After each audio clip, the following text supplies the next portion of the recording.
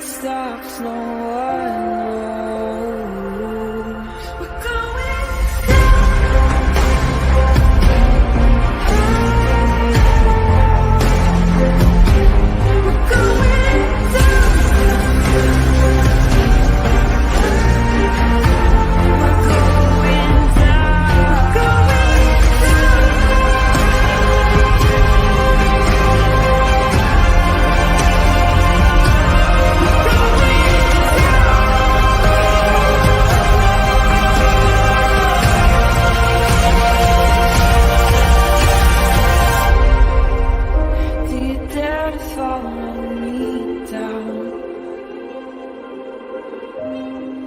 headed into the unknown. Na, na, na, na, na, na, na.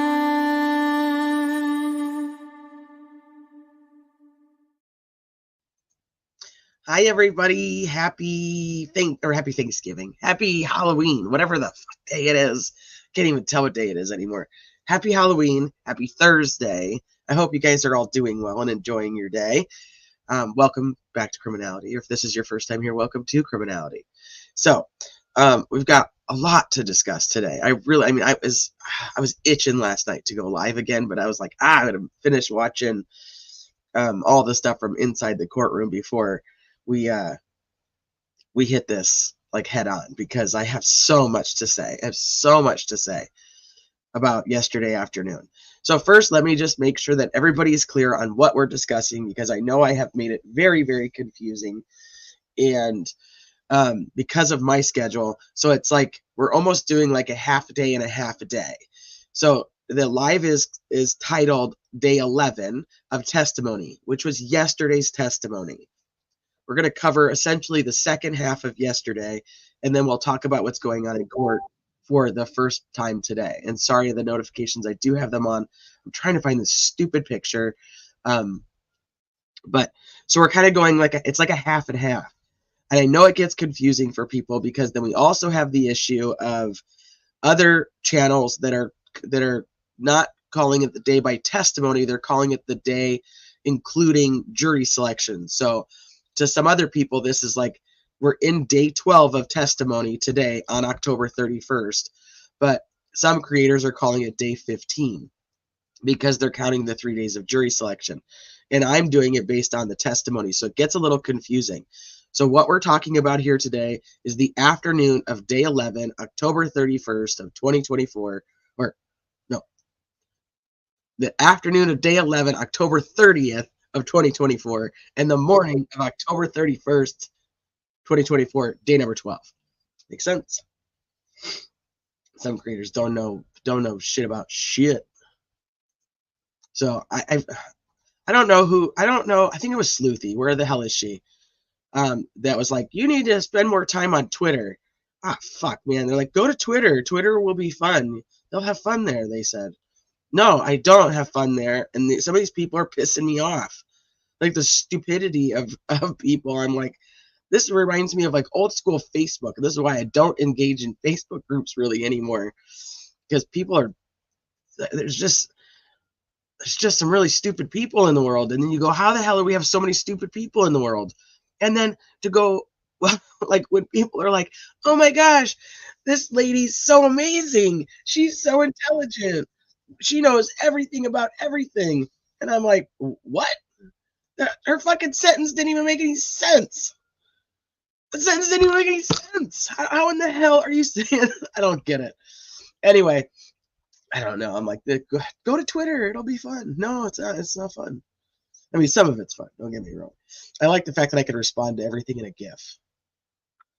Okay, I'm trying to find this stupid picture. So now that there's so many more of you here, I am going to tell you guys the picture I'm looking for.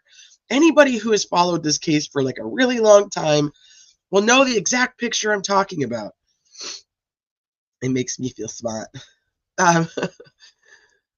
It's the white transit van on the road by itself. You may not know where it came from, but I'm sure you've seen it online 1,000 times. I know I have the fucking picture. I cannot find. Never mind. Now that I found it, So stupid. I'm literally late to this live because I was trying to find this stupid picture. And there, I'm like, I know I have it, like 15 of them. I feel like a lot of people on Twitter eat their Twix or eat their Snickers upside down. Just saying. Anybody who knows. That's what I feel. I saw Twix here, and so I went with Twix. But, I mean, it would work too. If size doesn't matter. Anyway. Welcome, everybody. Thank you guys for being here. I hope that you guys are all having a great Halloween. Anybody have any Halloween parties? Anybody dressing up? Anybody doing anything fun today? Taking the kids trick-or-treating? What do you guys got going on? Anything fun? Or we just doing Delphi? Because I feel like at this point I'm literally, my life is like Dayquil and then Delphi and then Dayquil and then Delphi. Luke. Shit. That's funny. All right. Hi, Unindicted. What's up, CW? Hi, Andy. Your cat is in her vampire cape, so you're set. You're ready to go. Hey, Robin. Going trick-or-treating. Dressing up as Reagan and hold on, where did that go? Dressing up as Reagan and gonna do some breakdancing. Who the hell's Reagan? If you're gonna do breakdancing, you have to dress up like Ozone or Turbo. You know, from good old Breakin' and Breakin' 2, Electric Boogaloo. I disagree on the size. Yeah, stupid sick. I'm so tired of it. Oh, Exorcist. Okay, thank you. Didn't know that. Oh, Ray Gunn from the Olympics. Oh, not the chick. That chick? Is that the name? I know who you're talking about. Hi, Sleuthy.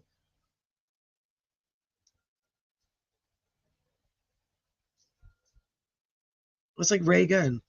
Yes, the chick, the breakdancing chick. I know exactly what you're talking about now. I know what you're talking. I just didn't know. I didn't know her name. I don't remember anything about that. Doing laundry, cleaning, and giving out candy. Tonight is Delphi. All damn night. Wait, what? Turbo's a breakdancer? Not that Turbo. Ozone and Turbo with Kelly.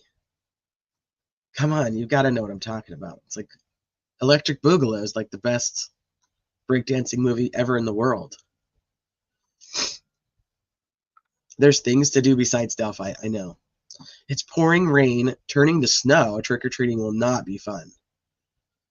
Oh, so I will be out doing, I'm not trick-or-treating, but I will be taking a tiny human trick-or-treating who is dressing up as a Shy Guy from Mario Kart. And he has his little go-kart that's all decked out now with his Shy Guy symbols for Mario Kart. And then he's going to take some of his Mario, like he has like the cube and some, like, you know, that kind of stuff, so that he can like throw it at people.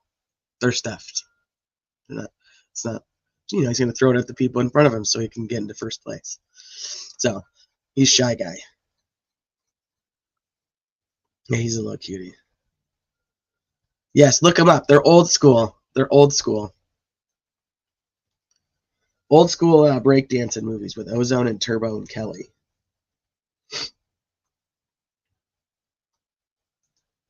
Yeah, so that should be fun. I was like, yeah, well, he's like, I gotta take my car, you know, I gotta take the cart because it's Mario Kart. And I'm like, well, that should be fun when the other kids are out there trick-or-treating, and he's just like trying to like get through them. I'm like, I don't know how that's gonna work. That's right, Andy. Electric Boogaloo, baby. All right, let's see. Hey, Thomas. Halloween movies after giving my normal 5 to 6 kids candy. It's 4:20 p.m. here. Already have curtains shut, candles on, and it's Delphi for the rest of the night. That's awesome. Hey, Law Junkie. What's up, Legal Lacey? Hi, Evelyn. Well, if Weber testimony changed, it can be considered valid even after the fact. We're gonna talk so much about Weber. If you guys have been following my channel coverage of Delphi, you will all know that I have said repeatedly that my first 2 persons of interest in this case were Tobe Lesenby and Brad Weber. So I got some stuff to talk about with Brad Weber. And it also might be why I ended up arguing with people on Twitter last night, because I'm like, no, you're wrong. Like, this is correct info, because I'm like, I looked at Brad Weber for a very long time. Like, you're not right. Because Brad Weber is almost a new name to some people.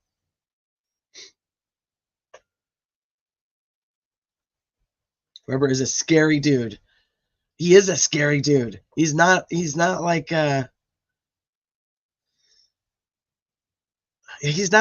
a friendly person. He's the scary dude. So I try to pull up all my stuff. Most of my Weber stuff is actually like from back in like 2019 when I really dug into Weber. So I don't have a ton of it on this computer, but I was trying my best to find everything I could. So we're going to talk about it. Tobe is the one who called off the search. He's also the one who called off the dogs. They're calling in search dogs from Illinois, and he said no. Get rid of them. You had to look up the deliverance. Okay, let me pull up some pics of Mr. Weber first. Actually, do I have him on the Prezi? I don't know if I do. I'm so sorry, you guys. I have the sniffles, and I know that's going to be get your arse here. I know, Julie. I don't know, man. Now I feel like shit, so that just adds another layer of bullshit. Julie, are you, I thought you were going to try to, were you going to go tomorrow? Were you trying to go tomorrow? Maybe you're trying to go tomorrow. Where? Hold on, you guys.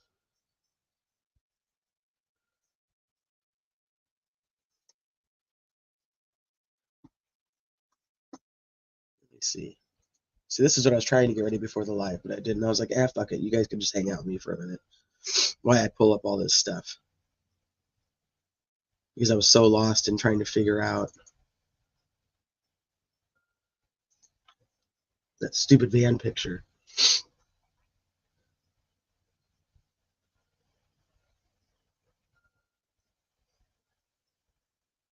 Now, where is it? So Brad Weber, according to the, no, I haven't, Keiki. Maybe I should. I don't want to.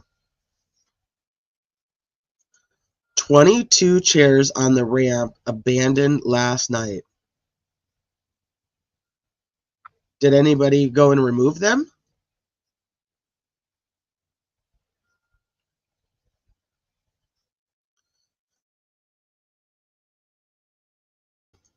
They're not allowed to do that.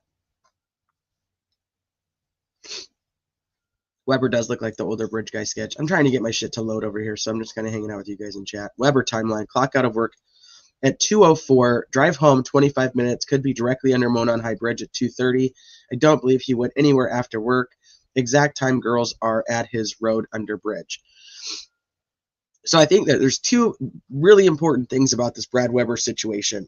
Is he was alibied. I mean, that's the whole thing about Brad Weber being a person of interest, even on social media, is that like he was alibied until 3:30. So that's how people got out of ever thinking it was Brad Weber, was because he was not around,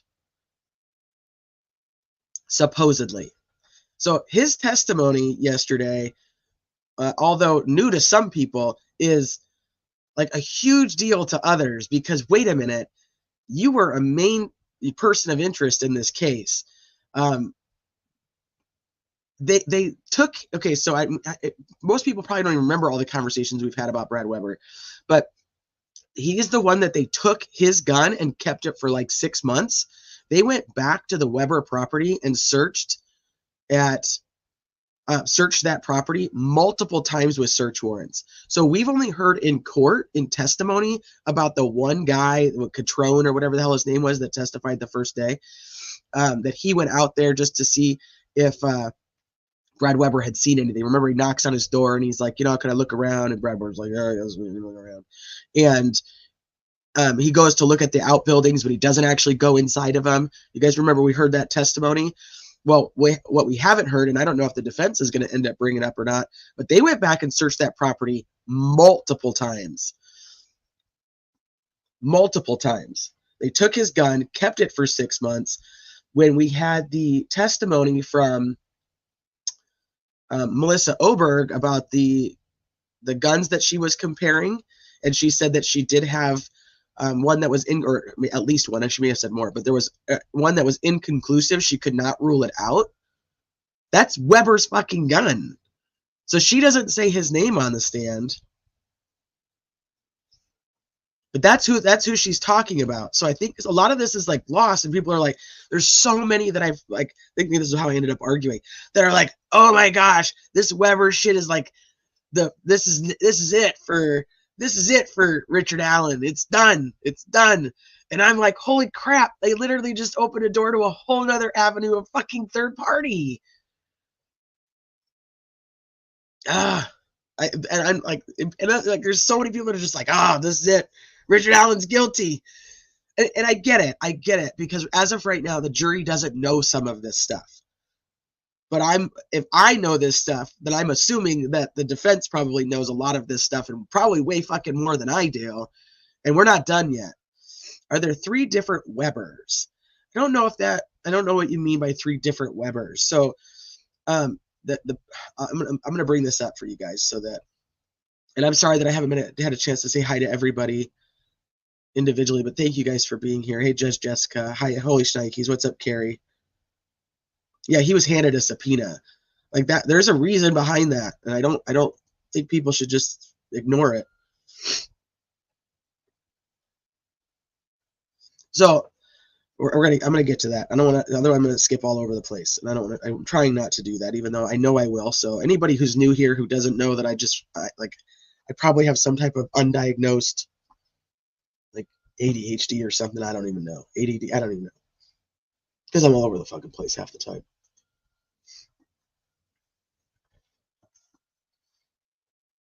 Okay, so let's do this first. Let's just clarify where everything is so that everybody knows what we're talking about and why we're talking about it.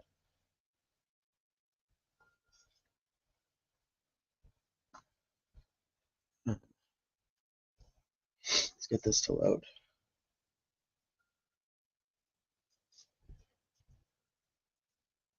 Hold, please.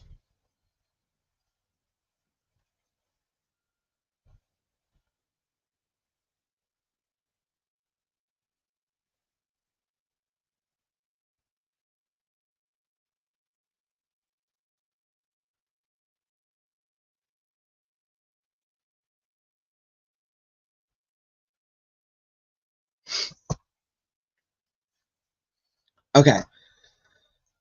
So if we go to the map, this is all going to look very familiar because we've talked about it a lot. Here's the bridge. Girls are coming across it going southeast. Here's the end of the bridge. And here, this road, this curvy road right here, is a private driveway, even though it's which really the private driveway starts down here. So if we go out, it takes you over here. So I'll show you kind of the bigger picture of it, so you can see where everything is. So here's 300 North, where the Hoosier Harvest Store camera is. And if you're down here on 200 North, this is where Abby lived, right off of 200 and 625.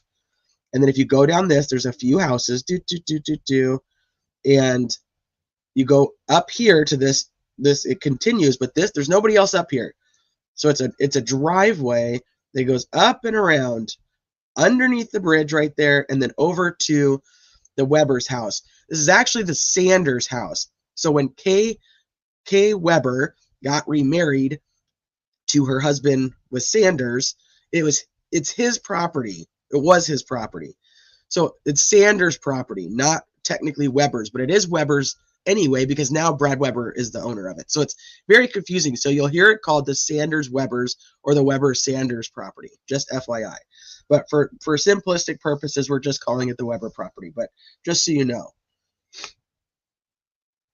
Oh, did she, Andy? I don't know. I have not been able to watch that yet. Hey, JB. But did you see criminality was? I did. I guess I got. Yeah, I guess I made the court list. So I know somebody in Andrea's chat was like, you made the transcript. And I was like, yeah, man, all my dreams have come true. Yes, Sanders Weber, same family.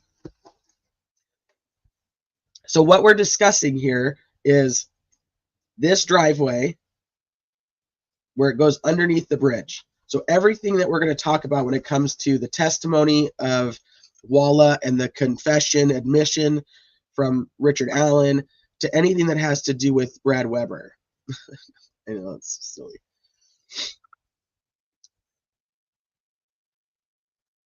Oh, there you go, Connie. Perfect. At least he got you back your months. That's good.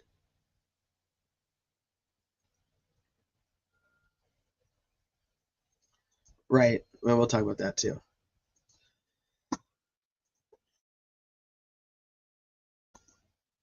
Okay.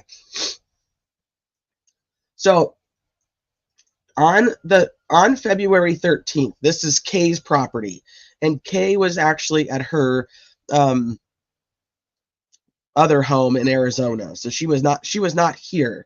So Brad Weber, who we were always under the impression didn't actually live here at the time, was just coming here to take care of the animals and staying here while she would be gone. But essentially he ends up living here, so I don't know the exact timing of that, so I don't even know if it's actually important. Famous. I don't think that makes isn't that like the whole word of infamous? So he supposedly, for years and years, we were told that he got off of work, and he got off of work at like 2:30. He went and ran errands, one being to stop and fix these ATM machines. And then he went to Kay's house. He got there at about 3:30-ish. This was like his big alibi, is that he wasn't there.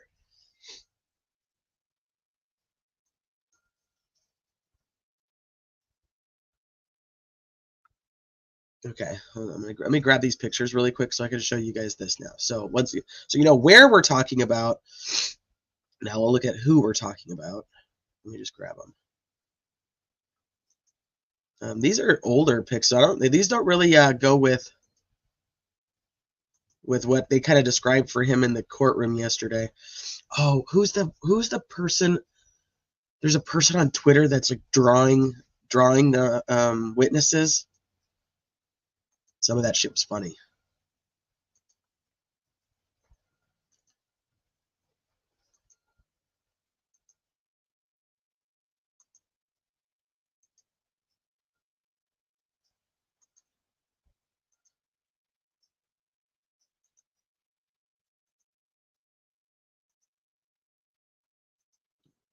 Okay.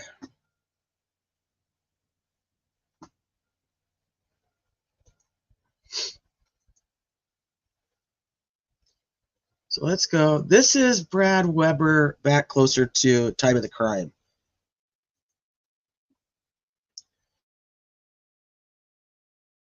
Brad is Kay's son. Brad is actually Kay's only living child now. She lost her her other son. She's lost all of her children except for Brad.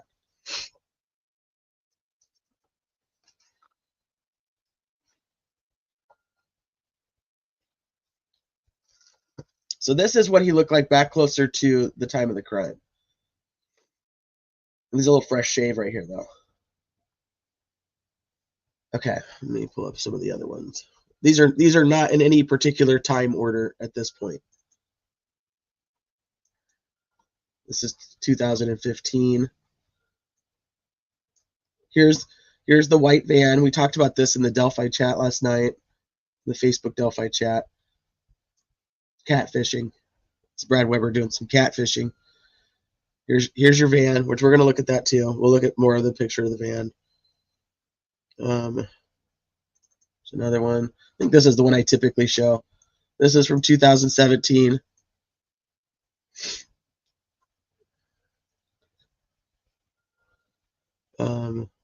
You guys will like this one. Check this one out.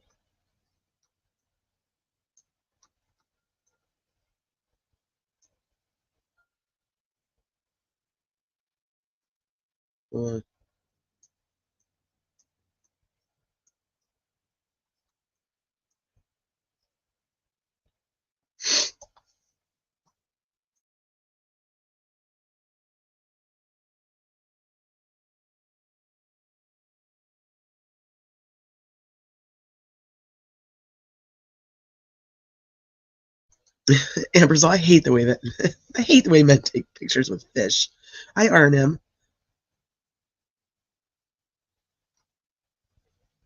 Hey, Criminal Network. Hey, Young Black Economist. What's up, Rose?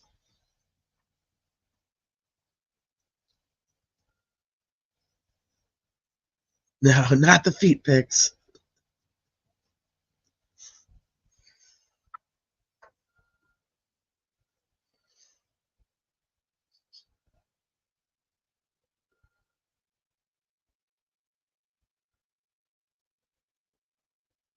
Men's toes should never be in a picture.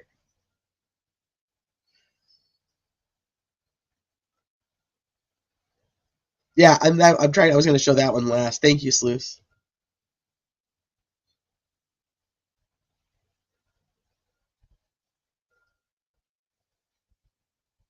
Why? Why, T? Why?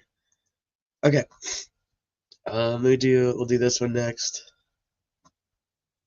There's that one, and then I think this is the most recent.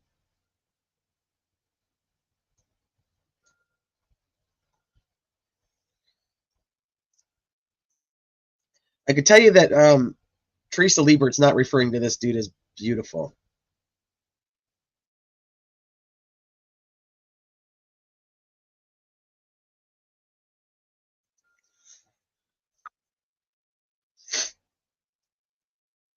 Okay, so now you know where we're talking about, you know who we're talking about.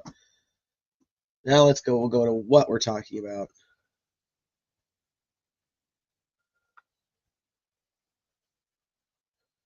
Let's see. No way. BW is BG. Badge time at work plus video at turnstiles for people entering or leaving.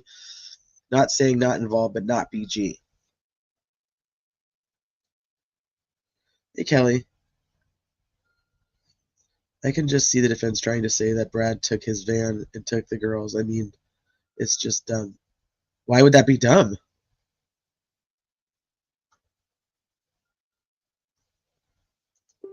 Why do you think that would be dumb? I'm curious. Oh yeah, this one. This is the one. I don't know who's drawing these though, because I want to make sure I give credit to whoever's drawing these. Okay, chewing the facts. I don't know who this is, but I've only seen their pictures like the last couple of days, and they're fucking killing me.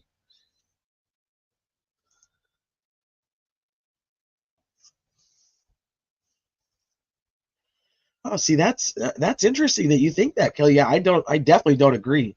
Um, it's interesting, like the people who um were somewhat on the fence and how everybody's kind of leaning now. But to me, now I'm opposite of this. I'm opposite of that. I don't think that Rick Allen is a bridge guy. Are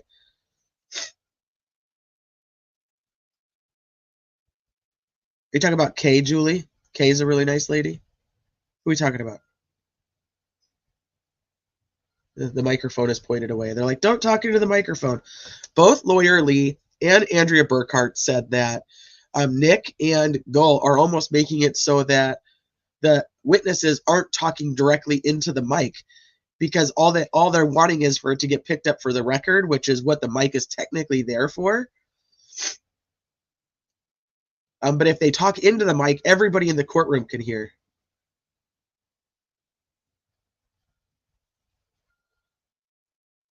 I love these pictures. I think they're great. Oh, her too. Her too, but the lady that drew the sketch here, she's really nice. Okay.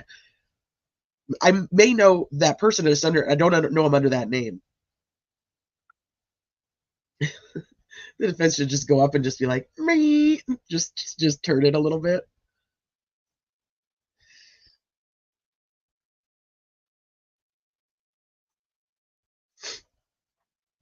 Oh, you know what I should have pulled up is the article.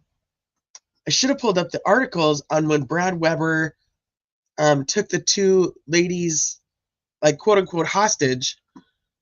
Sleuth investigates. Can you find that for me real quick? And held them there.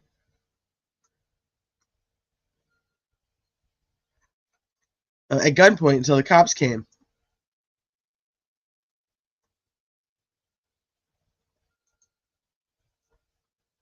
You guys know what I'm talking about. I think that was like 2018, 19, 20, maybe. Shit, I don't know. My time's all over the place. There is a new sketch artist in the courtroom who has been much better than the one they had at the beginning. It's not, Lana's not drawing these. I think Lana's using them as her thumbnails, though. But the sketch artist that's in the courtroom now is that does like watercolor.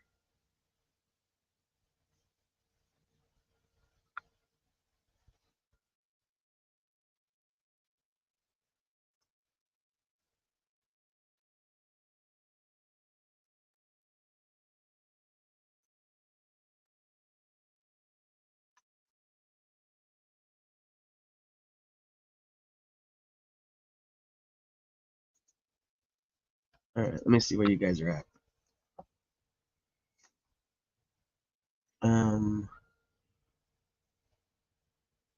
He just posted some stuff about Brad Weber and those girls in private chat. Okay, thank you. Why is Rosie so dark? Well, I think it's just a dark, like he's got darker skin than Baldwin. So I don't know, maybe that's just the colors they have, the comparison. But yeah, he's a little bronzy. Check the inbox. Okay, thank you.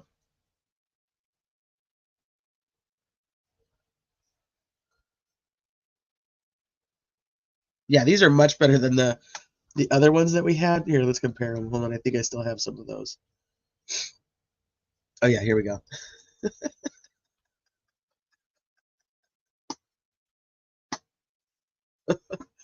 These were silly. These were silly ones.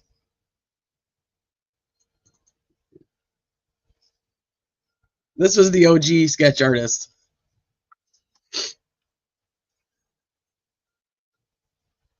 Okay, let me close some of those. Yeah, this one's much better. Much more realistic. Oh, hi, allegedly innocent. I'm so sorry you were sick. I feel for you. I lived on sleepy time tea. I probably need some of that. Celestial seasonings. Hang in there. It has to end sooner rather than later. As I said, I'm running on Dayquil and Delphi.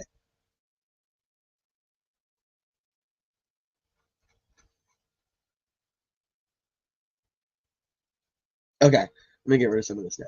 So, this is who we're talking about. So I said we talked about where, we talked about who.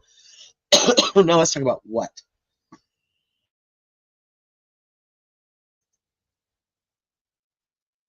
Oh, wait, hold on. Let me pull this up. Somebody put it in here, they said. Okay. Oh, it's out. I thought it was in an article. No, it just was on Facebook. I thought I had an article of it, but that's okay.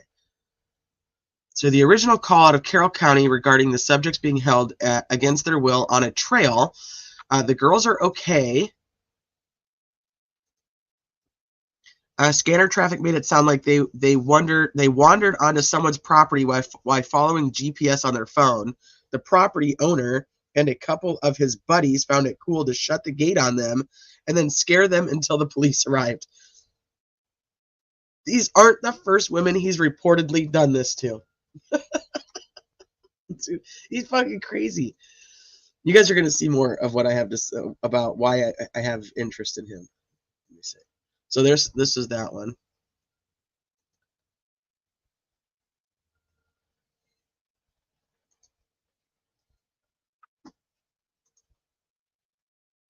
Yeah, we're talking about Weber. Yep, Brad Weber. Kay Weber's son.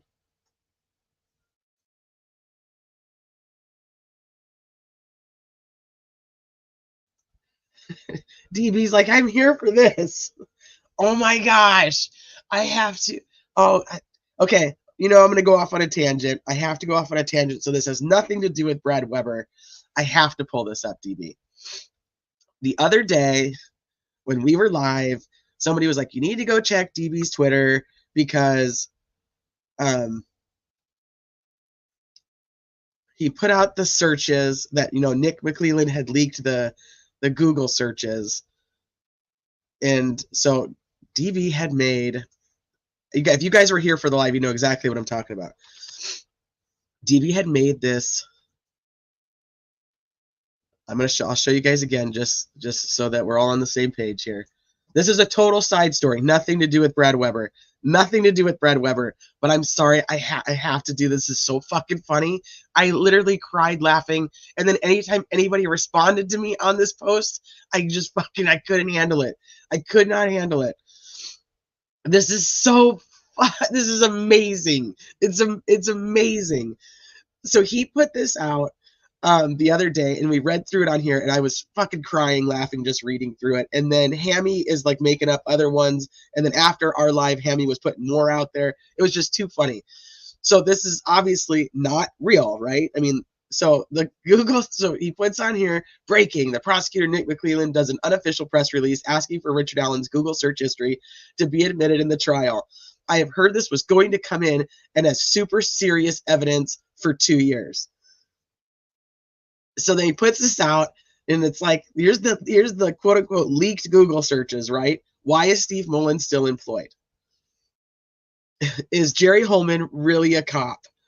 This is super serious stuff right here. Should I get an attorney? Good attorneys in Delphi.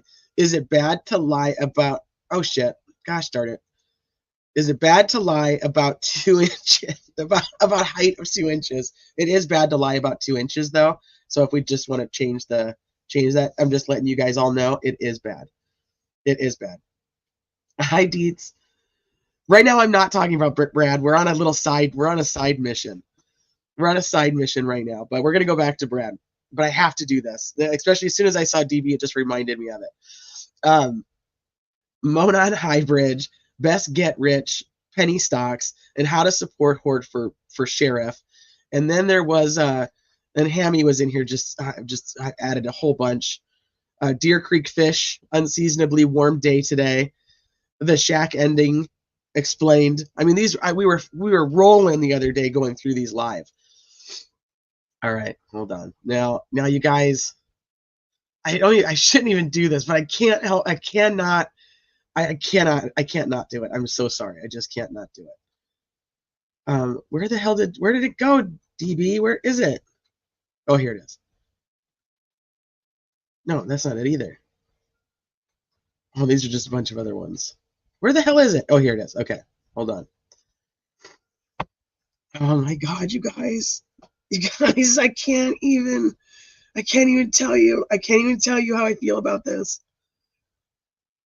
So, Jennifer Coffin-Daffer, retired FBI.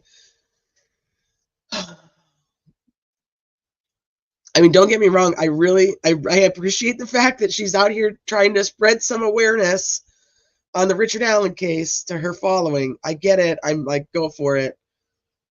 This is just something else. Okay, you guys ready for this? If you guys haven't seen this, I mean, you're just gonna fucking die. Now, all of a sudden, we have a motion. We have a motion to look at Google searches, okay?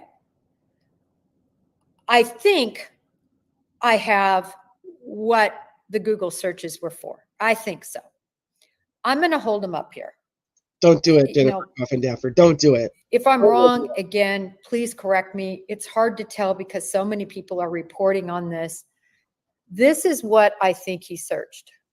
You got, oop, right there. I can't. Don't do it. Don't do it. Just put it down. Put the phone down. Just put the phone down. It's so bad. This is so bad. She's so fucking serious, you guys. I can't even handle it. There. Oh, I've got a terrible glare. I love the windows in this place, but the glare is terrible. Okay, I'm going to hold it still. If anybody wants to take a picture. Yeah, take a picture, you guys. Okay. I'm going to read them. Do it.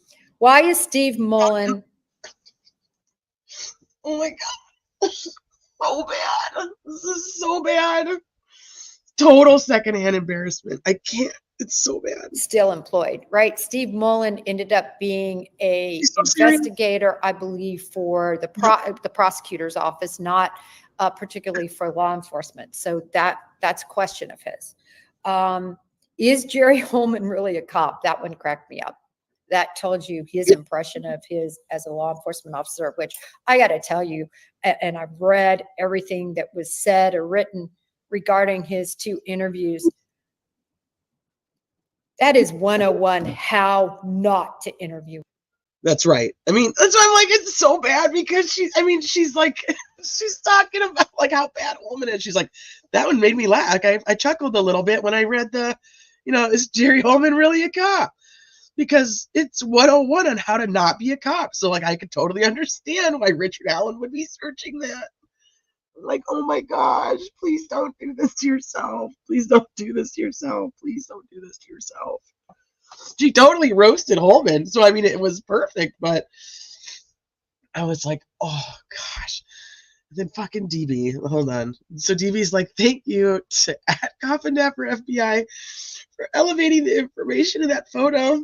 Your expertise as an investigator and a voice as a public figure are so valuable in shining a light on the bad investigative work in the criminal case against Richard Allen.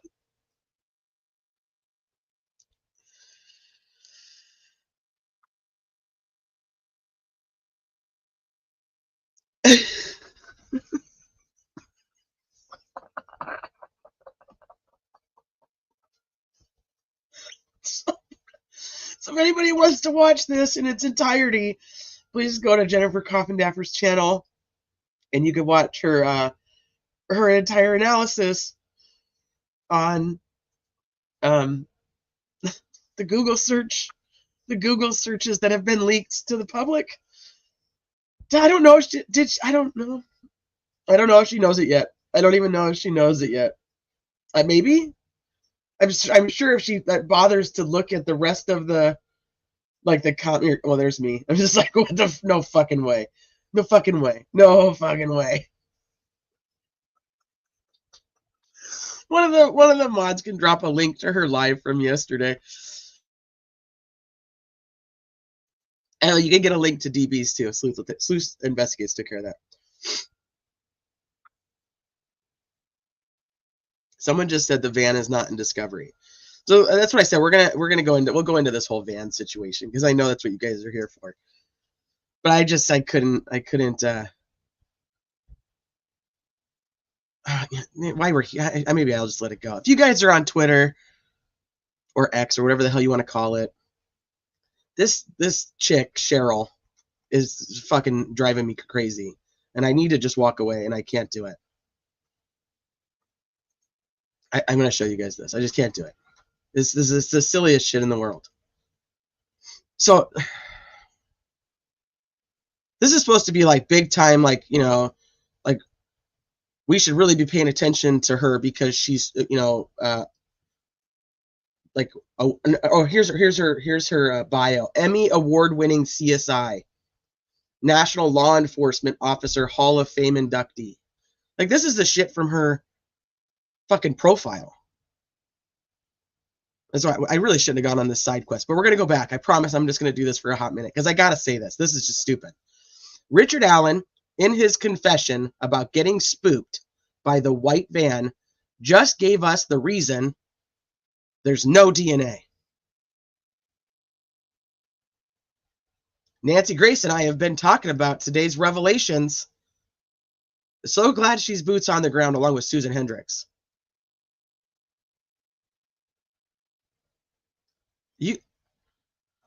Richard Allen gets spooked by a white van in this confession of Richard Allen's, right? Gets spooked by a white van, tells the girls to go across the creek, kills them, redresses one or has one redress herself, kills them, puts some sticks on them. But because he saw the white van, he did not leave any DNA.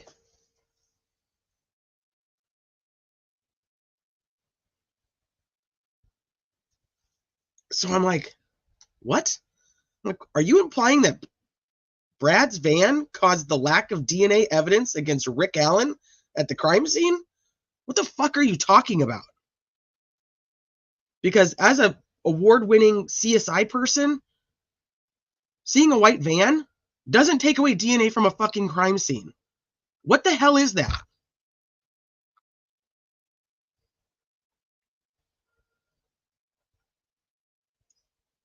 This is the fucking stupidest shit I've ever heard.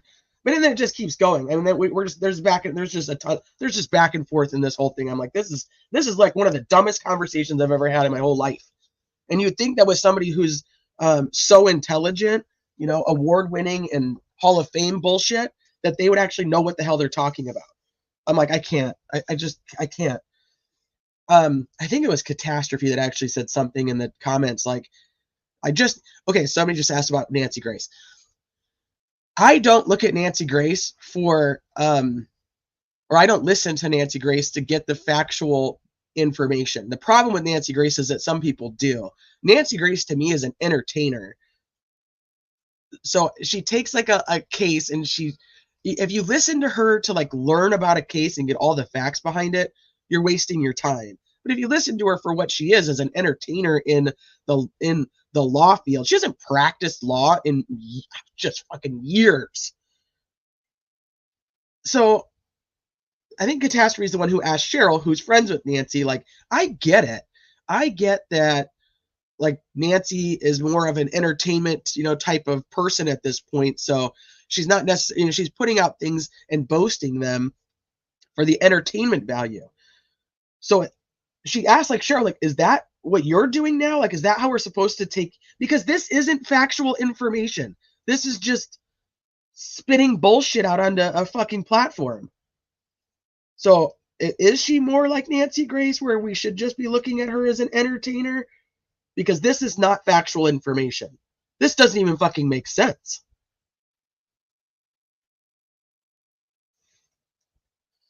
There's a whole bunch of this shit from yesterday. And so I'm like, no wonder there's so many people running around acting like, here, right here. Oh, there's Catastrophe's comment right there. Simon of Trent, 76. DNA disappears if it sees a white van. Try to keep up. I'm fucking dying. I can't. I'm like, this is the stupidest shit ever. Okay. Anyway, so my arch nemesis, I don't know. Maybe, I'm sure she probably will block me, especially after I just said this on the live. But I'm just like, I don't understand this. This doesn't even make sense. If there's a fucking white van, the white van scares him, we now don't have DNA. Like, your DNA just disappears if you're spooked. What the fuck? That's just dumb. I probably should stop following. But that's neither here nor there. Okay. Give it some time. I know. That's why I'm like, maybe not yet. But yeah, probably soon, because it's just stupid. It's just stupidity. I mean, you expect maybe some, I want to say dumb, because they're not necessarily dumb, but like comments of like something like that from somebody who doesn't have this, you know, isn't this award-winning person in CSI. Help me help you. Yep. Can't even detect it anymore. Can't detect DNA once you're spooked by that van. Not even entertaining.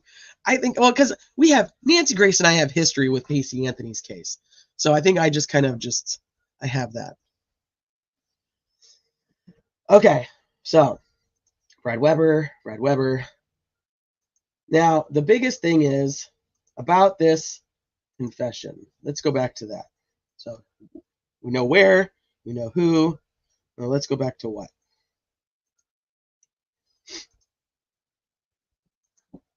So in Wallace's testimony yesterday, Monica Walla, if you guys missed what was going on yesterday, Monica Walla was the psychologist at Westville. She was actually a contracted employee. She's no longer allowed to work at Westville. She still works for the same company she worked for, but no longer allowed in that prison. And I'm like, when Westville doesn't want you, you know shit's really bad, because that fucking place is terrible anyway. So she's no longer allowed to work there. But she was the psychologist that was working with Richard Allen during his incarceration there, even though he was a pretrial detainee. She's testifying on the stand yesterday about her interactions with him, which as I like get further into listening to a lot of what's happening in court, I don't realize until much, much later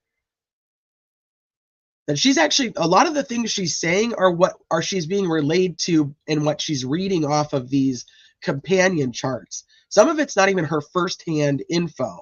It's not what he's saying to her. So I got pretty frustrated with that because if you guys remember, I was over here making this spreadsheet based on all these confessions. You don't see my air quotes, but and then I realized like some of this shit she's testifying to is just a repeat of what we heard from these companion guards. Some of it isn't, but some of it is. And I was like, how the hell are you? Your opinion shouldn't have anything to do with what these fucking untrained people are saying. These guards that are just sitting outside of his door. Anyway, so what I consider the quote unquote big confession from yesterday, the big one that everybody is talking about, the big one that so many people think is like the end all be all to the case. I understand why people think that. I get it. I think it's probably the biggest thing that has happened in support of the prosecution to date in this trial. So anybody who is in the absolutely pro-guilt, doesn't want to do any type of critical thinking about this situation, I understand that yesterday was like a slam dunk for people that are just absolutely pro-guilt because they feel like finally we're getting vindicated and all of our crappy testimony we've had up until this point, here's where it really is. There's a couple issues with this, and that's why I want to talk about this today, because I don't know if a jury is going to understand or hear anything I have to say. I mean, they're not going to hear what I have to say, but like the information, I don't know if that's going to be coming into trial. I don't know if the attorneys are going to be bringing it in. But what I do know is I know this stuff. And so I'm going to tell you guys this stuff. And for all the people who are like, this was never, ever talked about before, this is totally new, only the killer would know kind of thing, it's bullshit. And it's not something only a killer would know. It's something that only the jury knows right now. And that's why I said it could still go with exactly this big bombshell that people think it is, because the jury doesn't know any different yet. But the way that things unfolded yesterday makes me think that they're going to, but I obviously can't guarantee that. But like I said, if all the really super pro-guilt people, I understand why you guys are like, yeah, this is like the end all be all for us and exactly what we needed to, get over the probable or the reasonable doubt. Baldwin handed Brad Weber a subpoena on the stand. So that means, maybe we'll back up for just a second. Typically, when somebody is testifying and that witness is on both witness lists for the prosecution and the defense, the judge allows a little bit more leeway on cross so that the defense doesn't have to recall the witness and just take up more time. It's like for judicial economy, which is one of her big things, right? Like she really likes to say that she keeps everything very, 4 days for death penalties. What seems to be happening in this case is that every time Nick puts a witness on the stand and the defense goes to cross them and then, is essentially asking for this leeway to get into, what they're going to end up calling this witness back for, the prosecution is saying, no, objection, it's outside the scope. And so the judge is saying, yeah, you can't ask them any of that. You want to ask them those type of questions, you have to bring them back when it's your turn. And outside the scope means a defense attorney is only allowed, or not the defense attorney, anybody on cross is only allowed to ask questions that pertain to the questions and answers that were given on the direct testimony. So right now, direct testimony is happening with the prosecution. It's the prosecution's case in chief.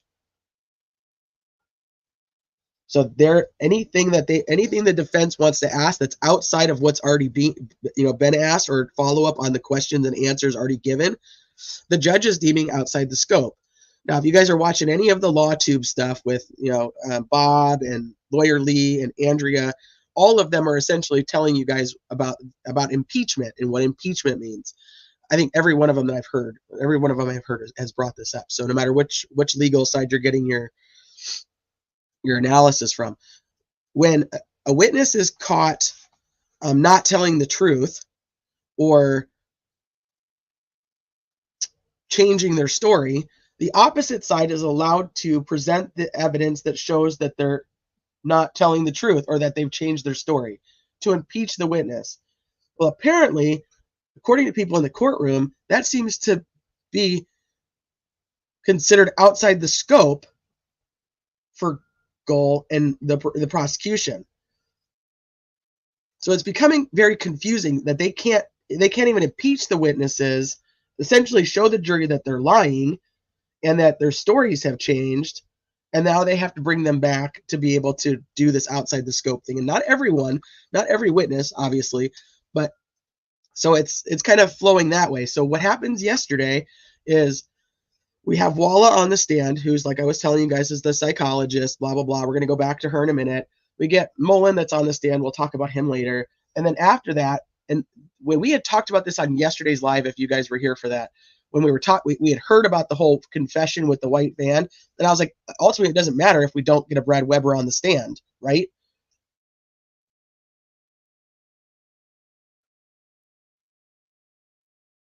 Well, let's think about that for a second.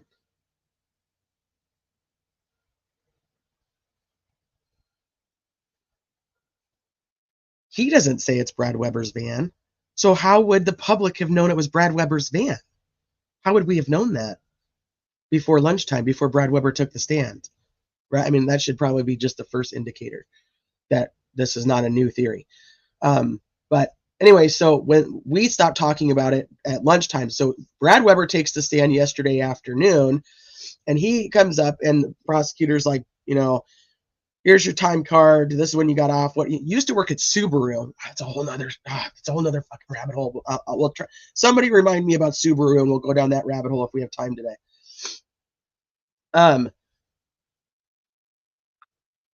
So he takes the stand and he's like, yep, I clocked out at like 2:02 or something, 2:04. I don't remember exactly what it was. It took me about 25 minutes to drive home. So I got home at about 2:30, and I was driving my white van. Now, Baldwin comes up and he's like, wait a minute. In your original timeline that you gave to cops, you said that you didn't come straight home. And I'm totally paraphrasing. This is not in any particular order. But you didn't come straight home. And he's like, that's not true. I went straight home. And he's like, what? He's like, oh, I dropped off a trailer. And Baldwin's like, no, you did that earlier in the day. And you said that you went and like serviced these ATM machines. And so apparently, like, Brad Weber gets like all fucking worked up in court, and he's like all pissed off. And then Baldwin just hands him the subpoena, like, we'll just have you come back and we'll go through everything that you've said, because everything else is going to be outside the scope, right? Because Nick didn't ask any of those types of questions. Missy's Angels? Now I know why Dizzy's name is Dizzy. That makes sense.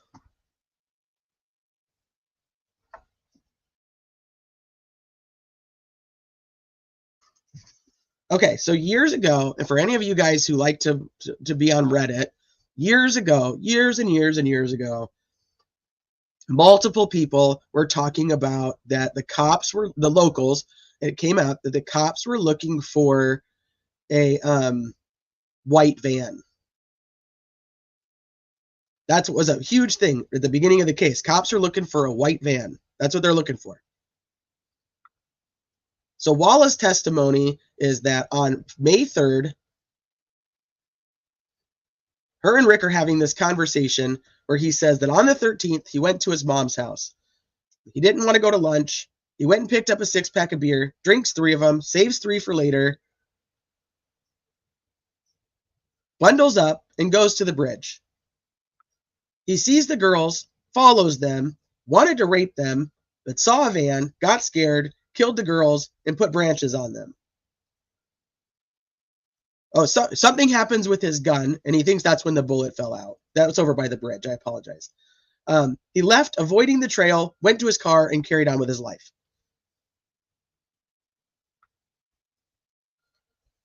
This is very pieced together well, in my opinion. It's pieced together very well for her commentary. Now, I just want to point out a couple other things from this.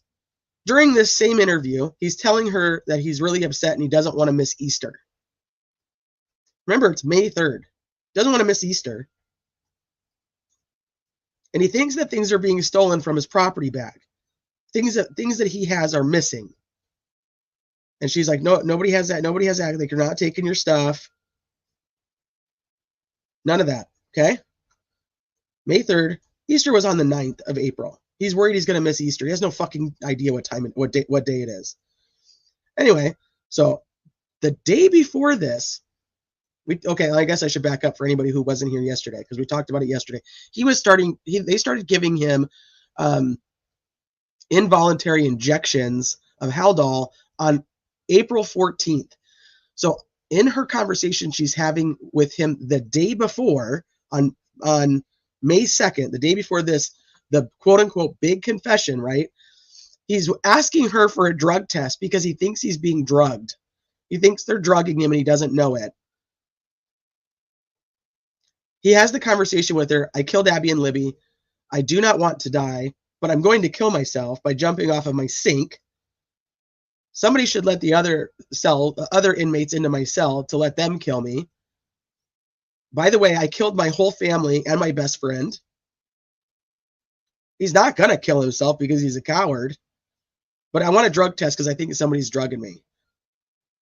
So this is the kind of conversations that are happening.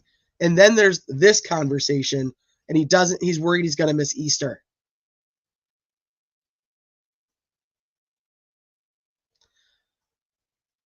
I get why this is like I keep saying in quotes, the big reveal for people. I get it. I understand why people think that, but I'm asking people to take a look at what's happening around the same thing, around the same time. He's fucking totally incoherent. He doesn't have any idea what day it is. He's eating his feces because he fears telling the truth and because he's dehydrated. He doesn't want to kill himself because he's too much of a coward. He can't do it, but he wants to die, but he won't kill himself. But he's going to jump off of his sink. But if he does die, let his wife know he loves her. This is the kind of conversations we're talking about. So, and I've said over and over again, whatever I have to say here, whatever any of you guys have to say in chat, whatever any other channel says really ultimately doesn't do any good to changing the outcome of the case. It's just us talking about it, and it's just our opinions. That's all it is. The jury of 12 is ultimately going to make sure that they're going to decide what happens with this. So it comes down to what they believe and what they don't believe. It's not going to come down to what I believe at all.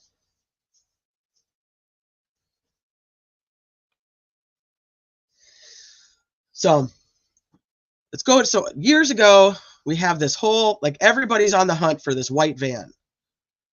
And let me do.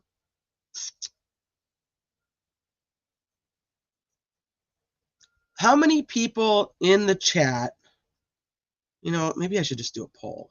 You guys know I fucking forget my polls, though. Put a 1 if you've ever heard about a white van before yesterday. And I'm sorry, I haven't even been reading chat. I apologize. Put a 1 if you ever heard of the white van before yesterday. If you watch my channel, you've heard of the white van, so it better be a 1.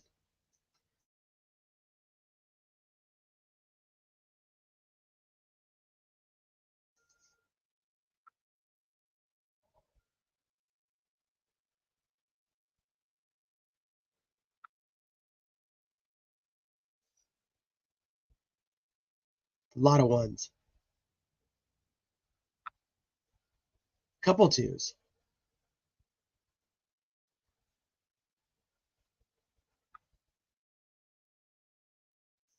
We don't even know if he said white. It's just been changed to white because we know his van is white. I have no idea if he said white or not. I've heard both. I've heard them just say van. Oh, there's some twos. Okay. I think I heard about a truck, not a van.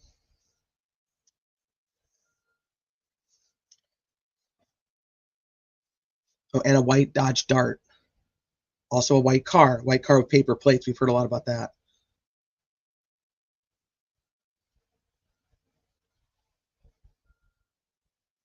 Two is, I think people are just doing it too if they've never heard of it. So one has. So we get like all these locals that, that are all over the social medias for a long time talking about that they're looking for this white van. And I don't know who to give credit to for this because it was years ago. And so I don't even know if you happen to know who did it, or if the person who did find this is watching. Thank you. I don't know your name, so I can't give you credit for it. But there was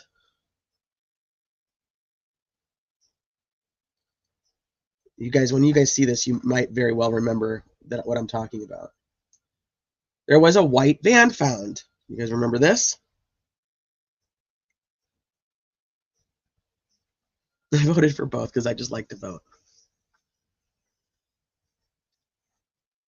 So one of the internet sleuths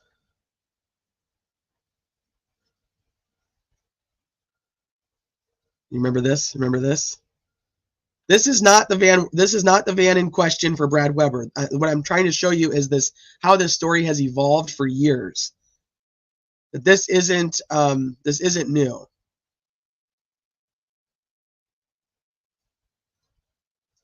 This isn't a new story. And why I think this is important, and why I think that the defense is most likely going to bring this situation up, or I believe they should, is because so many people are thinking this white van situation is a new theory, or it's that nobody would have known this. Nobody knew about this. Nobody knew this up until Brad Weber and this confession, blah, blah, blah. No, this has been all over Reddit. It's been in Facebook groups. It's been going around for years and years. And I'm going to show you the evolution of it. This is not new. We have Monica Walla, who testified that she watched a ton of different channels. Yes, including this one, Bob, True Crime Investigates with Anthony Greeno, Gray Hughes, Prosecutors Podcast, Sleuth Intuition,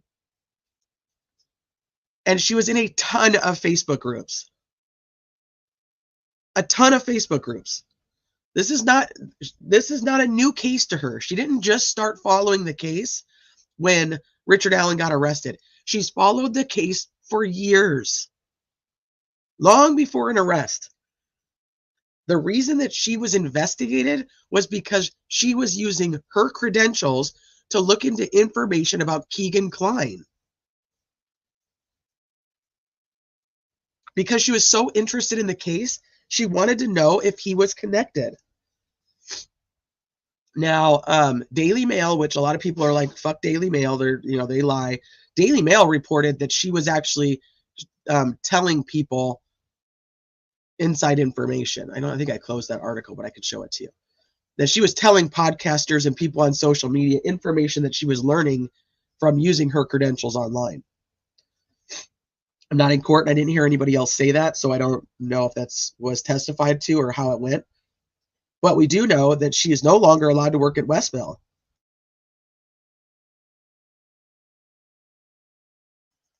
So my whole point about trying to do this is because she's trying, people think this is new, but she admits on the stand that she was feeding Richard Allen information from social media.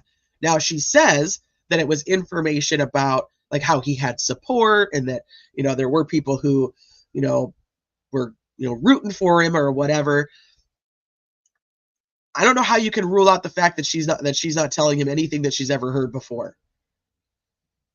I mean, credibility wise, you tell me. There's the three biggest admissions / confessions up until whatever's going on today, which we're not going to get into yet. And I know that there's already updates. I have them and they're ready to go, but I want to go through this first. Up until today, the three biggest pieces of information, according to,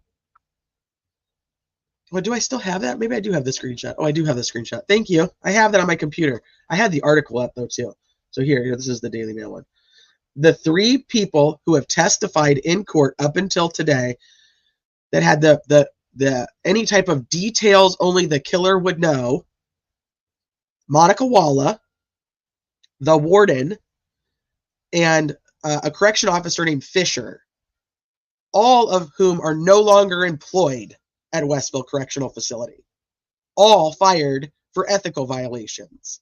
And people will say fired is the wrong term for Walla because she was a contract employee. But what I'll say is her contract with Westville was terminated. So you take it for what you want. So the people who are giving you the quote unquote inside, only the killer would know information, all terminated for ethical violations. All fired.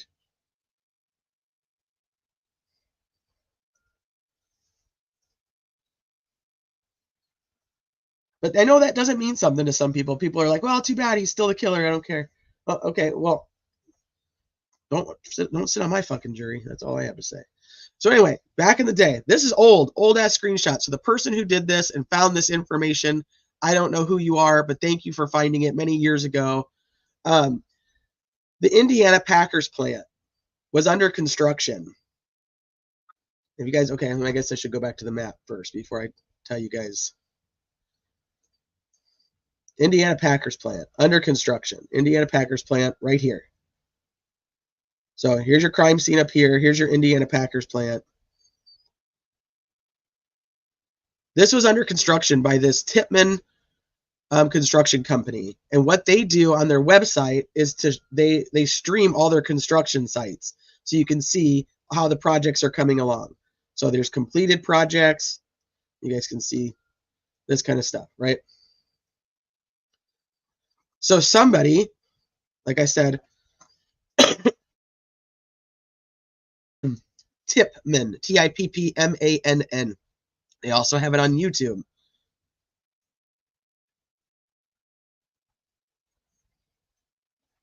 Let me see if I go back, if it'll give me the one I was looking at.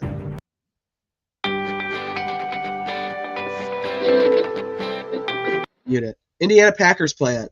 October 2016, September 2017. So they do like this whole, this is only like a 48-second video on this one, but it's the Tippmann group. So Packers plant, Indiana Packers in Delphi, Indiana. So they do like a time-lapsed video. They have a whole bunch of them, so I just picked one to show you. So you can see them. Just the tip. Where's woman?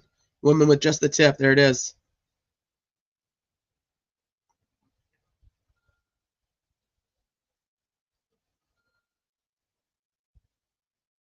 Okay.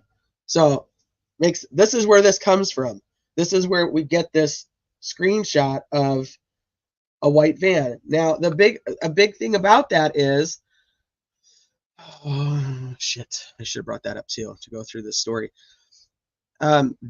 There was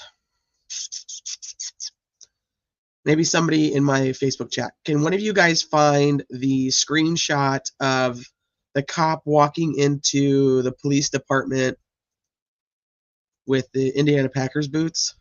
Do you guys, anybody remember that? I don't even know where the hell I put that screenshot. If anybody happens to remember it. But anyway, this becomes a big deal because it's like, wait a minute, the cops are now looking at the Indiana Packers plant employees. You can ask about another channel. I don't know if I'll give you an answer that you'll like, but you're welcome to.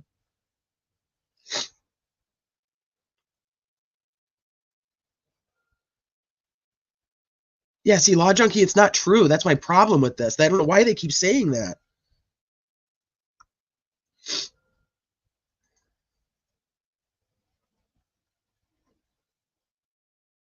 Let me know if anybody does send it to me. Somebody in chat, if you guys find that one. But anyway, so they're going through like the Packers employees, because there's people who are calling in tips. There's people who are calling in tips about employees at the Packers plant.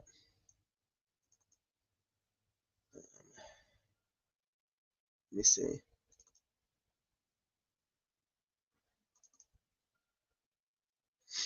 Okay, so this gentleman named Eric Alter tips in Ivan Brumbaugh. You sent me the thingy, thank you. Who said that he worked with this guy at Indiana Packers plant. Eric claims that Ivan did not show up for work on the 13th. And when he returned to work, he had a tip.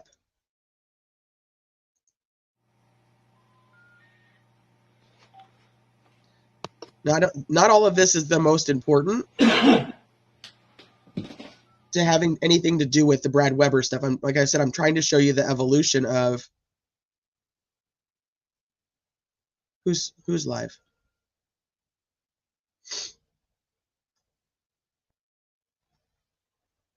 They did. We have that. Yeah, he's measured at 5'5".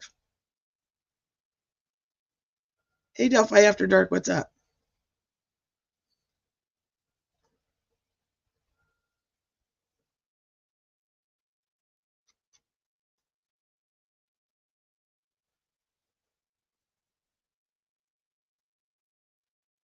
Oh, yeah, that makes sense.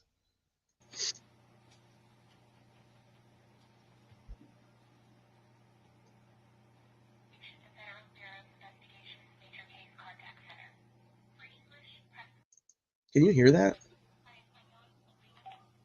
You might not be able to hear it.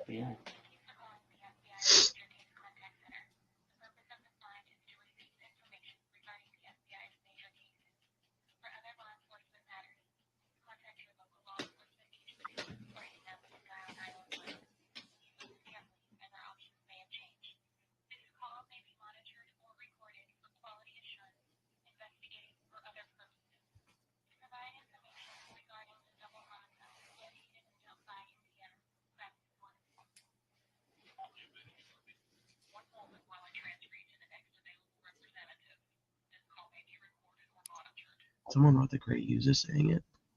Saying what? Hold on. I don't know if you guys can hear this. He's just on hold, and you can hear them talking in the background. So I'm trying to figure out the conversation. I'm calling about a tip on the double homicides in Delphi, Indiana. Can you guys hear it? And I'm sure probably a lot of people say this when they call, but you may want to take a look at this. My name is Eric Alter. You want me to spell it for you? Alter.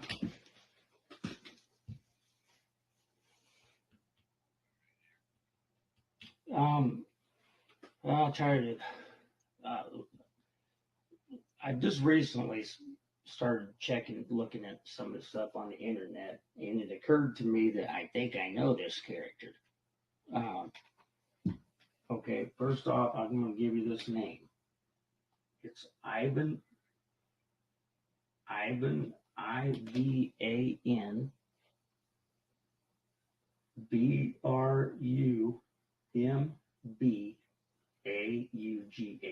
Ivan Brumbaugh.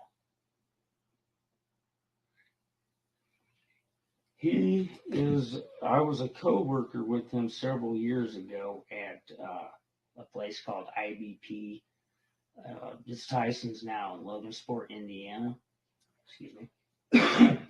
I also worked with him a couple years later in Delphi, Indiana.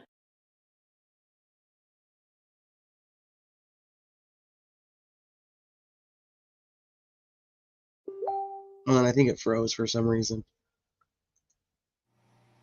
Shit. Alter. Maybe that's all that I put on here. Mbaugh, Ivan Brumbaugh. Guy kind of looks like I was BG a too. co-worker with him several years ago at a place called IBP. It's Tyson's now in Logansport, Indiana. Excuse me. I also worked with him a couple years later in Delphi, Indiana.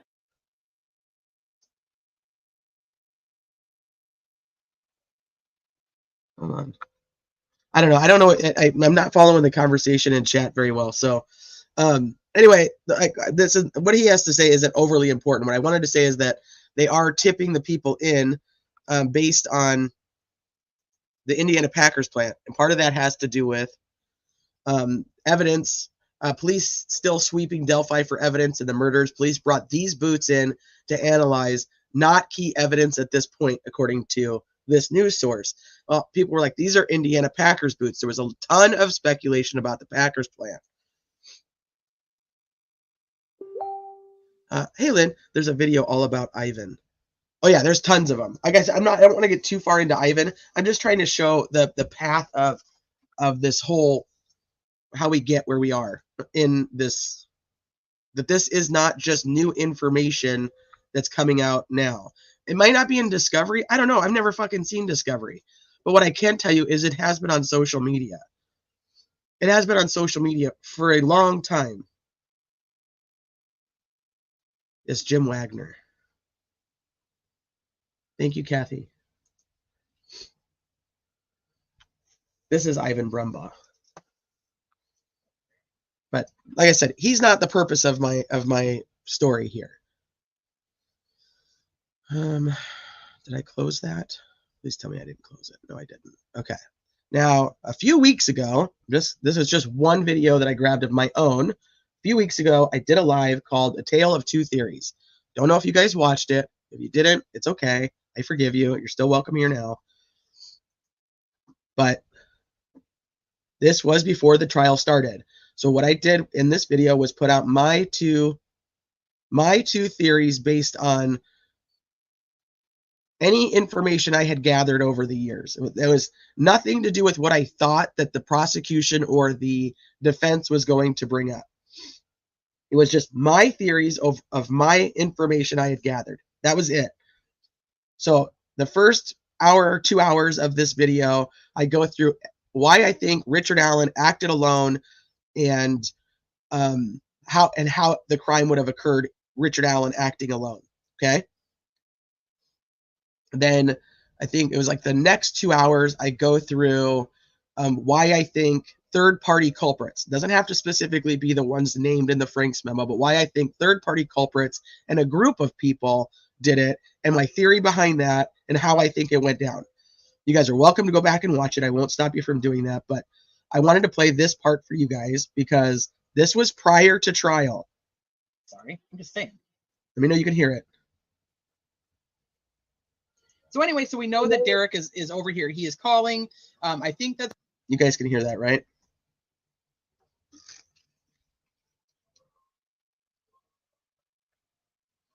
Indiana girl, I got you. I get you. I know.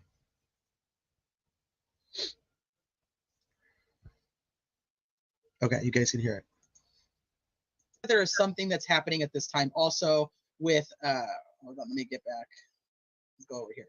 So we have the Webbers is here from the bar. They knew each other from the bar.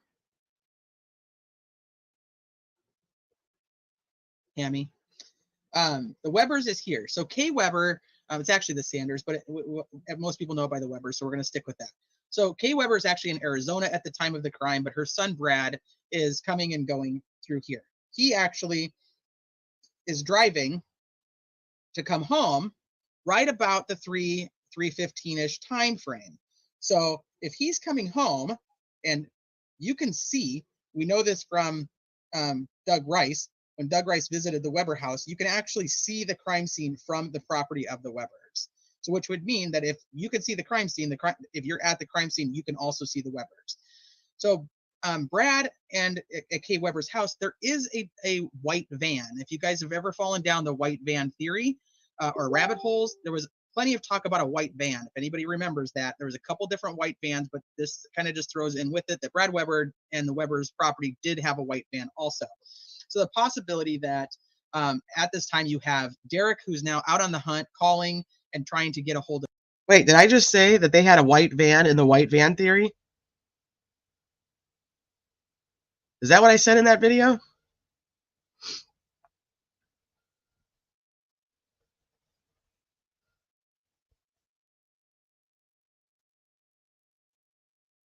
All eyes, you want to share it? You want to come up and share it? You're welcome to. Pretty sure I just said that the Webers have a white van, and if you've ever fallen down the white van rabbit hole, you know what I'm talking about. So the only reason I'm playing this is because I want you guys to know, like, T arguing with T. I am, totally. Yeah. Totally arguing. Because it wasn't a new theory. It's not something new. Maybe it's in Discovery, maybe it's not. I have no fucking idea.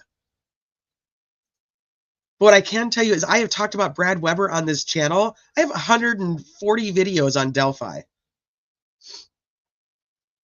She says in court she's watched this channel. This is not a new theory I've talked about.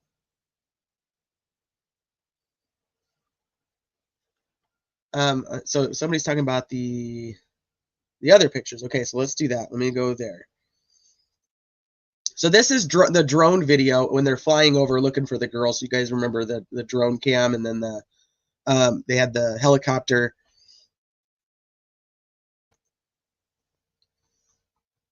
It's blurry, but you can make out this is the Weber house right here. Here's the bridge. Here's the private drive going under the bridge. Right here. And then this is a cop car, because this is when they're looking for the girls, remember? So this is a police vehicle. There's people walking.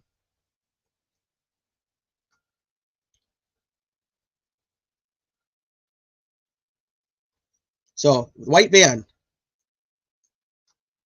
Right there. Now, let me show you the other photo.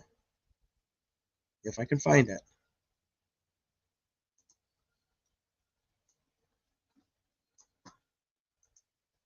This is the Weber's property.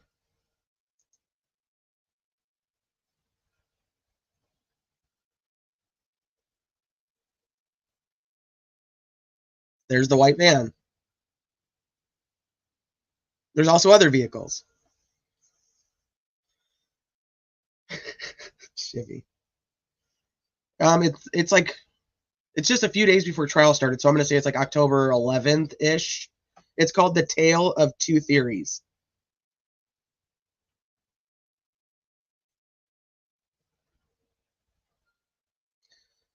It doesn't have the rims or the wheels that everybody's talking about. My folder is about different white van theory. Is your folder about the Packers white van?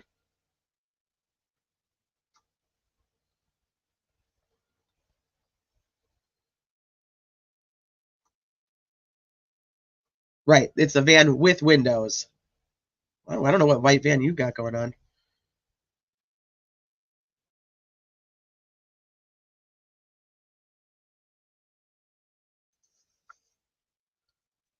These aren't the daylight rims that Mullen likes to talk about.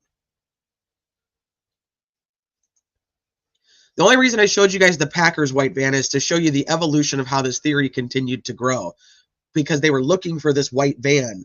And so we didn't know what white van. We didn't know whose white van. So there was a lot of people looking at areas about this white van.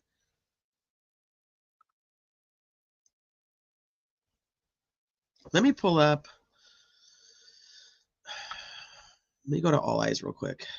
Let's go to Twitter. You have it pinned on your Twitter, right? That's probably the easiest place for me just to go grab it, since I don't have it up.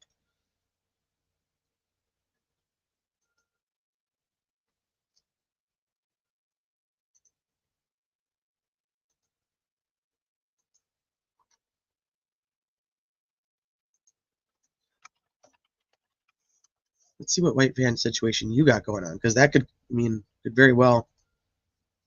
add to it. Pinned. Did I save it? I may have sent it to myself. If I was smart, I sent it to myself. Hey, MK. They saw a white van in Elizabeth and Lyric's murder, too.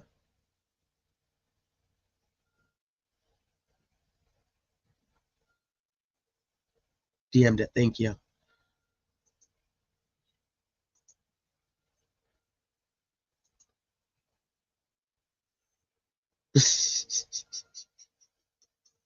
Fucking fiend.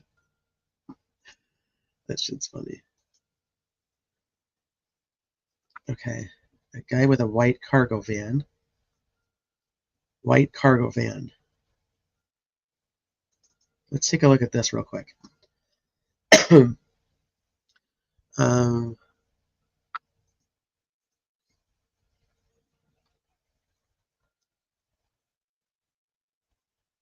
WTHR.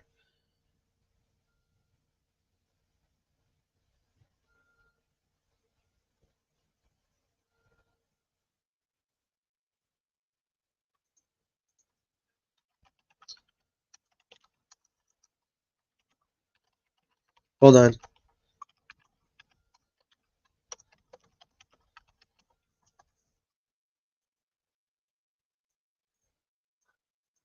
Is that article really a 404? Why is it not coming up?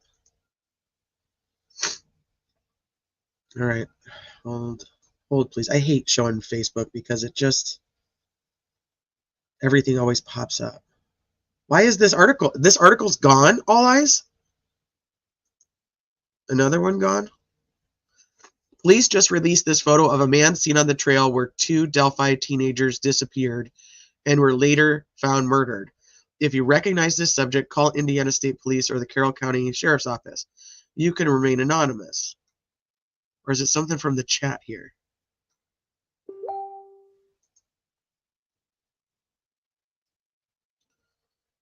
You have this labeled white cargo van, though. I'm confused by this.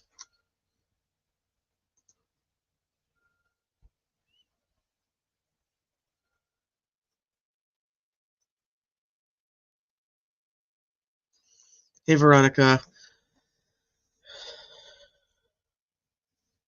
I realized this last year. I should have kept notes from locals. Yeah, how would you have ever known that? I think most people, when this first went down, I mean, me seeing it just on the news, I was like, oh, they'll find that guy pretty quick. I mean, shit, they got him on video. There's nobody else in the fucking area hardly. Like, there's no way they're not going to find him, right?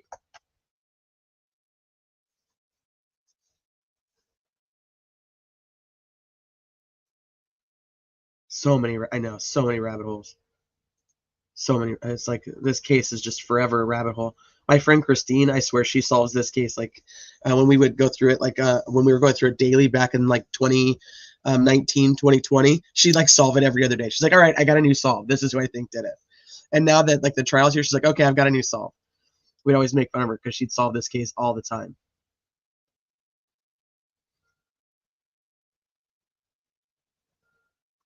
Right, it's like a transit van. All right, so let me see. I'm waiting for All Eyes.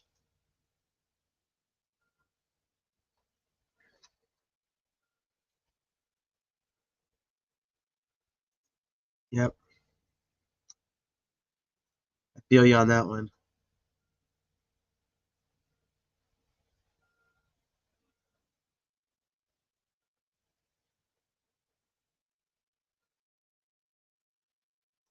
All right, let me go back to the other part of her thing and see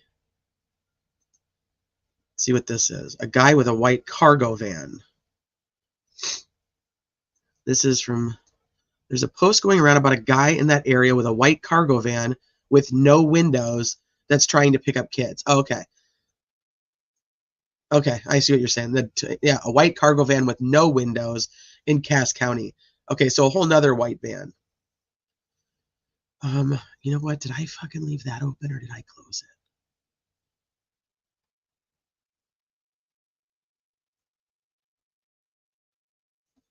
it?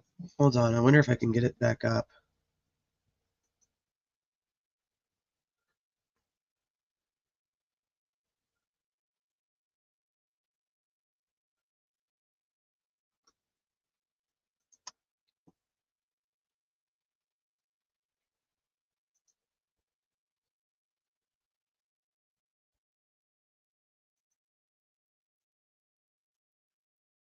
There's an old ass article about another white van. And I was looking at it when I was trying to find this other info, and I was like, oh, that's not the white van that I want to look at. So I fucking closed it.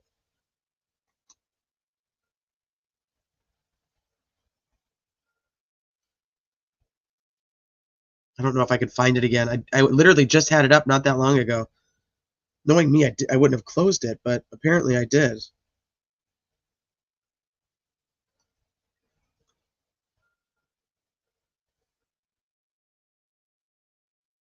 So I keep like fucking everything open forever.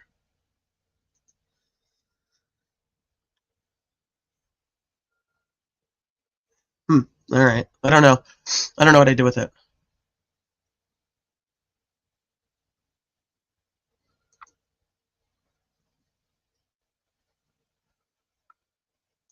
I'm impressed with the things I do remember.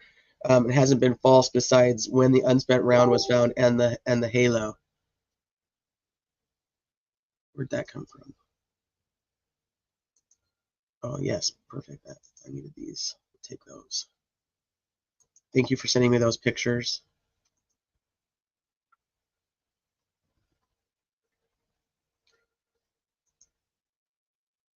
See Hunting Evil's message. Okay, let me go look. So he was spooked. Hold on, I'll get it. I'll get to Hunting Evils. He was spooked that he chose to carry them to be staged. He unalived them so they wouldn't suffer. Well, they were alive, and you ended them so they would suffer. Suffer from what? But yeah, the whole thing that so we can go into that too. Hey Joe. Okay, look up for instance second shift sewer plumbing company and notice the style van that they use. The pic you see what I mean by plumber's van.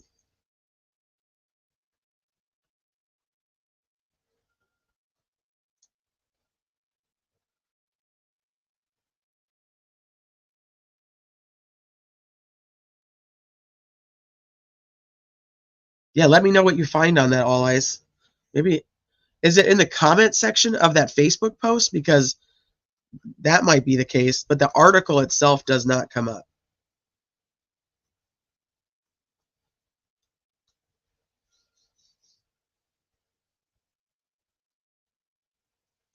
You see what I mean? I don't know. Is it in the comment section though?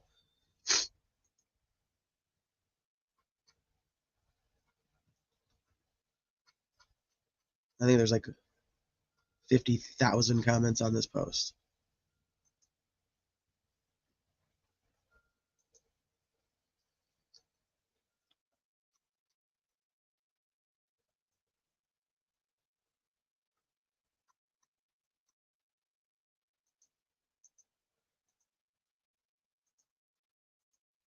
I'm looking at the comments just to see if it happens to be on there.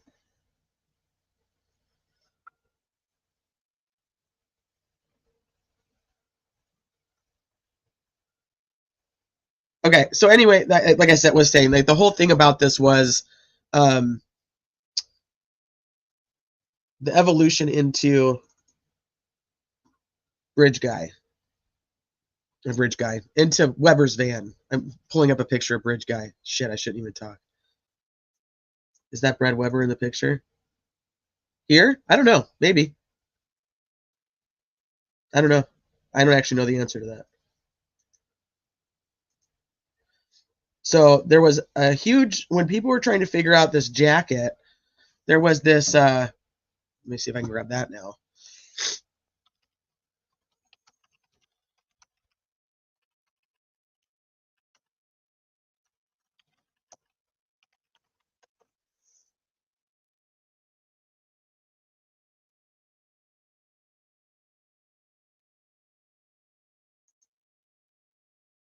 So True Crime Garage is where I remember the most being, maybe they were the most popular talking about it at the time, but they talked about this jacket being a Subaru jacket, from the company Subaru.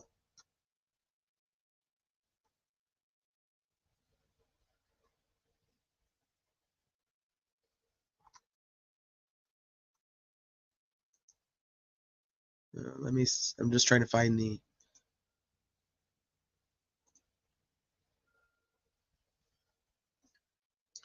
Just tweeted an interesting message. I think this might be it. Let me see. Maybe they took it down.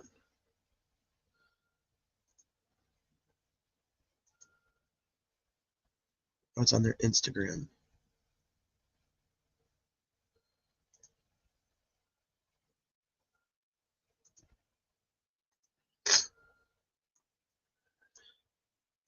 So this was probably a theory from even probably from before that, but that's just in my brain who I remember it being the most. So Brad Weber worked at Subaru at the time of the murders. So when Brad Weber's on the stand yesterday, Baldwin asked him something about him being out of town the week before. I was like, "Ooh, that's what's up with that?" That I've never heard anything about Brad Weber being out of town before. We've always heard that he went to work, got off at about 2:30, got off at about 2:30, went and fixed the 2:30, went and fixed the ATM machines, and then got home about 3:30. That was like always kind of the general gist of it.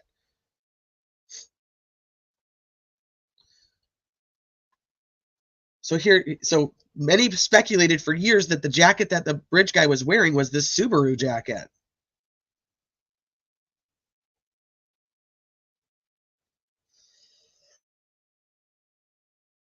Well, in fairness, I think a lot of us went really hard at a lot of people, including Daniel Pearson. I mean, he is pretty or beautiful, according to one witness, statement. He is. I mean, he was a cute kid. He had big fluffy hair. Okay, now did I bring these up already? I did. So I was telling you guys, Brad Weber is Kay Weber's son. So Kay Weber was talking about the case on social media also. And so this is where I was telling you. She talks about that he came home at 3:30. She talks about that you guys are going to see. I'll show you this screenshot too. She talks about that she thought that her son was actually guilty. She thought that her son did this.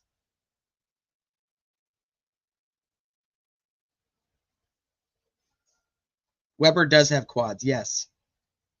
Put is Bridge Guy's jacket open? Put Bridge Guy's picture back up. Right here? This one?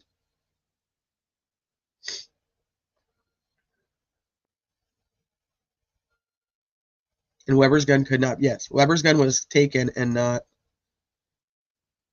not conclusive. Yeah, thanks, Mom. I'll show you guys that screenshot. Okay, so here she is. Let's see. You are sent to jam. I am unaware. I mean, no legal change, but may have corrected, misunderstood as in my border. This has been and still is a life-changing event for me. I refuse to even go to your questions anymore. I have thought it over too much. Let's see. Let me go to the next one. I just pulled all of them real quick, so I don't remember which ones are which. So just bear with me. Thank you. I want this solved. I will not benefit you for me to share. It will not benefit you for me to share all the incidental events. It may trigger something that helps the rat stay covered longer, and I do not want that. Our FBI knocked on our door many miles away and spent over 3 hours gathering information. We need to respect them more. The FBI went to Arizona to interview her.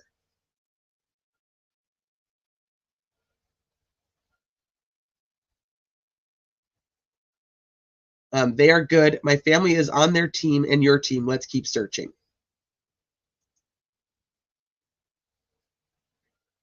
Hold on. So here's they. Not only did we have them swabbing, we had lie detectors. And somebody responds like, "I'm sorry to ask you this, Kay. Did your son have one?" And Kay says, "I was shocked and very surprised when I was asked to sign off and release all of the trash that was collected from the front area on Monday. My poor son has been put through the ringer. He even had his mother ask him if he was involved."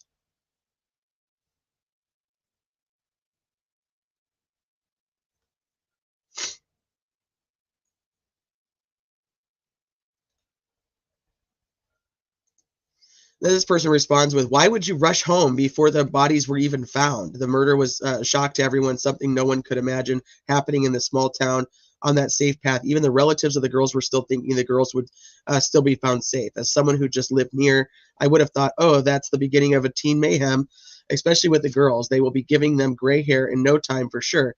But not her. She very quickly caught a flight home." This is about Kay. Why would you rush home? Why would you fly home immediately?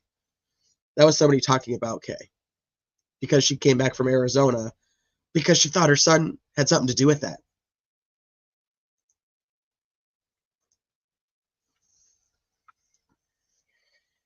All right, I think that was. Is there anything else I want to talk about with fucking Brad Weber?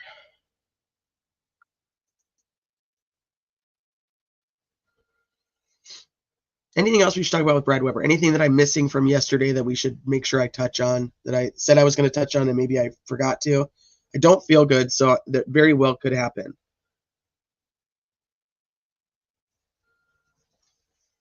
I think there are a couple more screenshots I wanted to show you guys before I move on. Let me get them. I think they're in my Doug Rice folder, which is another thing. Like I said, we talked about it when we had a whole Doug Rice live.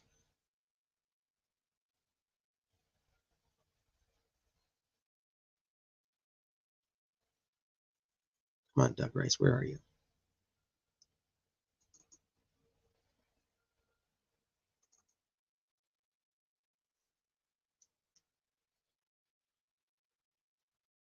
Problem is, I'm not going to remember which one it is.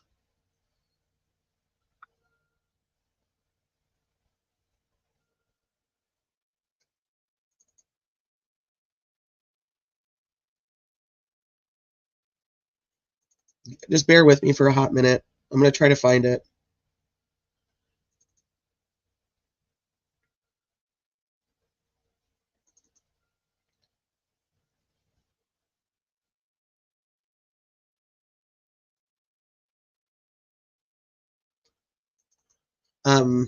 Anybody who's not familiar with who Doug Rice is, he was a local. He's passed away.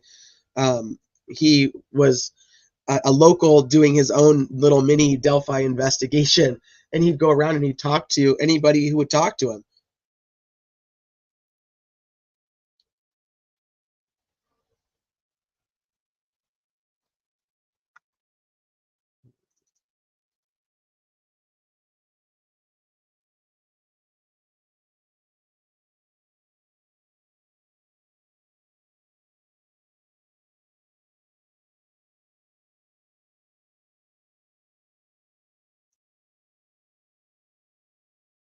No, that's not it. Hold on. Maybe I can find it an easier way. Wasn't one of you guys just in the chat talking about it this morning too? Or was that a different chat? Shit. I may have to skip these screenshots.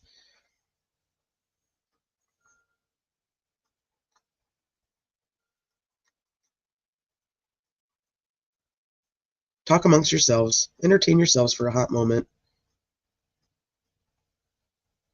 I'll finish this and then I'll show you guys.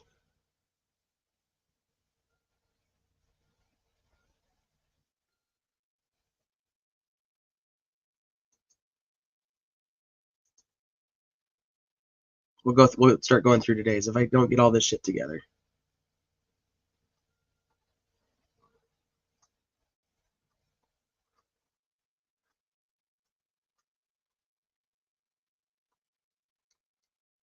I swear I just fucking had them too. That's why I try to open everything before the live even starts.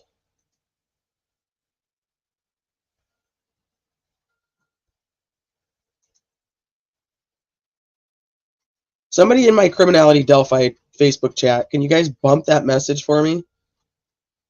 The one from Doug Rice about Brad Weber. It's not from that long ago, but I'm not going to sit here and scroll. I'm going to show this one instead. And if somebody could just bump it for me in the chat, I'd appreciate it.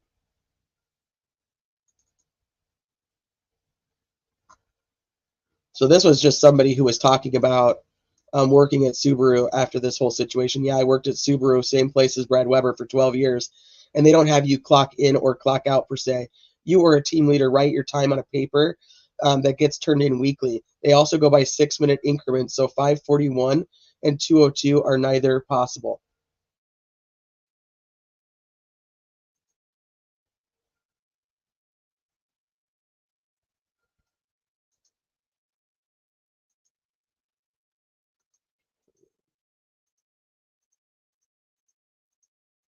That's just from now, from recently.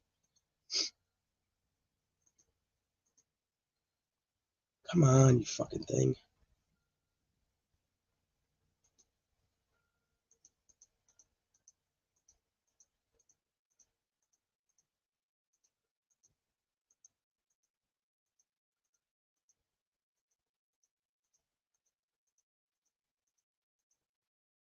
I'm not looking at chat, just FYI, so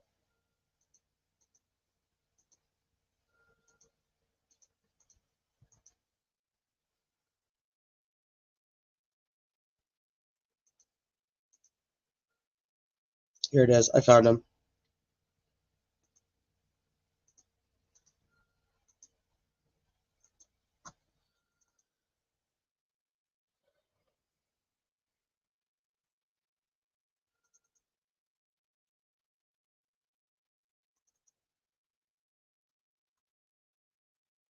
Okay.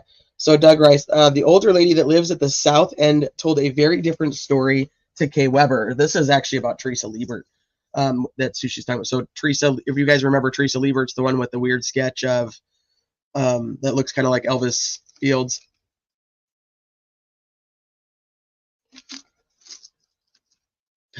I'll give us a topic. Buttercups are neither butter nor cups. Discuss. Thomas, that's hilarious. Okay. Who was her name? And it had nothing to do with a dog. I don't know, this is like not the relevant part. The fellow in the recent sketch was starting up Kay's private drive, and the lady confronted him. Remember, this is Teresa Liebert. It's simple as that. She literally ran him off, so he never even went up Kay's drive, which also has a gate farther up by Kay's house, which was also closed and locked. And Kay was not at home, nor was her son. He works at Subaru and didn't get home until around 3:40 that afternoon. There is another house immediately at the south end owned by the Haynes, and they were home at the time. We've talked about the Haynes and all their connection to the other family members down there.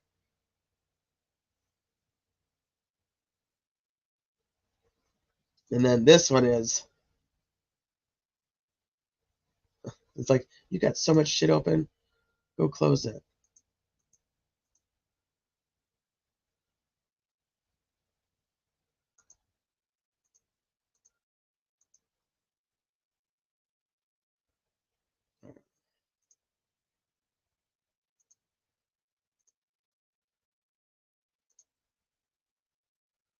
Does that work? No, still is working the right way.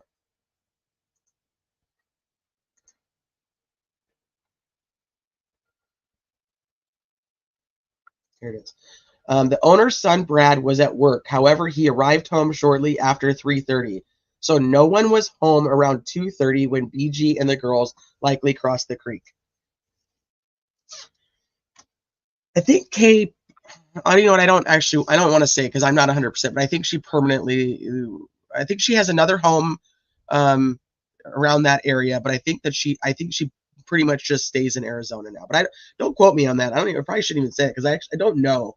That's just what my brain is telling me that I think, if that makes sense. Like, my memory is saying that that's the case, but I don't know. All right, let's go to, is there anything else we should talk about with yesterday? Any other questions from yesterday? I really have not looked at the chat. I'm so sorry. If you guys have questions about yesterday before we move into stuff from today, let me know and I'll try my best to answer them. Right now, I'll go through the super chat so far.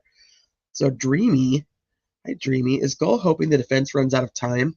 And I just don't think Gold. In my opinion, I think Gold doesn't give a shit. And they're not going to run out of time. The state's going to be resting today or tomorrow. I think they'll rest today probably, and then the defense will start tomorrow. That seems to be the general idea when we're looking at the request for witnesses to be transferred or to be subpoenaed to court. The defense has been requesting November 1st, which makes sense that they kind of timed it right, that their last witnesses would be today. Last witnesses. So I mean, the defense will have a week and a half, and the state's going to need a rebuttal time. But no, I don't think anybody's going to run out of time. So that was that one. Yesterday, watching someone talk about the trial, criminality was mentioned at the trial with other podcasts during Dr. Wallace's testimony. Yes, because on Facebook, somebody had asked her, or asked in general, like in a group, like in a Delphi group, like who are your favorite people to watch, like on YouTube and whatever. And she commented and said, Defense Diaries, Prosecutors Podcast, True Crime Investigates, Criminality, Gray Hughes, and Sleuth Intuition. So I think when she was on the stand, she was being questioned about that screenshot, because those are the people that end up getting talked about. Bonnie, you can't go connecting him to the Idaho case too. He does have bushy eyebrows. But you were right, he does, Bonnie. Hi, Salty C. That's crazy. Salty C, I think, was my very first member to ever join this channel. That's crazy, right?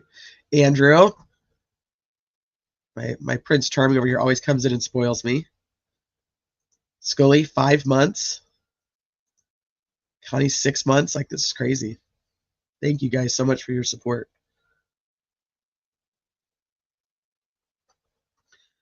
Okay, let's see. When did Moody Bloody Lady? Oh shit! Thank you for bringing that up, Junkie, because I do want to talk about that before we move on. Let's talk about the timeline. We kind of talked about it yesterday, and now with the new timing, it still doesn't make sense to me.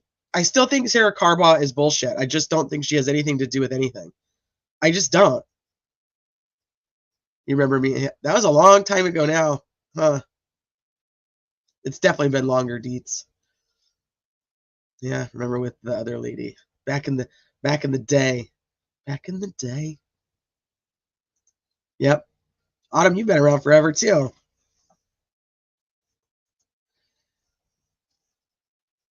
Okay. So if we have, when we were talking about it yesterday, talking about this timeline, right?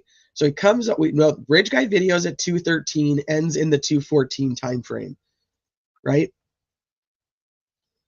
He takes them, if he tells them like down the hill, we're going to do a whole nother thing, because I have an issue with some of and I was talking, and I don't know if she wants me to say, but she has an issue with it too. The amount that the Apple Health data isn't really adding up, but we'll talk about that on a different live, because it doesn't have anything to do with this. But so he comes over here, says, okay, go down the hill. They go down the hill. So they're over here somewhere. I think they're somewhere over here. They're not across, right? They're somewhere in this vicinity. Has them undress, plans to essay them, and then he hears this white truck, which I also think is really funny, because I don't know if he actually said white. I don't know if Richard Allen actually said white. I can't figure that out. I don't know if people are just saying white because we've always known white and it's like a Mandela effect kind of thing, or if Richard Allen actually said white. Because it's weird to me, the terminology being used and this could just be somebody misinterpreting what was said in court. So I'm don't dive too far into this comment. But they keep saying he heard a white van. He heard a white van.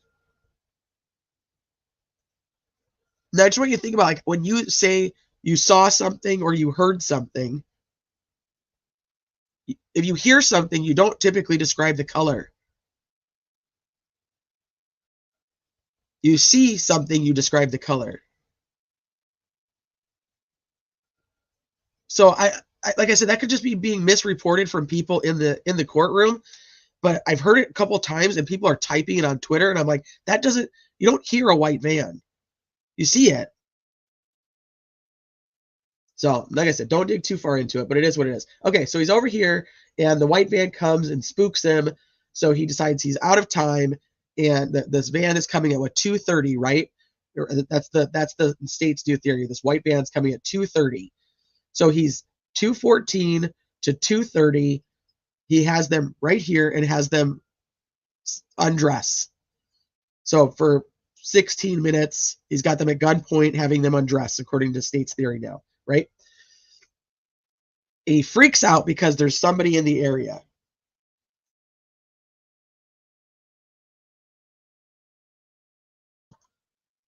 Freaks out, goes, shit, I no longer have time to do what I wanted to do, so I just have to kill him. Tells him to go across the creek so that he can kill them over here.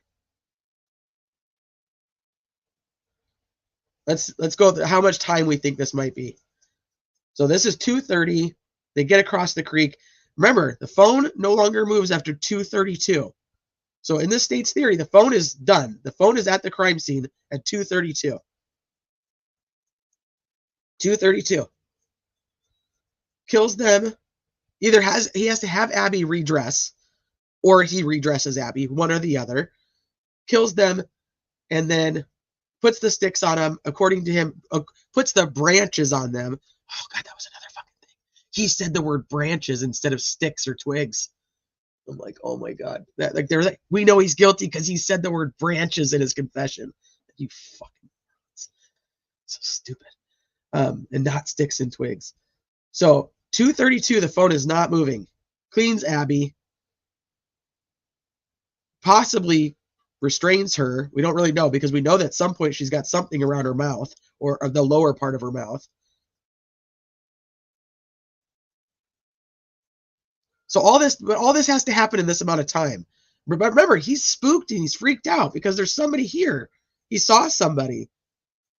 So he's got to go. He's going fast, right? You're freaked out. He's like, shit, I'm freaked out. Like somebody is going to catch me. I've got to get this done quick. I've got to get the fuck out of here because I'm about to get caught.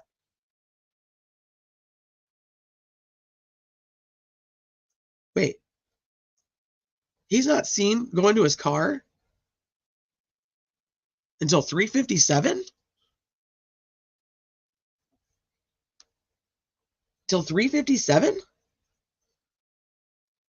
Wait, I thought he was like spooked and in a hurry. 2:32. Phone is on the ground. No longer moving. He's freaked out, in a hurry.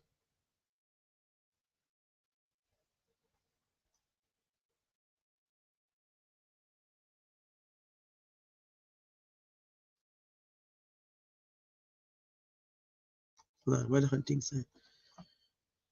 The body could have blocked the signal sound, and at 4:30 a.m. the phone could have switched to a lower band, or I don't know enough about that kind of. I went back and forth on the phone stuff, but I'm just going with what the state's theory is now. So if I'm freaked out, I'm spooked, and I'm trying to get the hell out of there, so this white van doesn't see what I'm doing, then why am I here until 3:57?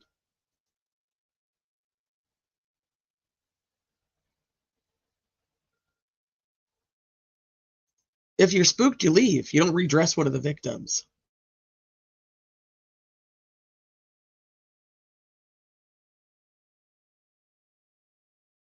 Sorry, I had to sneeze. London lady says, killer washed and placed the girls. He wasn't spooked by a white van. That's preposterous. Don't be hating. Says, whoever did it probably went the way of the private road. Don't see how you escape that area without detection, otherwise unless under cover of darkness. Yeah, he hangs there for another hour. He's so freaked out that he just sits there for another hour at the crime scene, or near the crime scene. Muddy and bloody. Thank you. 3:57. Yeah, 3:57, Missy's Angels is when she sees him. Hey, YouTube user, just found your channel. Good combo. Who is the guy on the screen? Brad Weber? Who is he? Brad Weber, he's the... he testified yesterday. He's the one who supposedly is coming home at 2:30, which I can't figure out this time. So yesterday we were kind of going with the opposite thought of... Oh, thank you. I'm gonna get rid of this real quick because I don't want it just dinging. We were going with the opposite. If he got home at the time we've always been told that he got home, which was around 3:30, then it still doesn't make sense because so like either way, this doesn't make sense in the timeline of things for the state's theory. Because if he gets home at 3:30 and you have from 2:14 to 3:30, there's no reason that he couldn't have essayed them if that was his. If the motive was to essay them, he would have had enough time to do so. From 2:13 or 2:14 is when the video ends. 2:14 to 3:30. Then he gets spooked, and then they cross the creek.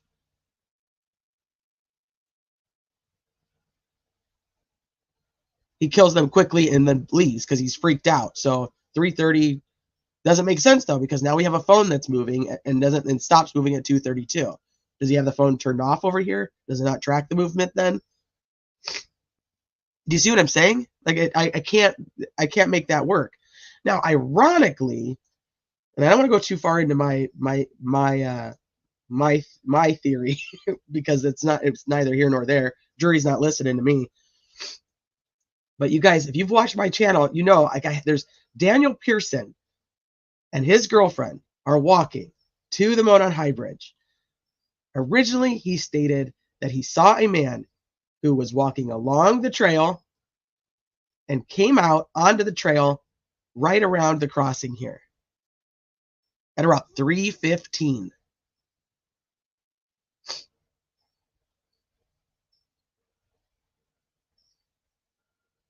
Now, that would actually make more sense if we went with the 2:30. Phone stops moving at 2:32. Freaks out, kills them, and needs to leave. Avoids the trail. Look, he's over here avoiding the trail. Boop, boop, boop, boop, boop, boop, boop. Avoids the trail. And then goes back to his car and goes on and lives his life. Their timeline doesn't work. Not for what they're saying happened.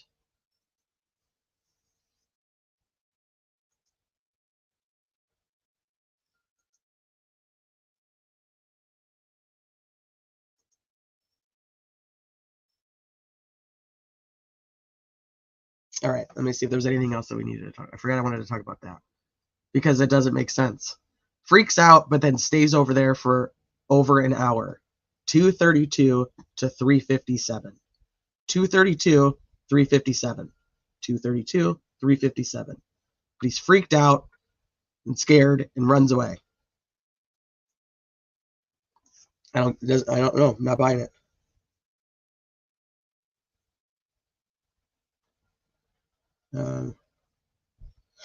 Local Last says they only say he was spooked because he didn't rape them and that they want it to be a sexually motivated crime. Correct. I agree with you 100%. But that's what I'm saying. It doesn't work though, because if he's so scared, why isn't he getting the hell out of there right then? Why isn't he getting the hell out of there right then? He takes the time to have one of them redress or to redress one of them himself. He's fucking scared. I should find. All right, my sleuths in my chat. Can you guys find me the Doug Rice video? The Doug Rice video from the Weber's property? I don't know if I have that saved. Doug Rice was at the Weber's property, and he's pointing out that you can see the crime scene from the Weber's property. Does anybody remember that? No idea. No idea, nobody. That's a very good question. I never bothered to look into any of that. Well, he knows Ron Logan. He knows Ron Logan really well. Okay. I don't have to go too much into like. You guys remember Eric Williams? Eric Williams was the searcher who said he came from. He was there searching with Carrie's brother. What did he say? None of it makes sense. I need to get out the big whiteboard. I know. It's fucking. Well, Lisa, this is a good question. because the girls, according to Richard Allen, did scream. And if we go by his confessions, they were screaming. But it seems that we're cherry picking what we believe his confessions to be true and which ones we don't believe to be true. But according to him, when he killed them, they were screaming.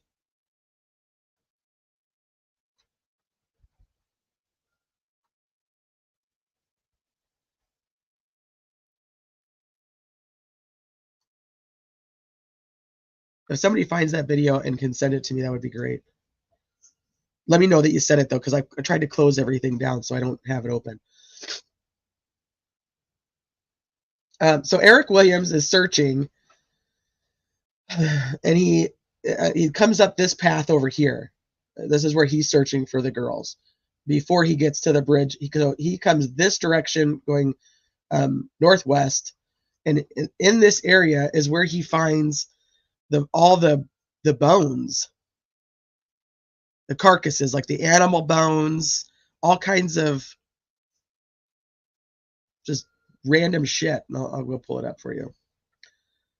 People think that the photos that go along with these messages are the bones, but it's not. It's not how it works. So I'm going to see if I can show you guys.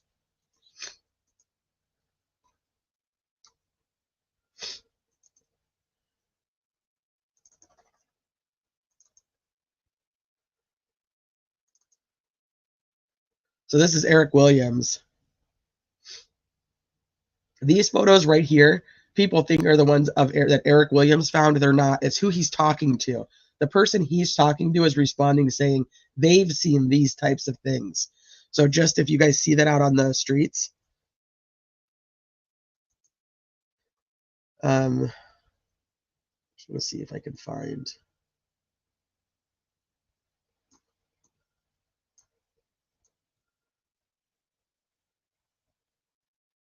He says, "Don't worry about it. It's a cover up." Hey, Dan. He says it's a cover up by the sheriff and every law enforcement agency in Carroll County. They're all dirty. I'm not a mathematician. That's true. I'm not.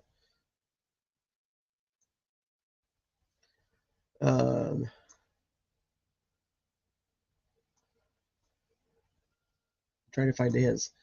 Here it is. I walked them woods, and what I seen was horrifying. Piles of animal bones, multiple types of animals, deer heads hanging in multiple trees.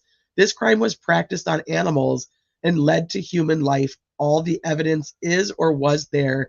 I pointed it out to the police at their search party, but none seemed concerned. There was quad tracks leading away from the bridge to a farmhouse. Again, officials seem to not care that they have audio and DNA, but can't catch him. They know who he is and refuse to charge him for the fact that it will ruin a family name that has stature in Carroll County. They can find extreme terrorists, but not a murderer. Come on, people. So where he's talking about seeing all this stuff in his interviews that he does with Ruckus, when they're going through the map, he points out, this is where I saw all the animal bones. This is where I saw them. This is the Weber's property. These are Weber. This is all Weber land. And Brad was a huge hunter.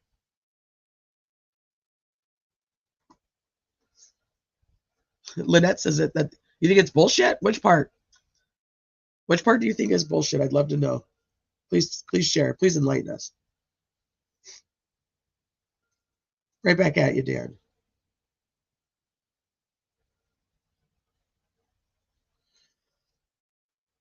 Well, I'd have to go back and go through. So the live that I just showed where I'm talking about the white van is only from right before trial. It was just the most recent in my memory that I knew I had brought it up, but I have talked about it a lot. I'd have to go. I mean, I have 140 videos. I'd have to go back and try to figure out where I originally said it and if it's before that. I mean, I could. I mean, I absolutely could. And it would definitely be a long time. Where's the interview? It's on Ruckus's channel. It's 2 parts. What are you guys doing? Dog's dragging his bed around. It says it's on Ruckus Rock's channel. Delphi volunteer searcher. been hearing about. I mean, just like a lot of other things, it's a possibility, and probably more so than I want to believe myself. So he's got it in 2 parts.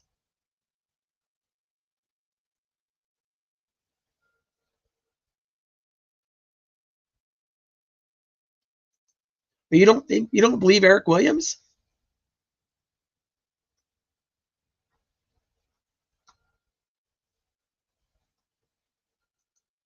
Eric Williams seemed pretty credible to me, but ironically, I do believe he's also he practices acid true. So it's a 2-part interview on Ruckus Rock's channel. Ahmad, you guys can drop the link if you guys can. I have it in the Prezi, so you guys are welcome to go watch it there too. He had done an interview prior with Frank from Art of Deduction, but that's gone because that channel was taken down. So I think I actually still have the link. Why is it doing that? Shit. I think the link is still in here. So yeah, but it's gone. And then his screenshots are also in the Prezi, so you can go through and look at all the screenshots of the conversation that he had. And then his interview on the 13th, where they say he's a friend of Abigail Williams just because his last name is Williams. Yeah, I mean, well, I don't know. He may have another channel up, but his OG channel, the one that was on, that was gone. Don't Hate Create has I think I have it downloaded somewhere, but I don't. Oh, there you go. Don't Hate Create just uploaded those interviews. Ruckuses are still there, but this one, I think I have it downloaded somewhere, or I don't know if he still has it, if he's got a new channel. I pay zero attention to anything to do with it.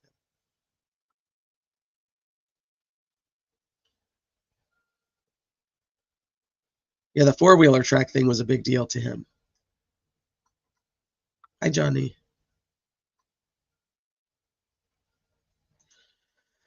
I talked about a white van from a filing in March. I sent you a link to the timestamp. Dang, DB, how do you know that? All right, hold on. Let me pull that up.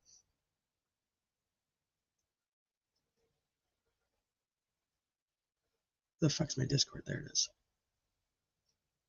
I'm gonna need to get a soda. My throat is, I got a frog in my throat.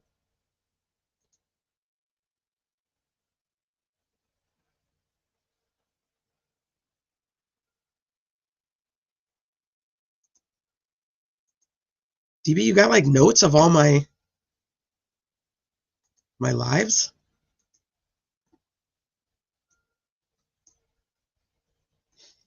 When Tony Liggett drafted his affidavit for the search warrant of Richard Allen's home, he, Liggett, concealed from Judge Diener the fact that at least 3 phones and the people using those phones were moving in and around the crime scene at times when the murders would have been taking place, according to the law enforcement timelines, and that Richard Allen was not in any way connected with those phones.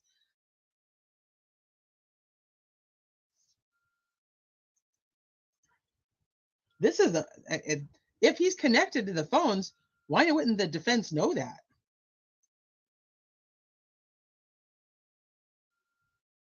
I don't even remember Tony this. Liggett should have notified Judge Diener that certain people who are not named Richard Allen nor connected to Richard Allen were moving in and around the crime scene at a time when Liggett claims the murders were being committed.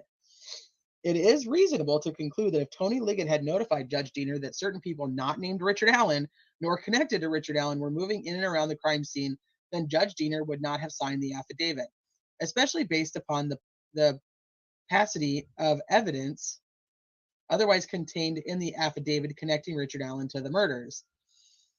Said geofencing information would have provided evidence to Judge Diener that negated Richard Allen's presence at the crime scene. Liggett should have told Judge Diener that crucial, relevant, and exculpatory information, which had been available since 2017, especially when Liggett's affidavit was written in October 2022, over 5 years later. Additionally, Sergeant Holman's September 22nd memorialization of his interview with Turco once again reveals that Holman attempted to deceive the reader of said report by leaving out key information and words uttered from the mouth of Turco concerning the likelihood that the sticks left behind were in fact runes, making Odinism's involvement in the murders more likely and worth investigating. Holman also failed to recite the full words of Turco concerning the plausibility that those who left the ruins behind were involved in some type of human sacrifice. Let's see. I asked Ben, one of those phones could be Brad Weber's. He was getting home from work in his white van between 3 and 3:30 while the murders were purportedly being committed. So that possible. Now, if we go with where is the crime scene? So if they're counting the crime, Isn't new.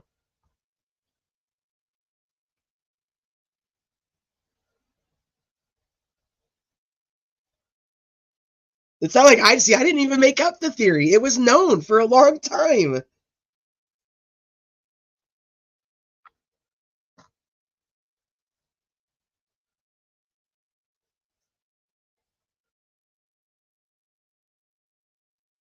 What document, Andrew? This is a live from March of 2024.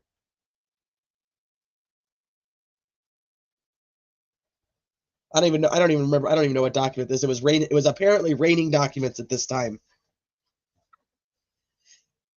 One phone showed up in the geofence at 3:04, and another phone showed up at 3:27 from March 14th. So, I mean, here's white van getting home between 3 and 3:30.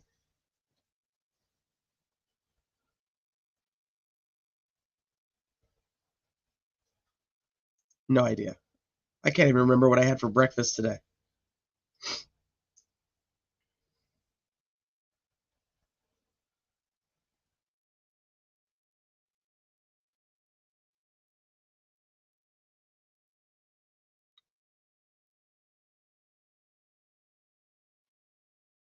Right, 2023, he confessed.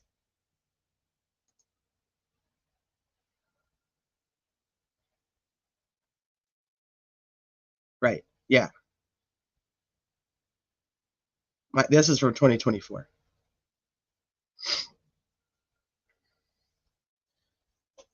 But that's my point is that it doesn't have to necessarily come from me. I don't mean that. Like, look, there's other people who knew about the theory. It's been on social media. Wallace said that she was feeding him info from social media. I just think there's enough reasonable doubt in that just for me.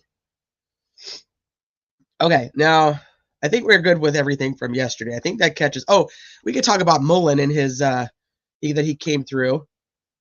Cold truth? That's a great question. I don't actually know. I don't know. He could be. I have no idea.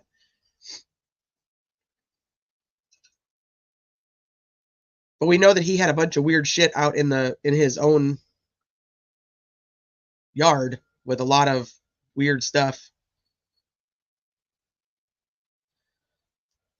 So I think the only witness from yesterday we didn't touch on was Mullen, who retook the stand again, because when the jury had asked him why he didn't run, or if he had run how many Ford Focuses were in Carroll County at the time, and he said he never did it.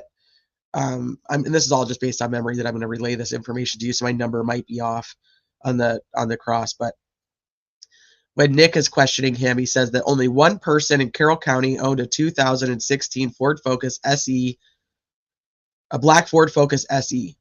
Only one person in Carroll County owned that car, and that was Richard Allen. So that's what he says on direct, and then on cross, they're like, wait a minute. It's the same body style from this year to this year. I don't remember the years, but like typically it's like a 5-year span of the same model numbers or model shapes. I can't even talk. You take a deep breath and just rethink what I'm saying, because I'm saying the words incorrectly.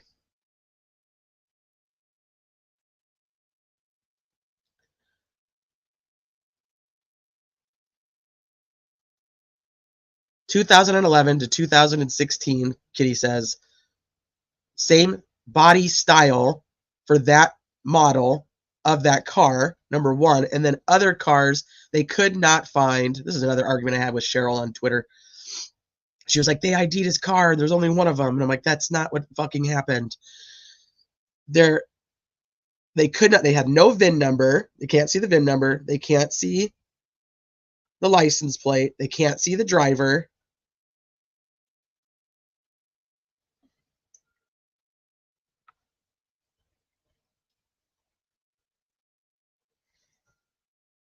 And then talks about how many, like there was like, I think she said like 48. Like I said, don't quote me on that number because I'm just kind of going off memory from yesterday's stuff. But there was like 40 some in the Carroll County and surrounding areas that they were like trying to mislead the jury to think that there was only the one because that he just looked up that one black SE Ford Focus.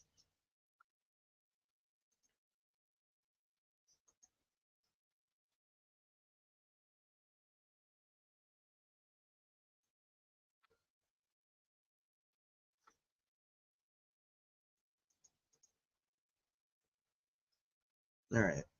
Okay, I think I'm done with yesterday though. Let's go look at today. There's stuff happening today. Hi, Joy Catcher. The video is moot, however, since it's not from 2017. They testified that they went back to Hoosier Harvest Store in 2022 to view the video. Stores do not save video for 5 years. I don't think they do either, but I'm still going to go that there's an issue with the FBI having this video already. It was in one of the last motions where they're talking about the FBI having the Hoosier Harvest Store video. So I'm assuming the FBI, when the FBI was told to leave, they never got that. They never got that evidence from them. But the jury has not been able to see this video anyway. It's just fucking Mullen's screenshots from the 14th or pictures of a screen. Was not motion activated. It recorded all the time.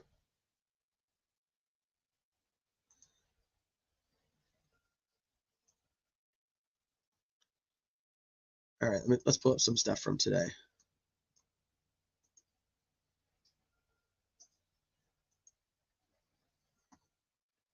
Honey, I did. I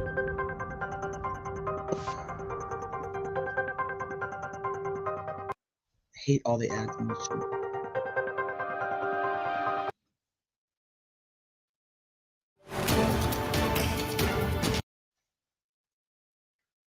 They titled it, Honey, I Did It. Jury hears the jailhouse confessions Richard Allen made to his wife during day 12 of the Delphi murders.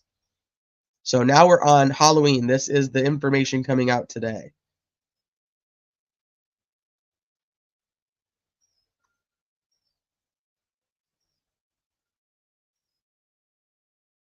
Yes, you did. You did. That's a good video. Can Ahmad, can you or just shoot a link to me and I'll post it in the chat. People should watch that. That was a good video. You're good like that though. You're so detail oriented. Here I am. I'm all over the fucking place. And you're like, let me put this little tiny piece of information with this little tiny piece of information.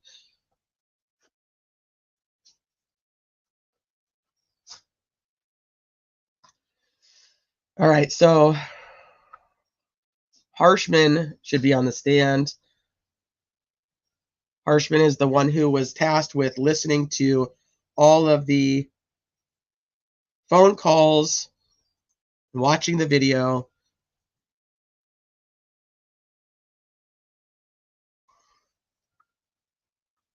So before we go in, I wonder if they have it in the article. They might have it in the article, but we did hear this morning that there was when they were talking about putting these calls in, I think it was like 7 calls. Okay, yeah, they do talk about it in here, so I'll just read it straight from here. Hi, Humanimal.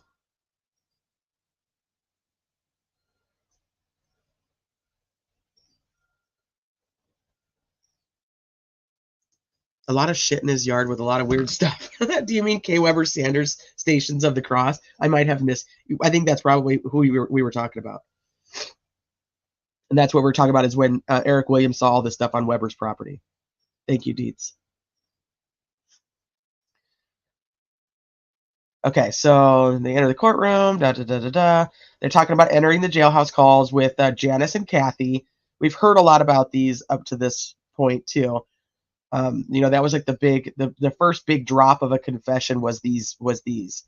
And defense attorney Brad Rosie said the state is not playing recording number 1 and only plans to play number 2 and 3 from April 3rd. He objected based on the completedness doctrine.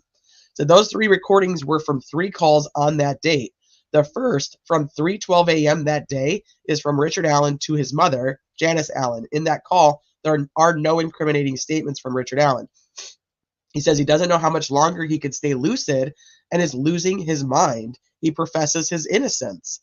The other 2 calls are from 5:14 and 8:45 a.m., are from Richard Allen to his wife, Kathy Allen. Rosie said that you can't listen to the second and third calls without the context of the first call, and that the state is intentionally trying to omit that call in an attempt to present facts to the jury. McClellan responded that based on that logic, you'd have to play every call Richard Allen ever made. That's so stupid. McClellan said the defense can call Richard Allen and play the first call. That's what they want. They want Richard Allen to take the stand. That's why they keep making sure to only do certain things and cherry pick certain stuff, because if Richard Allen, the defense can't present some of this evidence, because for the prosecution it's a exemption for hearsay, but on the defense side it's not, because they have the defendant who can come up and talk for himself.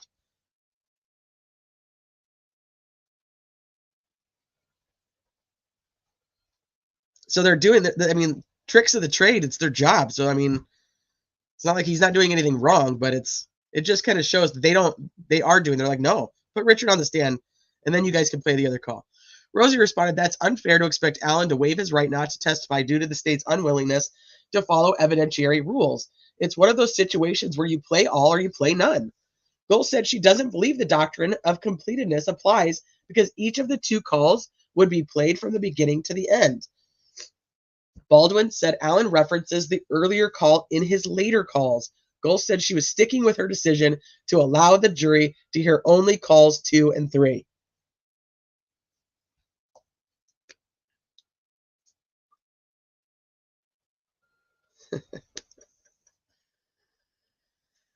Okay. I think that's it for the early morning.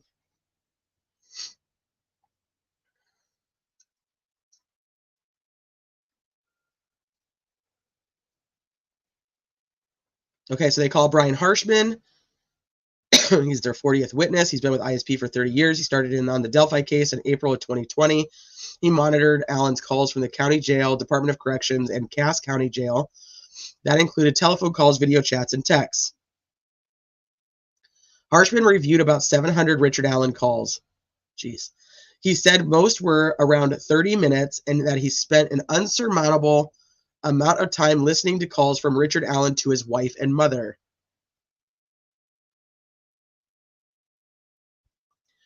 Regarding a November 14th, 2022 call from Richard Allen to his wife, Kathy, Harshman said Richard Allen tells his wife, if this becomes too much for you, call the detectives and I'll tell them whatever they want to know.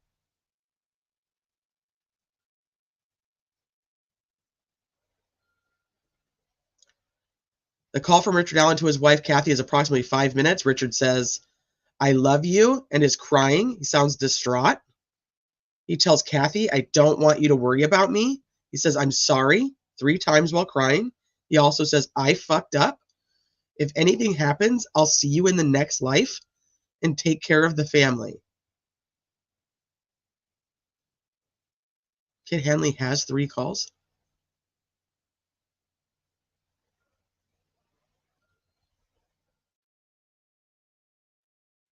She has the calls?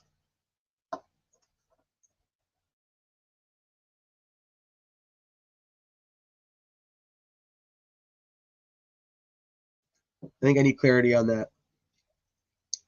That's what they said was 3 call that there was 3 calls they were going to play from a specific date.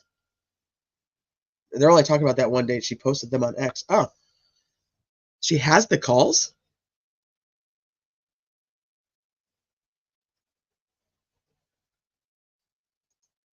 Hold on. Nobody better have the calls.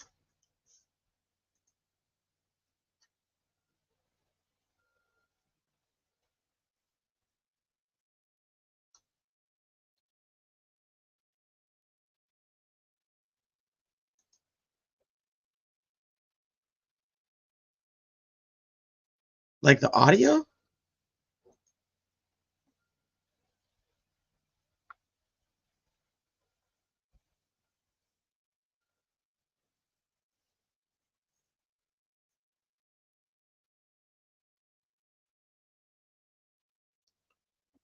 You mean just the, she just has like, she has this?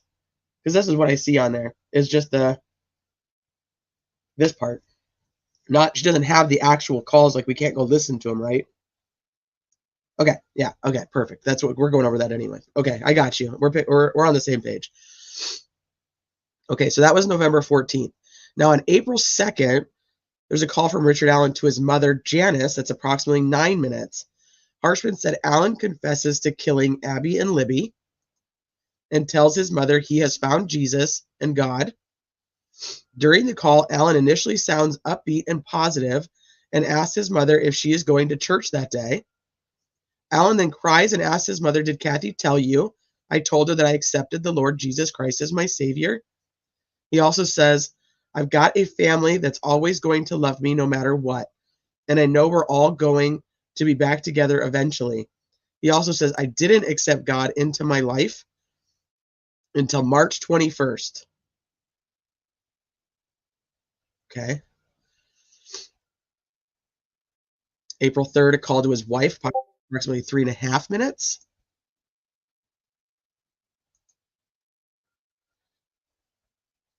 Thursday morning, jurors heard a number of calls from Richard Allen to his wife, Kathy, in which he calmly said that he killed Abby and Libby. "Honey, I did it.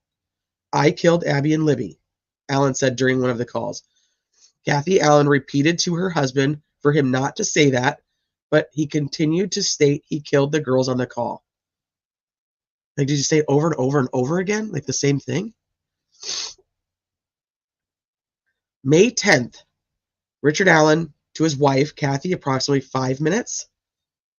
During this call, Allen told his wife, "I think I've lost my mind," to which his wife responded, "We've all lost our minds at this point." Senior investigative reporter Bob Siegel said Allen sounded calm and matter-of-fact during this call. "I need to tell you something anyway," Allen said to his wife, when she responded, "Are you sure you want to talk to me over the phone?" He says, "I think I need to. I need you to know that I did this," Allen said to his wife in the call. "What? There's no way," Kathy responded. "You are not well, so you don't need to say you did something you didn't do." Allen then says again in this call, "I have to let you know that I did it." The call ended because time ran out on the call. Now the 10th is when he's with Walla. You guys remember he's with Dr. Walla, Dr. Monica Walla, and she gave him the phone. She gave him a phone to call his wife. She doesn't answer, and then he says, "Walla, I want you in here with me. I want you to hear it."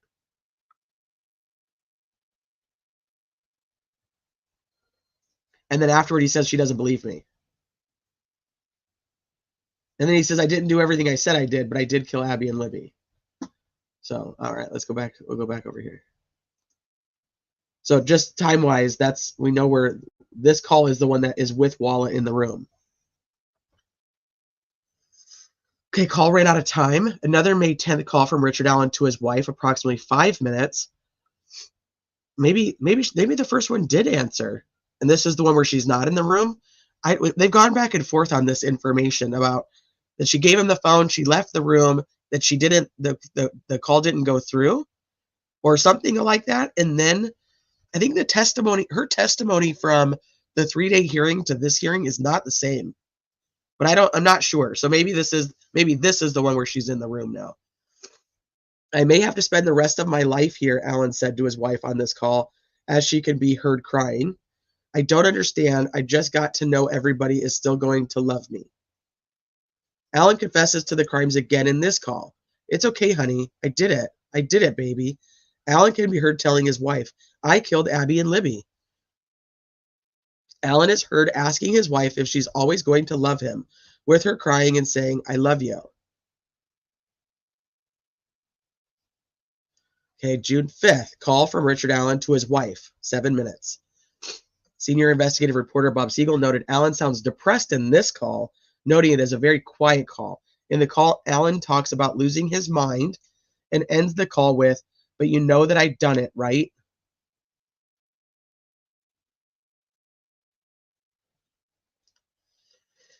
June 11th, 2023, call from Richard Allen to his wife. The call starts with Alan telling his wife, "I did it," and asking her if she still loves him. The call continues with Alan later telling Kathy, "I feel like I'm already in hell." After listening to 7 calls, Harshman describes Alan's tone as calm, subdued, and solemn. McClellan asked Harshman if there was any indication Alan was under stress, which Harshman responded no.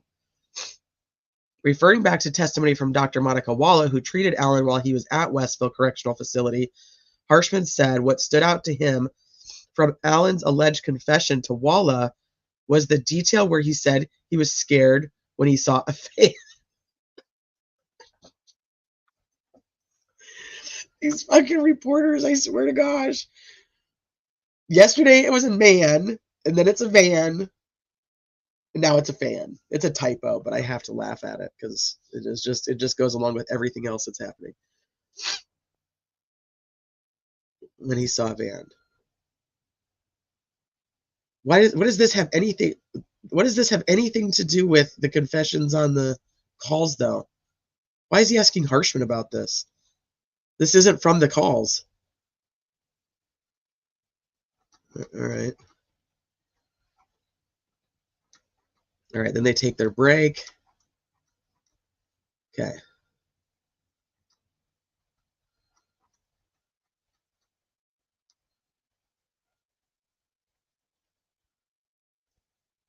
Let me just make sure I'm not missing something.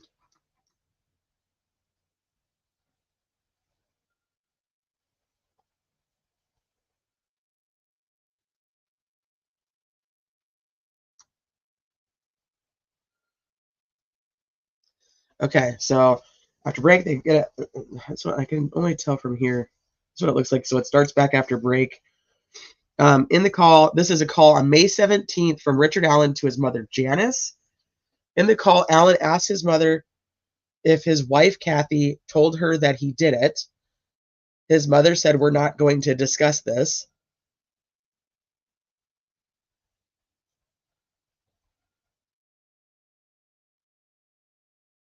Allen later said to his mother, "I'm just worried you guys aren't going to love me because I said I did it." Now, that's an interesting way to word that, but okay. Allen's mother told him he wasn't in a good place then and will always love you no matter what. Allen then confessed to the crime again. Allen's mom said, "Rick, don't talk like this. I think they're messing with you. I just know you don't have it in you to do something like this, something like that." Allen said, "Mom, why would I tell you I did it if I didn't?" Ugh.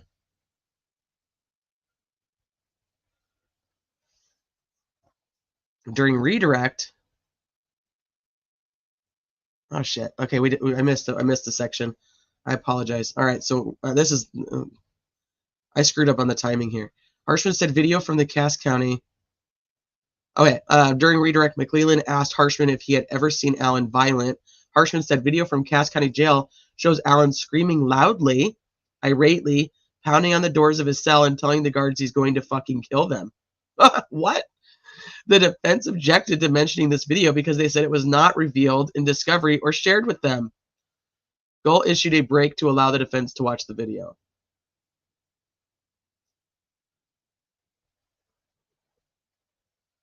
Okay, so we're kind of going backwards in time because I missed this whole chunk in the middle. McClellan asked Harshman if he recognized the voice of the man on Libby's cell phone, which Holman said yes. Okay, Holman, Harshman. I'm going with Harshman. McClellan then asked Harshman, "Who do you believe that voice to be?" Harshman responded, "The voice of Richard Allen." Rosie began cross-examining Harshman. After a mid-morning break, Rosie asked Harshman if someone told him that Delphi resident Brad Weber was not a credible human being, would that change his opinion? Harshman said no. What? I hate the way they write these fucking articles. Oh, right here, because of this van situation. Okay. So this is from the van, and then Rosie's on cross. And he's saying, if Brad Weber wasn't credible, would you change your opinion? He said no. Rosie asked Harshman if he ever considered Weber could be involved in the crime if his van was there at the time, which Harshman responded no. Harshman confirmed Allen was videotaped 24/7, but Harshman did not agree that seeing those videos would be helpful in providing context. Harshman also confirmed throughout his career he has never been assigned to monitor an inmate like this. Harshman said he did not go see Allen's cell in Westville, but did go to his cell in Cass County. Rosie asked Harshman if he saw video of Allen eating feces, which Harshman said yes. Rosie then asked Harshman if he thought this to be a psychotic behavior, but Harshman said he thinks Allen was trying to get attention. Jamie, that was my question too. It didn't make any sense. Why are they even talking to this fucking guy about it? It's not in anything to do with these calls. Why is he even being addressed? Why is this being addressed with him? I know why the defense is bringing it up now because the state brought it up, but I think it's just funny. He's like, I think he's trying to get attention. I don't. Okay, so here's my thing. Even if you're doing it for attention, you're fucking crazy that you think that eating feces is going to get you the attention you want. There's still something fucking wrong with you, no matter what. All right. Rosie said Harshman mischaracterized a phone call made to his wife. Allen made to his wife. Rosie claims Allen said he would say whatever it is they want me to say. Rosie asked Harshman to confirm Allen made 3 calls on April 3rd, 2023, one of which wasn't reviewed by Harshman in his testimony.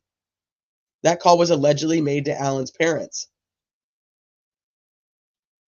Rosie asked Harshman if Allen proclaimed his innocence in the phone call, but the prosecution objected and Judge Gall sustained it. You don't think the jury's going to fucking notice that? Come on. How stupid. Gall then called a sidebar.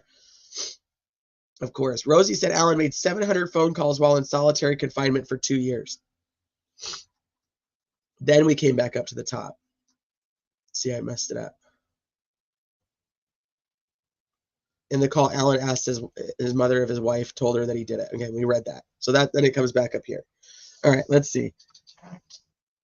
Let's get another source. I know Bob was on Twitter earlier with it. So let's go look at Bob's. And then we'll look at Max's.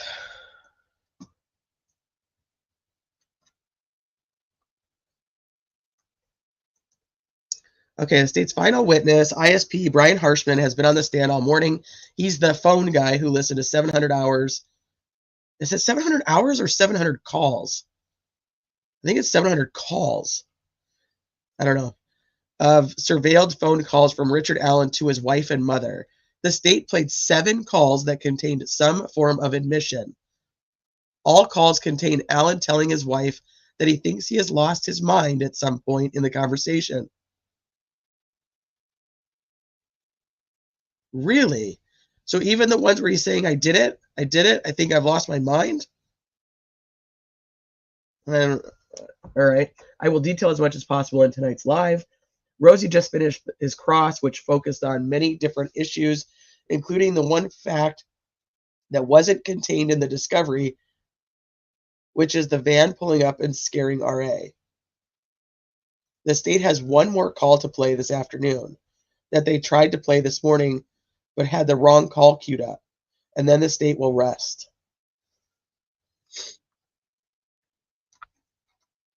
Okay. So are they, was there a ruling then on them bringing the Google searches in? Let me look at Max real quick. Does anybody know if the judge made a ruling on the Google searches? Because nobody talked about those.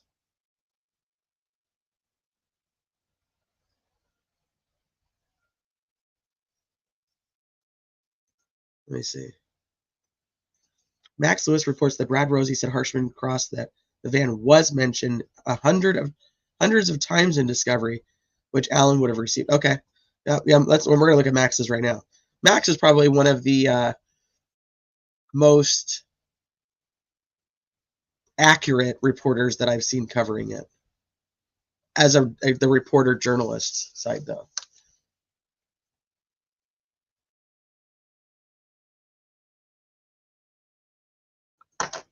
Oh, shoot. I'm knocking stuff over. Okay. Let's see what Max has to say.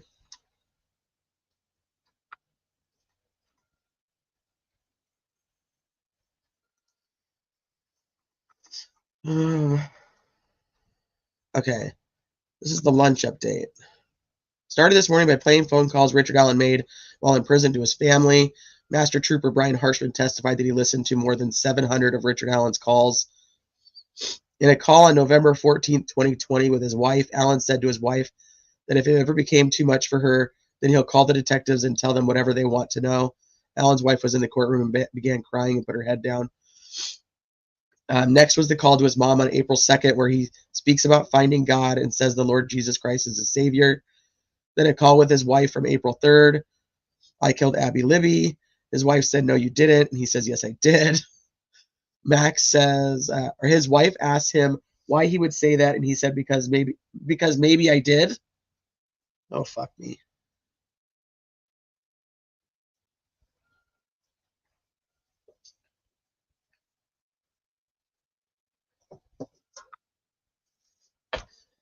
She said, why would you say that? And he said, because maybe I did. Allen also said, I wish they would kill me or let me apologize to the families at least.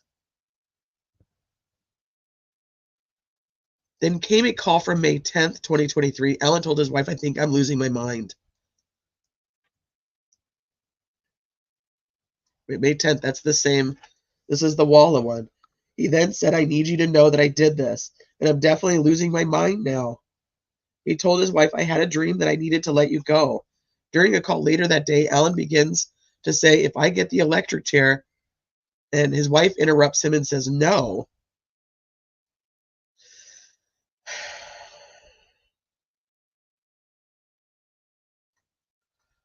Sleuth investigates. Can you just block that account? During a June 5th, 2023 call with his wife, he says, I feel like I've lost my mind. He then says, you know I done it, right? On June 11th, 2023 call, he said, I did it. And then again says, I feel like I lost my mind. Allen also said, probably going to have to kill myself now.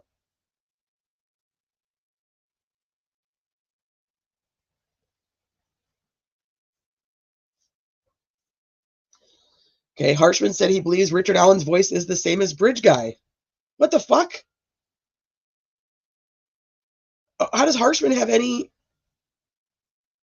What is Harshman's specialty in any of this? Oh my God. Harshman was then asked about the van reference Allen made in session with his psychologist. Why the fuck is Harshman being asked this?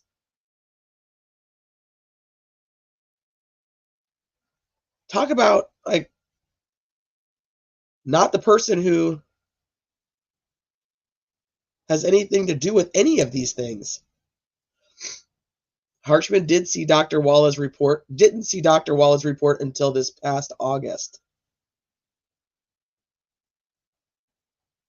He found out Brad Weber owned a van and spoke with Weber.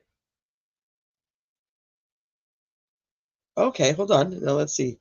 Harshman believes Weber was driving up his driveway at around 2:30 that afternoon, which would match up with the confession. Harshman said Weber's van wasn't mentioned in previous reports.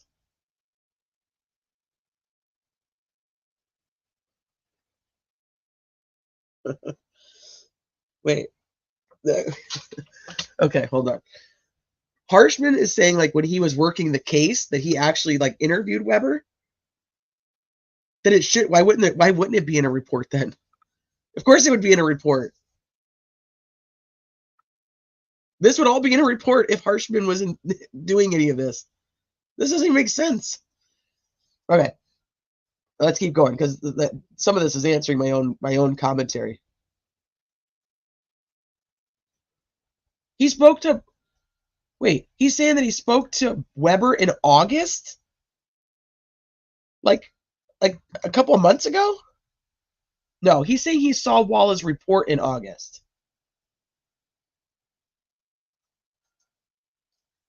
And then he's saying, oh, because of this report, I went and talked to him.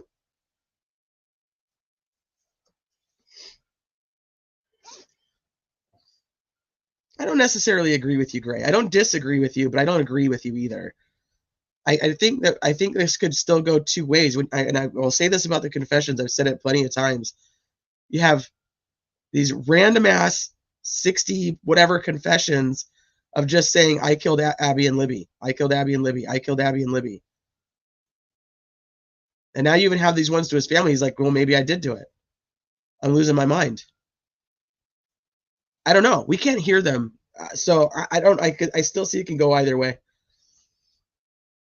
Especially, we're hearing that there's a possible psychologist that is actually on the jury. I'm just like, I don't know. I'm right now, I'm still stuck at a hung jury. I'm seeing a hung jury. That's where I'm at. I don't know what to tell you. Okay, so maybe he found out in August and then he went and spoke with Weber about owning a van. They talked to Weber many times before. So I don't know. Let's see. Let's keep going. Because like I said, sometimes it answers my question. During cross, Brad Rosie said that van was mentioned hundreds of times in discovery, which Allen would have received. Rosie asked if Harshman believed Weber was credible, and he said yes.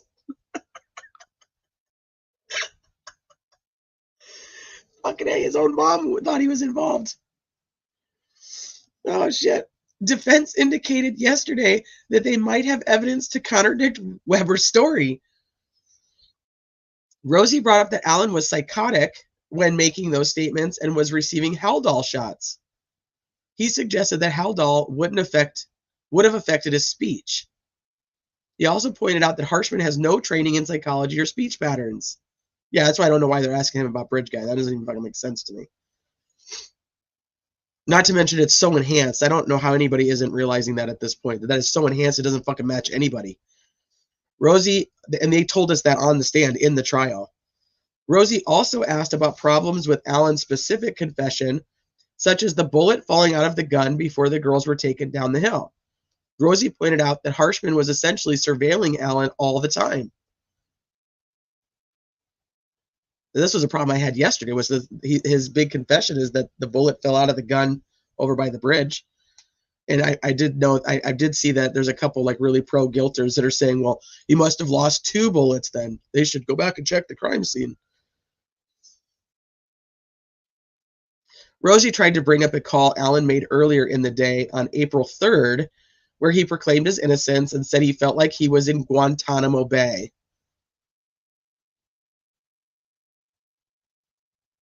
McClellan objected, and they had to have a sidebar with Judge Gall. And then they broke for lunch. It'll be redirect when he returns. No, there's no proof that it's BG speaking, but I think that just falls under the circumstantial evidence, though. I think most people, and not all, but most people infer that it's BG speaking. But the defense has really tried to put in with the jury that there is no proof that it's BG speaking. So now you don't have to have undeniable proof. You just have to believe it beyond a reasonable doubt. So circumstantial evidence is saying this puzzle piece most likely matches with this puzzle piece. That's what they're looking for. Now, direct evidence, what they're playing today is considered quote unquote direct evidence.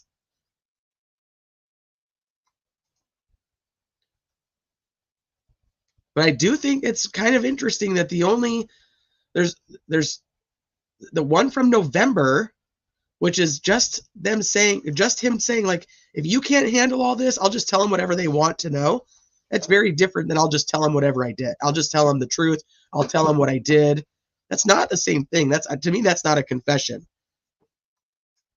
But I mean, if you are repeatedly hearing over and over again, I killed Abby and Libby. I killed Abby and Libby. I killed Abby and Libby. As a juror, you're not going to ignore that either.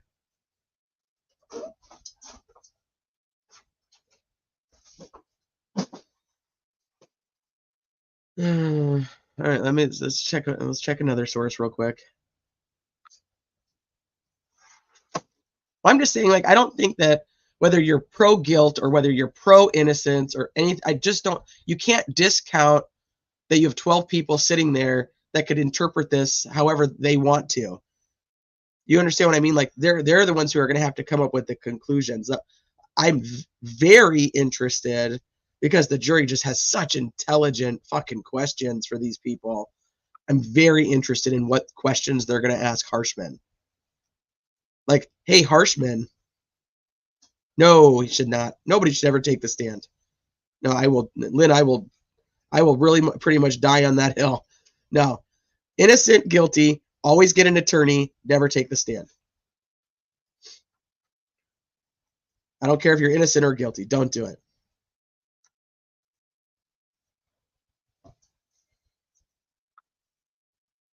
So I just think that, I mean, I think that the jury can take these a couple different ways.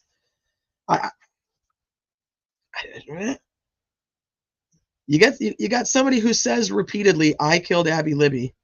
Oh no, you don't know nothing to be sorry about. I'm just saying I wouldn't do it. My advice to anybody would be to never do it. People who I think are innocent that I've watched take the stand, I'm like, that was the stupidest fucking thing you could have done because now you look like you're even more guilty than the evidence made you look.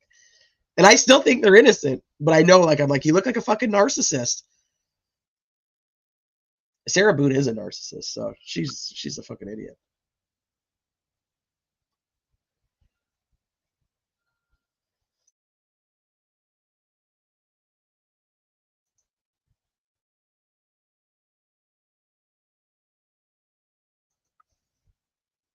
Okay, so let's see. Who else should we check out before they're at lunch? So I figure that's probably a good time to wrap up, or we can just stay and hang out. I mean, I don't know if anybody is live. Let me check the super chats. Kraken. Original artwork by me. Wait.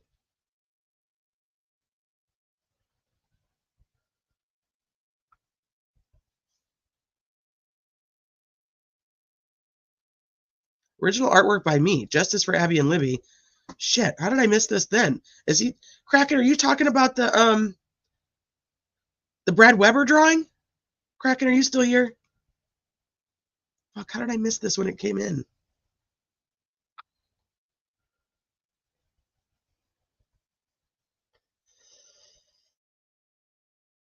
Is Kraken the one that is doing the fucking drawings? Somebody that might know that. Otherwise, next time we see Kraken, we'll just have to clarify. Because I didn't know that.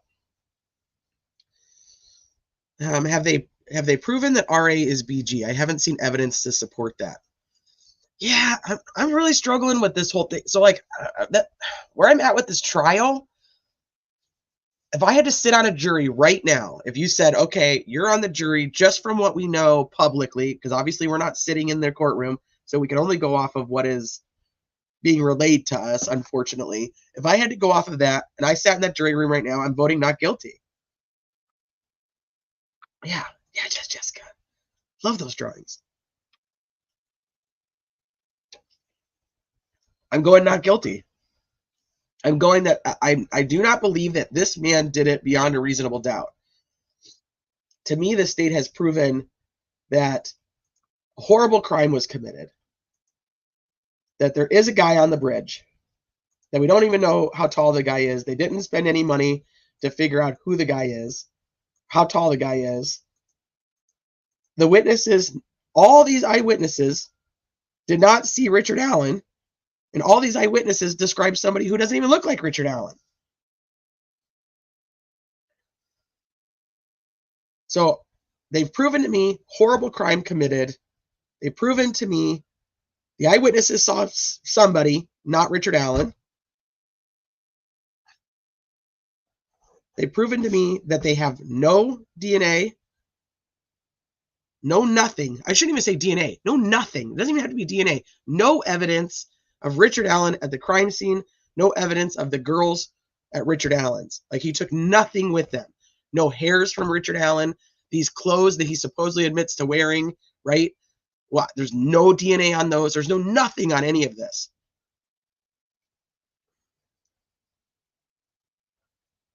There's Richard. Richard says, as a retired law enforcement officer, and from what the state has presented, I find Richard Allen not guilty. Yeah, I mean, I'm thinking like I know this frustrates people, but anybody who follows these types of trials and these cases, you guys know the defense doesn't have to put on a case. They can stop. As soon as the state rests, they can say, we got no witnesses, Your Honor, we're done. Because there's not enough. That would be dumb if they did that. I don't think they should, but I'm saying they can't. They can, because all of the responsibility falls on the prosecution. Just think about, we've been here for 2 weeks. What have they done? What has the prosecution offered as evidence to say that Richard Allen is Bridge Guy and that Richard Allen is the person who committed the crimes? Because that's really what they have to do. I don't, besides Richard Allen over here saying, I killed Abby Libby, I killed Abby Libby, I killed Abby Libby. You know, let me look at this real quick too, because I was going to look at this. I don't know if anybody noticed this in the confessions. Actually, let me do it this way. This might actually be easier.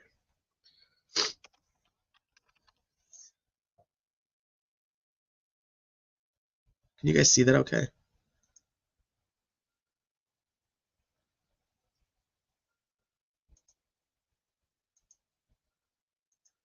Look at every time he says, I killed Abby Libby. I killed Abby and Libby. I killed Abby and Libby. I molested Abby and Libby. I molested Abby and Libby. I killed Abby and Libby.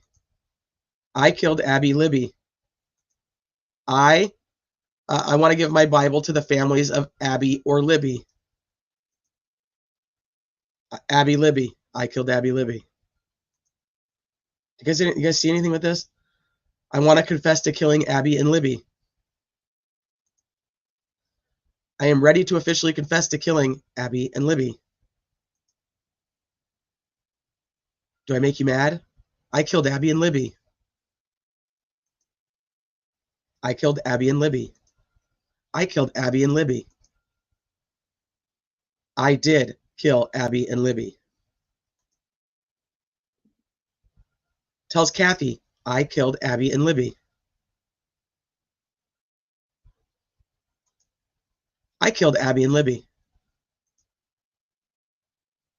I was going to rape Abby and Libby. Can you listen? I killed Abby and Libby. I killed Abby and Libby. I don't know. Does anybody else think that's fucking weird? I thought that was really weird. As I was typing it, I'm like, why is it always Abby and Libby?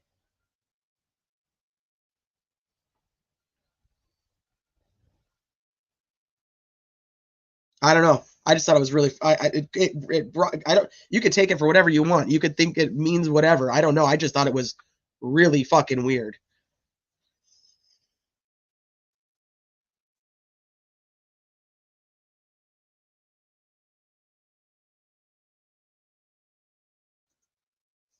It's almost like a chant. Like it's like this. It's just It's the same exact thing over and over and over again. It's always Abby first. Like I said, I don't know if that even means anything. I am by no means saying that it does.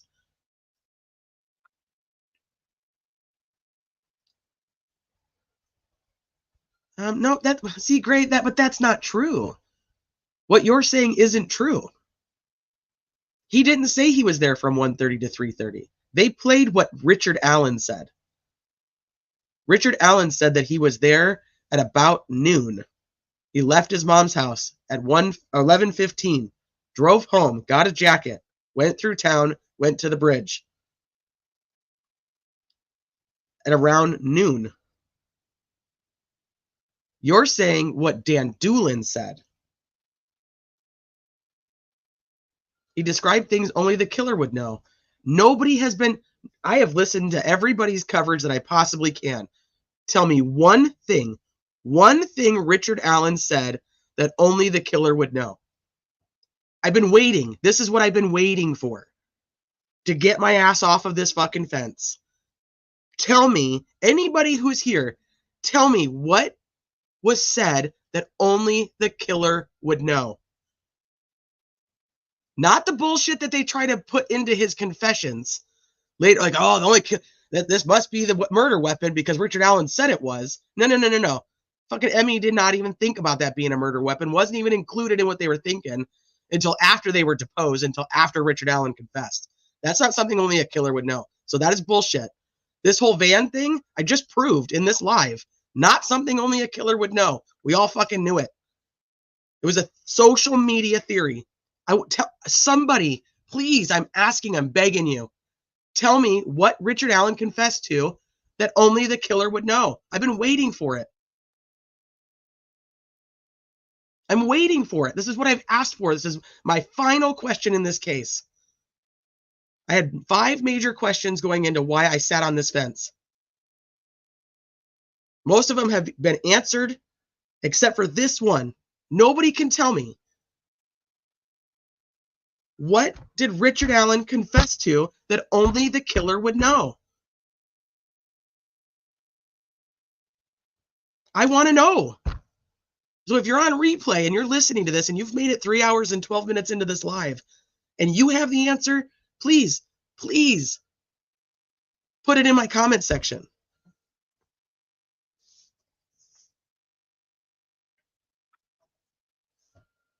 Hey, Gonzo, it's good to see you. People keep trying to tell me that he confessed all these things, but he didn't. It's so frustrating to me because they're trying to take what he confessed to and say, oh yeah, this happens to be the crime. He saw 3 girls, so we're going to put in the PCA. 3 girls saw him. No. That's 4 fucking girls. It's close, though. It's close. What we actually hear him say about the whole babysitting thing actually put me closer to that side.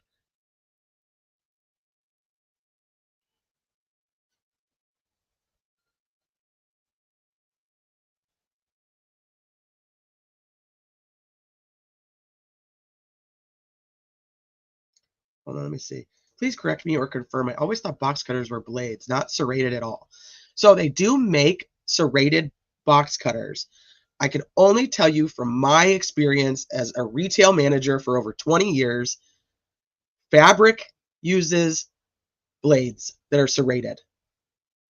We never, ever used them as a box cutter, ever. I've never been a manager at CVS. I've never worked at CVS. Cannot tell you exactly what they use there.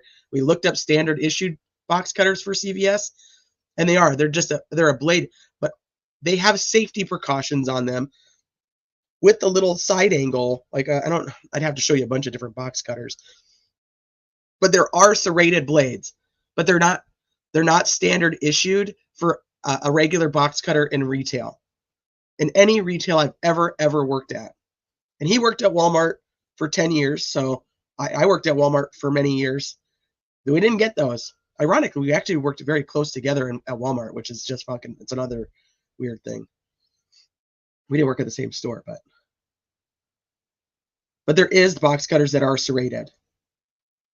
But now, if you go with like the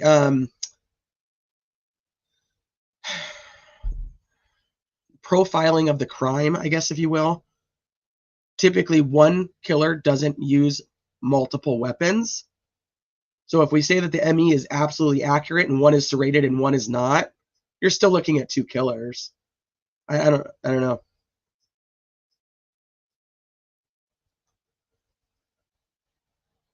Yeah, well, because they buy them in bulk, so it's just a bunch of,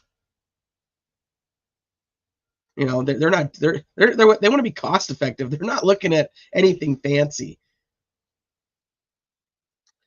Sluice, you're cute. Thank you. I seriously thought Aria was going to say one of the girls had a nervous tic when scared or has a birthmark or a blemish you can't see, and that only the family would know, that it wasn't in the crime scene photos. I was waiting for something. I was waiting for something like the underwear. Like the underwear's been such a big deal to everybody for so long, or even the socks. I mean, as silly as that would be, but like something with the underwear, something with what like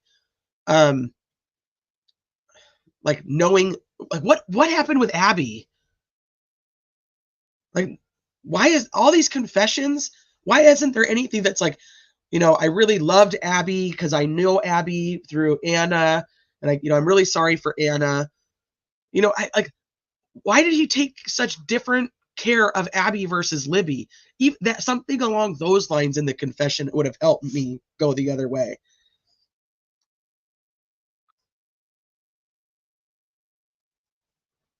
What'd you tell me, Zep? Tell me again. I missed it. Tell me. Tell me again. They have a safety shield. Yep. Under horrible conditions.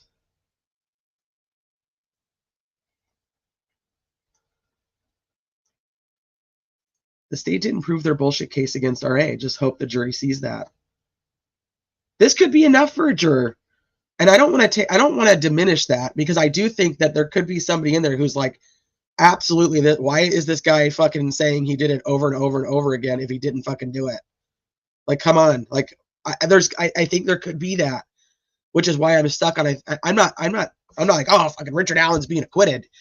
They're totally saying he's innocent. Like, I'm not there either, but I'm at a point where I don't know how 12 people are going to go, yeah, this all makes fucking sense beyond a reasonable doubt. Wouldn't he need to confess to things only the killer would know? I will wait until the defense calls Weber. The Van statement is the only evidence they have against RA, and that was out years ago. That's where I'm like, I don't see anything. Some box cutters have a guard with a poker. Yeah. It's a video game dude. That Van Allen told the therapist he saw, and what scared him and had him cross the creek is supposed info no one knew. But yet these confessions weren't taped, and we have to believe the therapist. Yeah, that's one thing, is that we have to believe, we have to just trust that her notes are accurate, which once again, she was terminated for unethical behavior. But I don't know, does the jury care about her credibility? I don't know. But we've already shown that that was not new info, and she's testified that she was feeding him info from social media. Lynn, I am right there. I'm telling you, him and Tobe were my first POIs, and the only reason I was like, well, they must have this solid alibi for Brad Weber, because they were searching his house all the time. They were taking his gun. I was like, they must have something that's showing it's not Brad Weber, because Brad Weber would be an easy arrest, right? I don't know. But I still think he's lying. I don't think he was there. Gives me the creeps that possibly the real killer is watching all this go down. Oh, yeah, you think? Who died first? Well, this is frustrating too, because the ME and the CSI did not swab the wounds. So they were not able to. This would also have been a really good indicator of multiple weapons, number one, and number two, who died first. So if you swab the wounds, you have the blood transfer from your weapon, right? So we talked about this a lot with the Idaho case, that they can go through, you have one weapon, you kill somebody with one weapon, their blood is now on the second victim because you're using the same weapon.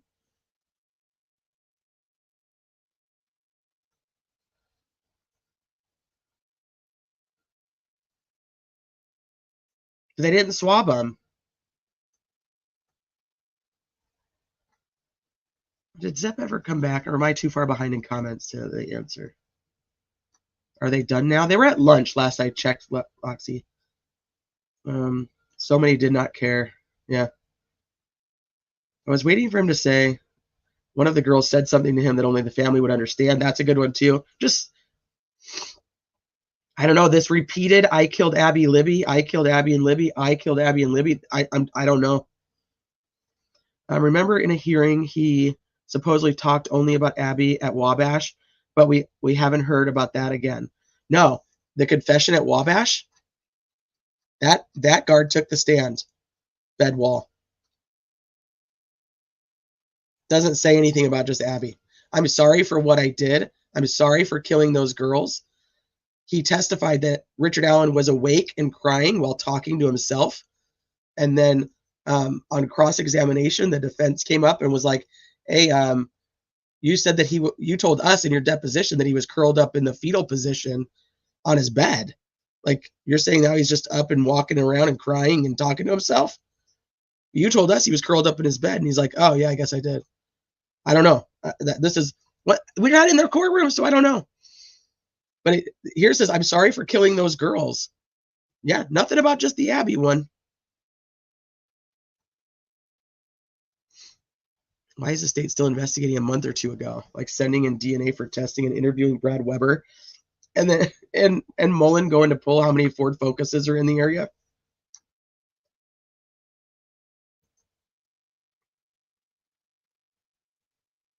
Do you guys remember when oh shit, I'm gonna say the wrong person, I think. I wanted to say it was Carter, but I don't know. Maybe it wasn't.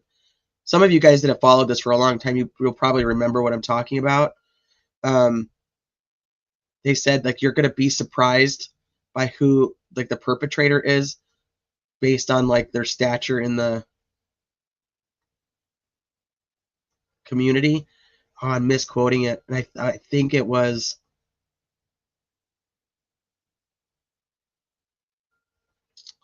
Libby's phone dead at 2:32. Well, it no longer moving. Yes, no longer moving. But then I still go with the whole, he's so scared. He's so freaked out that somebody's going to see him that he stays at the crime scene from 2:32 to 3:57.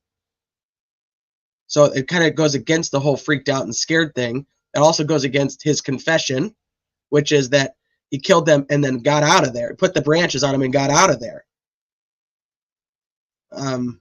What? No, you didn't. You sat there for an hour and 20 minutes, 25 minutes. You see what I mean? So, like, we're picking and choosing what part of this confession we want to take seriously. So he's saying he did all these things, so those must be true. But when he says he got the hell out of there and got back to his car and went on and lived his life, that's not true. That's where my struggle comes in with the confession. So I can sit here and cherry pick just the confessions I want to and make them true. No, so it's either you either take them all or you fucking leave it. Like, that's where I'm at. That's like her. That's like when Wallace testifying. She's like, you know, he says, I killed Abby and Libby. And then she's like, yeah, so I believe that he killed Abby and Libby. And then the defense is like, okay, well, what about when he says he killed his family and his best friend? Well, I think that that's more like a metaphor for the fact that, you know, they're dying because of me being in here. Like, you know, it's more like emotional death. Well, like, who the fuck? Why? Who gets to pick that? Who gets to pick which one? Well, why isn't the other one a metaphor? The video is from 2017. They got a copy of it in 2022. Who cares? They still had his car at 127. They don't have a video from 2017. There is no video from 2017. The only thing that Mullen testified that he went and picked up in 2017, he sat there for an hour and went through like 8 hours of footage and took a picture of every car. He did not get the footage. So, yeah, I think it's a big deal. But I think the FBI has it. I think that we're going to hear, I don't know if we're going to hear from the FBI, but later on, I think we'll probably find out the FBI has a lot of evidence they didn't give over.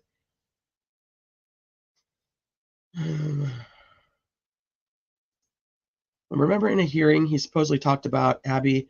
Oh, yeah, I already read that one. Oh, how did I end up back up here? Shit, now I'm probably even further behind.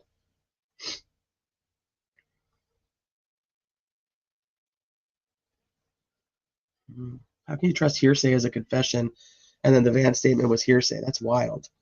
Well, if Richard Allen is saying it, it becomes technically direct evidence. I know it seems ass backwards because most people, when we have a trial like this, they're like, we want direct evidence. Your whole case is circumstantial. Your whole case is bullshit because it's circumstantial. But circumstantial is actually, it's very equivalent, most of the time better. We just saw direct evidence with all those witnesses. How great do you think that testimony was? I know, BR, so silly. Like Librato said, one was murdered and one was sacrificed after looking at discovery for a month. Why wouldn't the killer say anything to him? Beg or ask him not to hurt them? Should just spew details, not personal information. I don't know. It's all weird to me. I was waiting. I'm still waiting. Somebody to tell me something that Richard Allen confessed to that only Richard Allen know, or only the killer would know. Thank you, Mother of Dragons. Hi, honey. Radar. If we remember, EA knew more personal stuff than RA knows. EA or EF? Said he bought the box cutter at CVS. I can find no evidence that CVS ever sold a utility knife with a serrated blade or replacement blades for one. I thought it was just he used to work at CVS and disposed of a box cutter that he used to kill the girls in a dumpster. I didn't hear buy, but I could be wrong.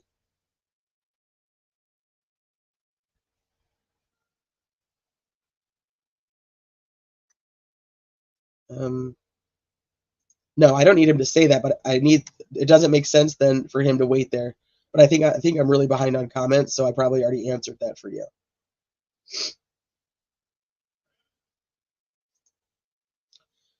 What does he have to say for folks to believe him? Why is everyone secretly hoping there's another suspect? I want him to tell me, Patricia. I want something from him that only the killer would know. Just that's it.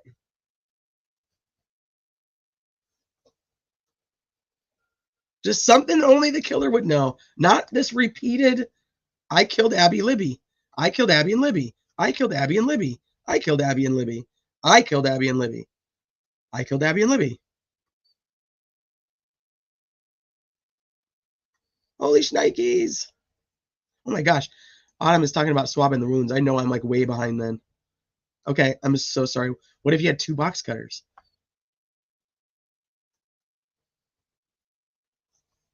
Maybe, but we don't even know. We don't even have the answer to that. We don't have the answer to whether it was actually 2 or not. The ME says, yeah, it could be up to 4.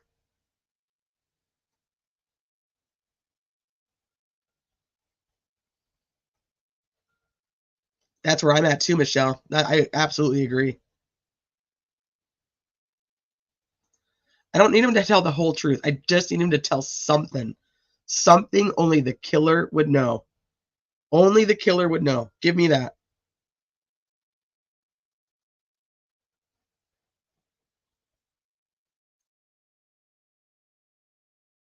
Yeah. No, you draw attention to yourself by running away. But maybe.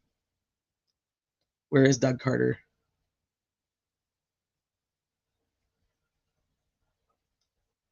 I don't know, you guys. I'm telling you, that's all I want.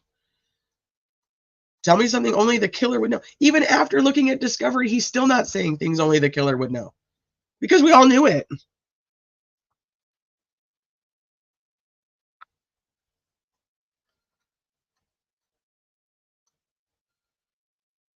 Oh man, I am way behind.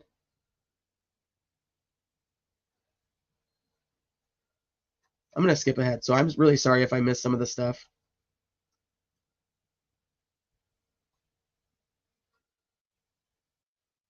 They did. Oh, I think they absolutely looked at other suspects. Okay, I think I'm caught up. I think I'm better. My detailed confession reads just like a script. He said, been forced to recite. But none of it is, there's nothing in this, even this quote unquote, the most detailed confession surrounded by gibberish. Let's not forget that.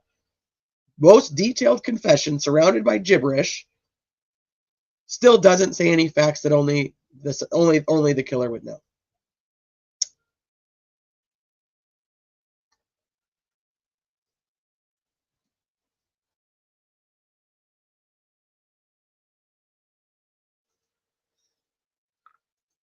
Let's see. You mean details as in Abigail was being a pain in the ass and a troublemaker? That could be, that'd be closer, but like why I did something or I spit on the girls.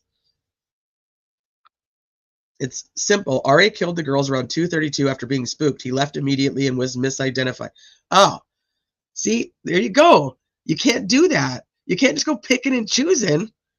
The state is saying Muddy Bloody guy is Bridge guy. You can't go picking and choosing. I mean, don't say I'm not going to say that I don't have that same theory. I just talked about the theory where I think they would have been better off going with Daniel Pearson's story of where he saw who he thinks was Bridge Eye coming out of the woods at 3:15. But they didn't. They're telling the jury the guy that Sarah Carbaugh saw is the same guy that Betsy Blair saw, is the same guy that Bree Wilbur and Rayleigh Voorhees saw. And all of those guys are the same guy that Libby recorded on her video. So you can't just take part of it out. If you take part of the state's theory out, then I can take out any part of the state's theory I want to. Because that means the state's theory is wrong. And if the state's theory is wrong, and that's what they're presenting to a jury, then you're saying that they did not do their investigation enough to be able to secure their theory to the jury, which means reasonable doubt. You can't take part of it away. It is what it is. We could have before, but you can't now.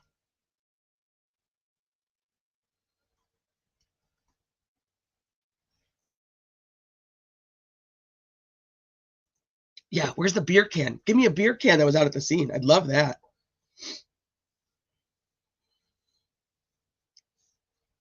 I'm not the state. The defense is going to say that 5 people misidentified him. But they didn't misidentify RA. They never even identified RA. So you're taking something and spinning it. I'm telling you that you're saying the prosecution has proved that Richard Allen is the guy beyond all reasonable doubt. But yet in your statement of facts, you just said that the state was wrong. That's it. The defense, whatever the defense has to do, the defense doesn't have to prove shit to the jury. It's on the prosecution, and you just said the prosecution lied.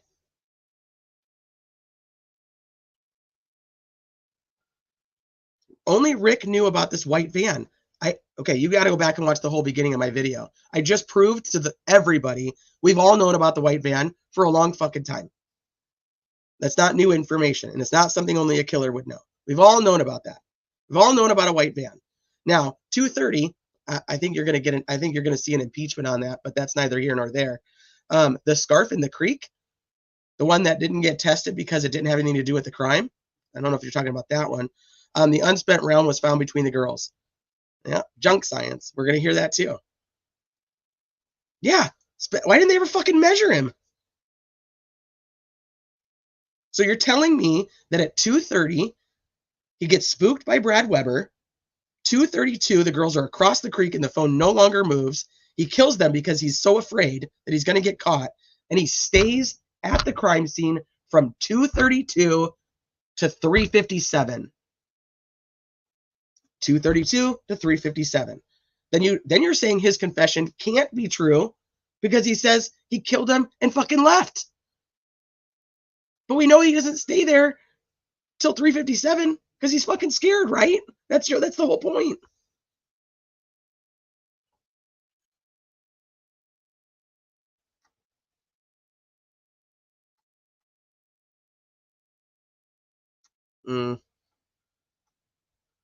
Like I said, somebody just tell me what the confession said that only the killer would know. Let's go there. That was the big thing. Everybody was like, there's going to be these huge bombshells. There's going to be so much more evidence than we've ever heard of. The state is going to have so much more, blah, blah, blah. All these confessions are going to be it. These confessions are going to be the end all be all.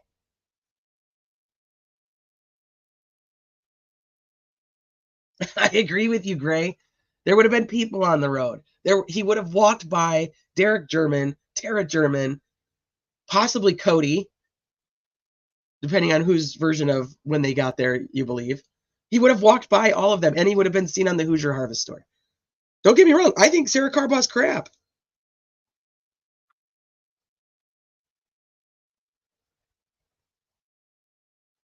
But the state is saying she's credible. They even put their own law enforcement witnesses back on the stand to say how credible she was.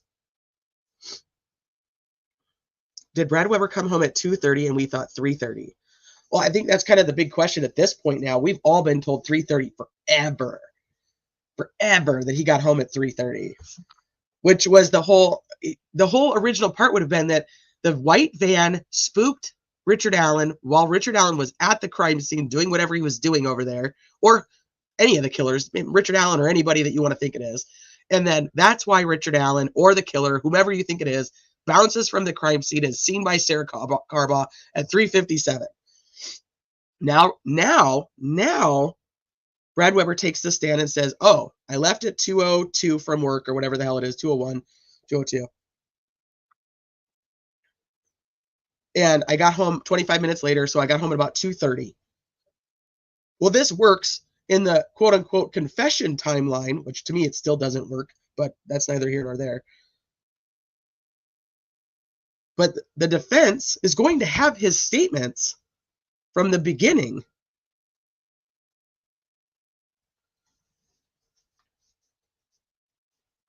Where he said that he wasn't home until 3:30, that he got off of work, he went and serviced the ATM machines, which is what we've all been told for years. That statement came from somewhere, right? And then all of a sudden it happens to come up in court. So that means his statement to law enforcement was, hey, no,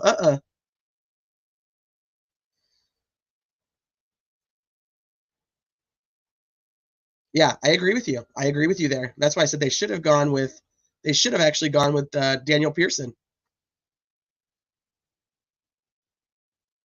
I don't say 3:30 and it's not correct. 3:30 is what his wait until the defense puts him back on the stand. And then we'll have the conversation about 2:30, 3:30. And where the 3:30 comes from. All right, let's see.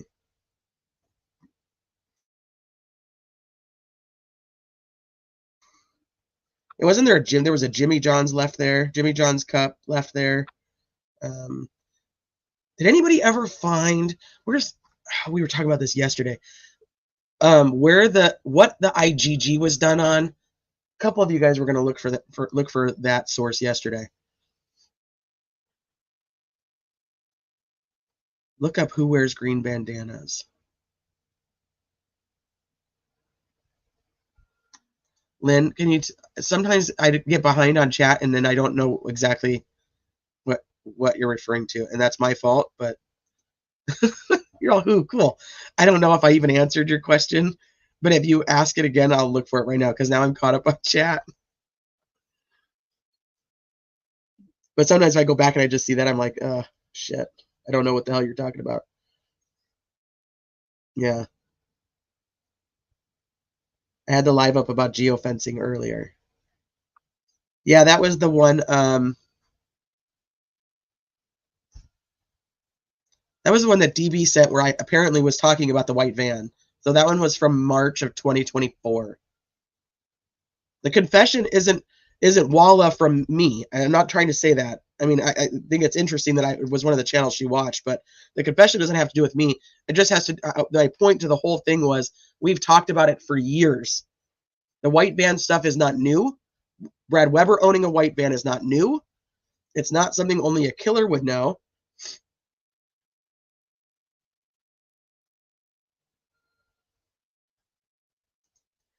Someone said cigarette butts, but I don't know where the source is yet. Yeah, that's what I'm looking for. I meant who said the alibi to Bankin.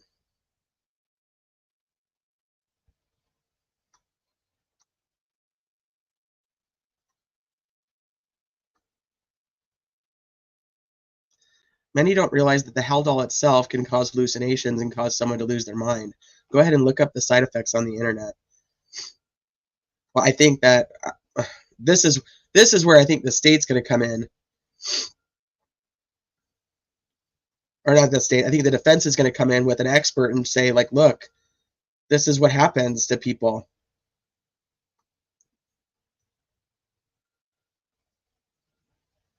He punched out at 2:02 p.m., takes 25 to 30 minutes to get home.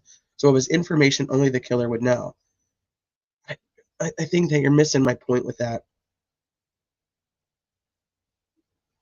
It works, but it doesn't work, huh? Well, it doesn't even it. Let's go back to that.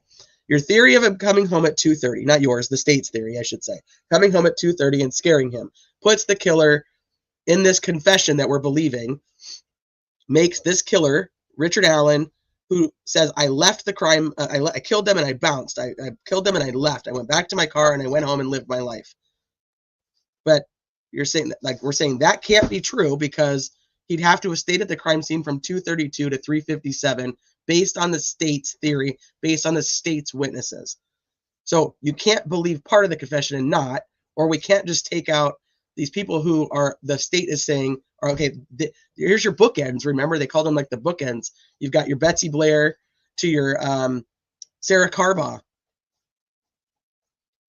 So there's that part. Now, if you go with the 3:30 timeline, then you go with the confession and you say Richard Allen, the motive was that he was going to sexually assault them. So let's say he brings them down the hill at 2:14. He now has until 3:30 to sexually assault them. So there's no being spooked. You see what I mean? Like, I just don't, it doesn't really go either way. That's where I'm at with it. Captain Obvious, thank you.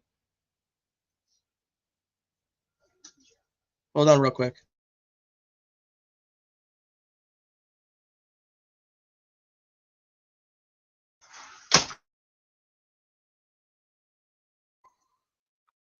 So, but I still think it's not, I still think the Brad Weber situation, and I know I'm talking about it in like 4 different capacities, so I think it's maybe confusing to people. So I'll break it down. Brad Weber, person of interest, right? There's Brad Weber, who was a person of interest at the beginning of the case, and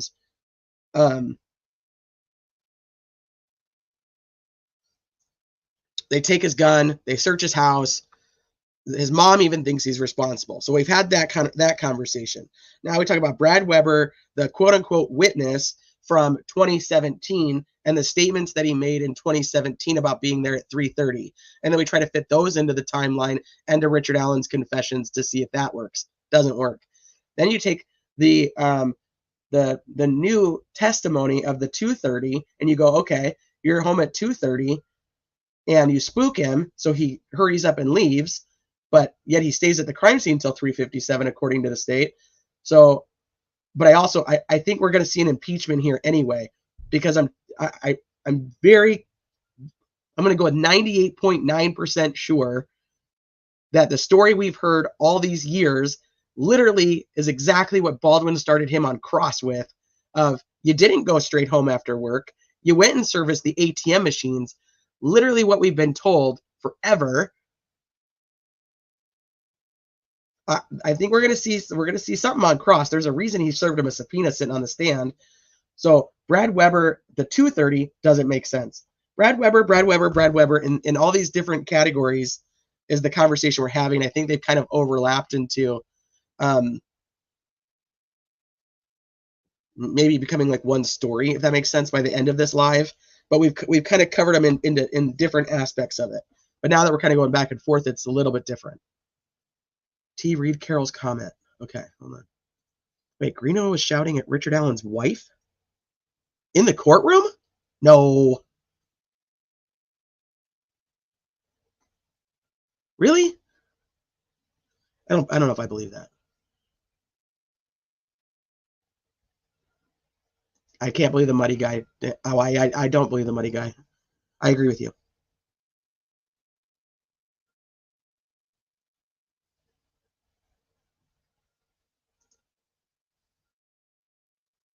Bounty hunters wear green bandanas. Well, that's interesting. That's interesting. So no DNA on the cigarette butt. Well, I don't know, because somebody had mentioned that they think they did the IgG on the cigarette butt. But I don't know. I don't know. I heard Nick say some bad shit in court today. Like what, Reeker? Oh, here we go. Minivan Traveler talked about the white van being under the bridge years ago. And then he was laughed at. I think he's taken all of his videos down. I don't even know that name, Carol.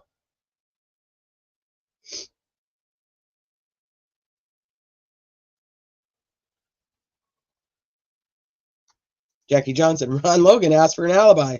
During the time only the killer would know. I did senior home care. Had the 8 feces, had delusions, and had put on Haldol. You mean they didn't eat their feces for attention? So they talked to Kathy. According to her, no one gave her a hard time. They just gave Bob a hard time. I did hear there was something about Greeno and Bob, but I have no idea the truth or merit or details. I know nothing. But I highly doubt anybody's in the courtroom yelling. Gull would I think she'd fucking lose her shit. Anyone who thinks it's credible that R.A. said on his own, I did it all by myself and no one helped me, cannot be serious. He was obviously told to let cops off the hook. Think about it. I mean, it's weird. It's just weird. Oh, the Vago MC gang wears green bandanas.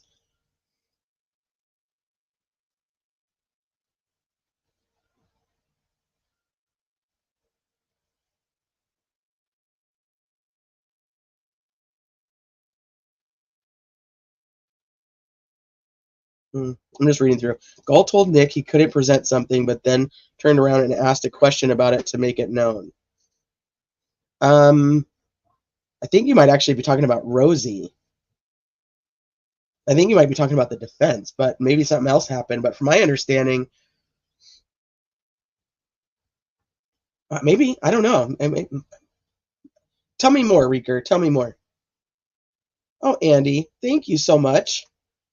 Thank you. I appreciate that. Beacon of our sanity. That's you guys for me.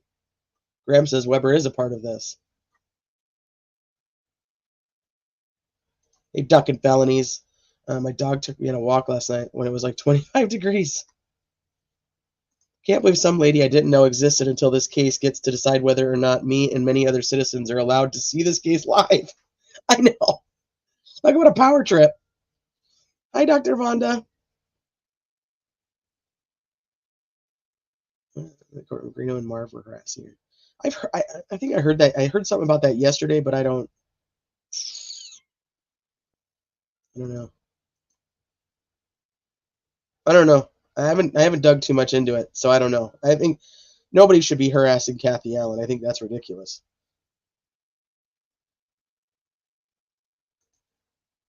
I think the 20 grand was just to pay Brovininsky or whatever, Brovininsky. But she was a state employee, so. Oh, did he actually try to play that? I know he brought it up. Oh, Reeker. Now I know what you're talking about. The Cass County where he was screaming and yelling, and the defense is like, no. Yeah. Uh-huh. Okay, I got you. I know. I'm picking up what you're putting down. Yeah, we did, Sonny. We looked at those. I think there's got to be a live on my channel called something about Walla. When we figured out who she was, and that we figured out who she was, and there was a so dumb. There was this other channel that was like posting on their community wall that it was not the right Monica Walla, and that we all had the wrong Monica Walla, and that the one that was in the Facebook groups wasn't even the same one as the doctor. I could tell you that community post got taken down pretty quickly because it was proven that obviously it was. But you know.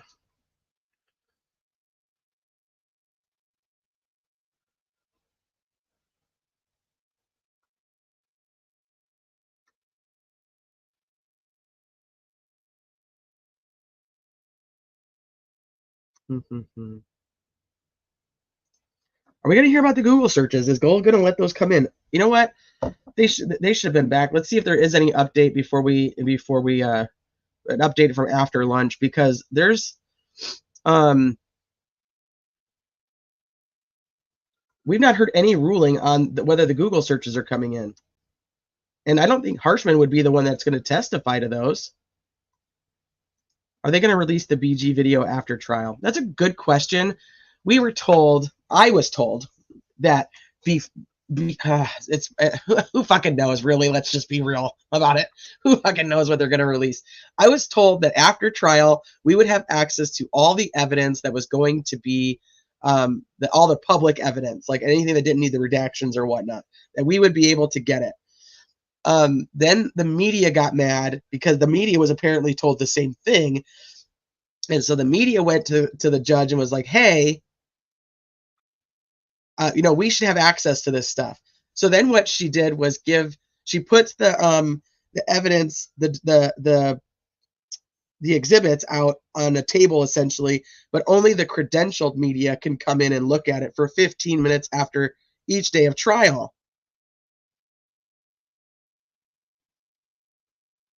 So now does that negate that we're going to get access to it later? I have no idea. I don't know. I don't know. I don't even know what the end result is.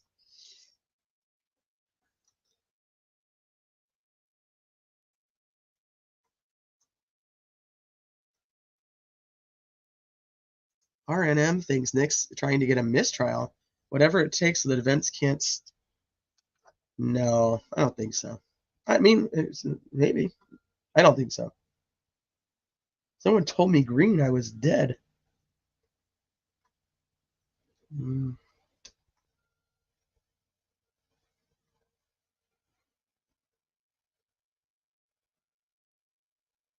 Hold on. Luke, what you talking about?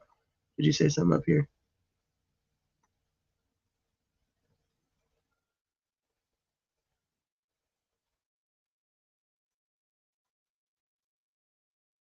Just wait. Where are all those clowns now? I don't know. I unsubbed about everybody. A lot of them. I have no idea. I don't even want to listen. I'm at the point where now any of the stuff that people have to go and speculate about that's going to happen it's happening in front of us. So nothing. Check the Delphi chat. Okay. All right, let's see. This article doesn't seem to have anything new from after lunch.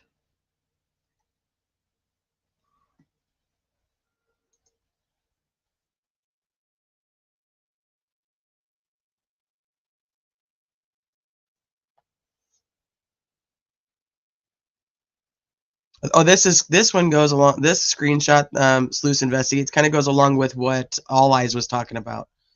There was a van that was trying to pick up kids that it didn't have windows.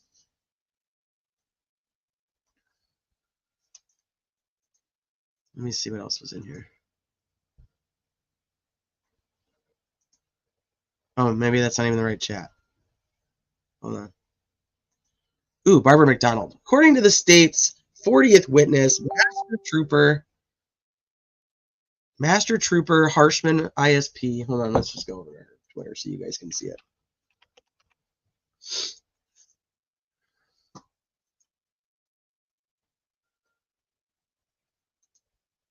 Okay, according to the state's 40th witness, Master Trooper Brian Harshman, ISP, the only detail contained in any of Allen's confessions that only the killer would know is the one time he mentioned to prison psychologist Dr. Monica Walla that a van spooked him into stopping his plan. Are you fucking kidding me? Are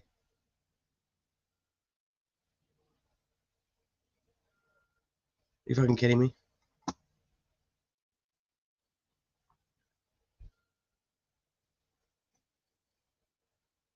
Hi, my king. Hey, Miss K. They changed Ari's normal medication, which said they did. I question if RA was having withdrawal hallucination delusions. In one of them, he actually says that he thinks part of his issues is that he doesn't have his Prozac and his Seroquel.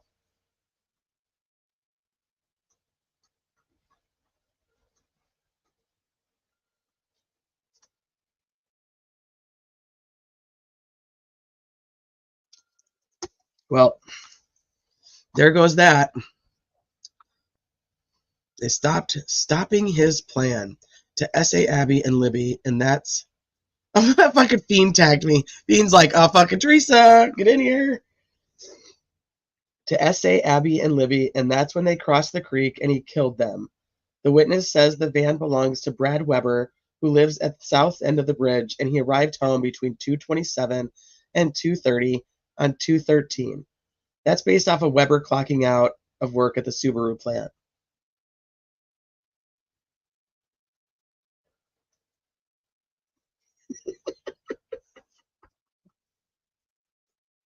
This is a joke.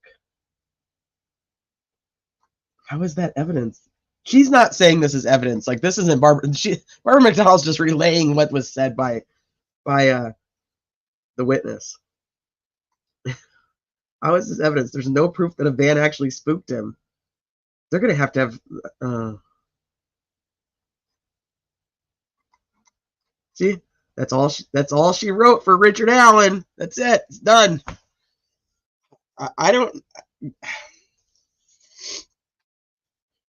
Miku's headphones. I was trying to be nice. I was trying to be nice. Ooh, she did. Barbara also said on Vinny I haven't watched it yet. Dr. Fonda said on Vinny last night that she's known about the white van since 2017. That's because we fucking talked about the white van forever. Yes, Laura, it was found in the water. It was found in the creek. What Barbara McDonald did yesterday? I missed it. What did she do yesterday? Tell me. It's awesome. A state witness said the only confession with what the killer knew was given by an impeached witness who was fired. Well, they're also going to be able to impeach the person who's there, who's the supporting witness.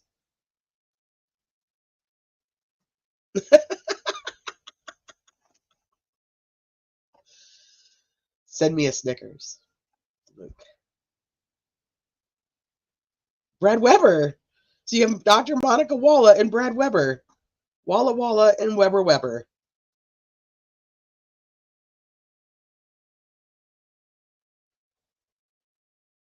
Are you talking about Nancy Grace? I think you're talking about Nancy Grace, not Barbara McDonald, right? Maybe I misheard. 25 months, Luce investigates. So boom, that's it. That's all. The van is only what the killer would know. Now, oh yeah, that makes more sense. We talked about her earlier. We talked about Nancy and my my new friend Cheryl.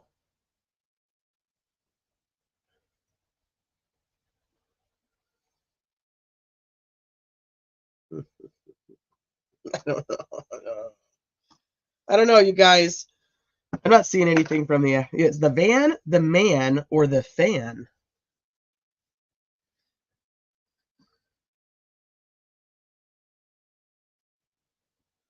Well, thank you.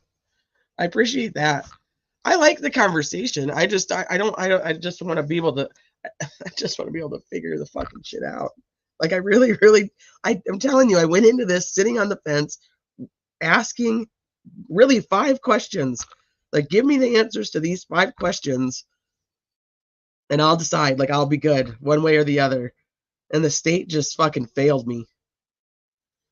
We were all, and because I'm really pro into the fact that the prosecution has to prove their case for me to be able to go to the guilty side, they haven't to me. And but then the reality of the situation is, just because I know things doesn't mean the jury knows things, right? I mean, like, that's the reality of it. So because I know all this stuff about Brad Weber, the jury doesn't know any of this stuff about Brad Weber. So that's what I'm saying. Does the jury sit there and think like, well, that, are they thinking like some of these other people, like, that's it, that's all she wrote, it's done?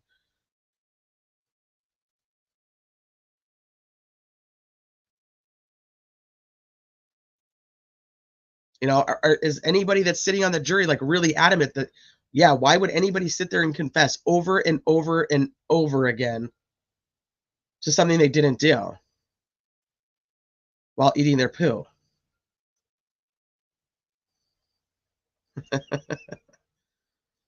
This is my last. So this was my final thing. My big hurrah of where I landed was I just wanted in these confessions that are played to the jury.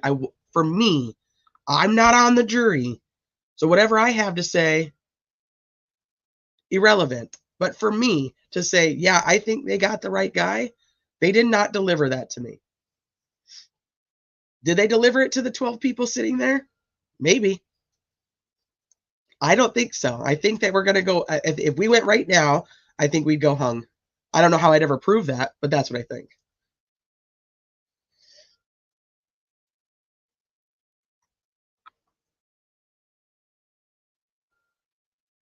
Ooh, do it. I think if these were legit confessions, they would be able to probe him further and really find out more about how the crime happened. Why was Abby clean and wearing Libby's clothes? If there was something like that, I think it'd be more important. It'd be more impactful for me. Can you imagine how this jury is going to feel if they convict him, God forbid, and they get out and see all the third-party Odin stuff? Oh, because you know damn well that as soon as this jury's done, even if they don't, if they were all telling the truth that they don't know anything about the case, and they get out and they start fucking looking stuff up, oh shit, that's gonna be crazy. Maybe we could get a juror since they've heard our name now. You think?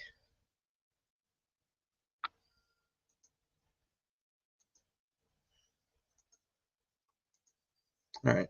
Has anybody seen any afternoon updates?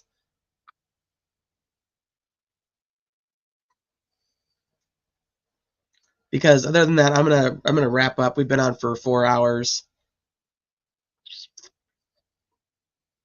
You going to bed, Lynn?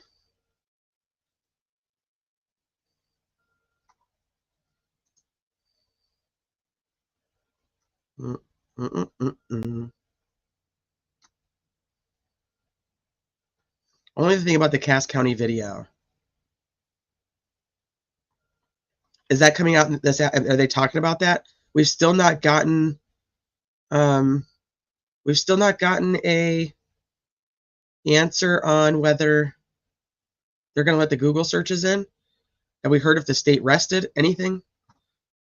Let's go look at Max. Let's check out Max. What you got first, Max?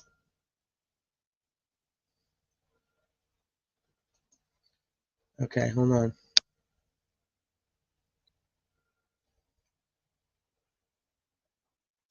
Okay, update. Okay. Ooh, this is what Reeker, see? Look at Reeker's like ahead of the game. No. She sustained the objection? Okay, I'll go back. I'll look. I did not watch all of Andrea last night. I watched like the first like 2-3 hours, and then I hopped back in like right at the end when she was answering questions. But I missed like the whole middle. About 20 minutes into the courtroom session of the Delphi trial, there's been a hiccup of some kind. Started when prosecutor McClellan asked the witness about a video of Mr. Allen in the Cass County jail where he apparently became irate and was banging on his cell door.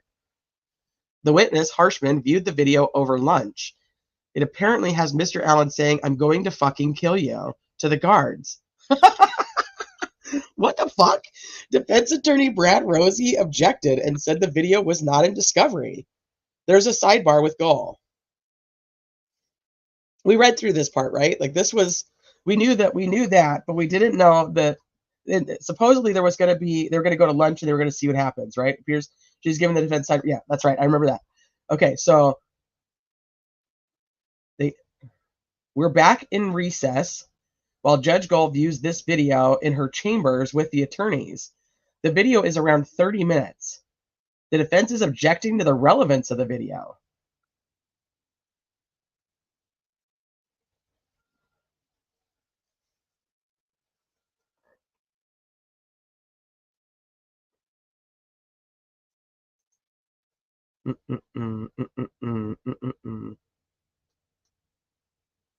Mm-hmm.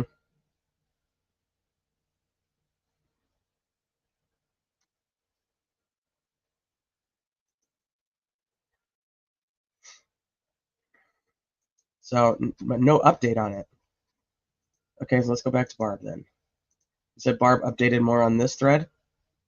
Oh, here we go.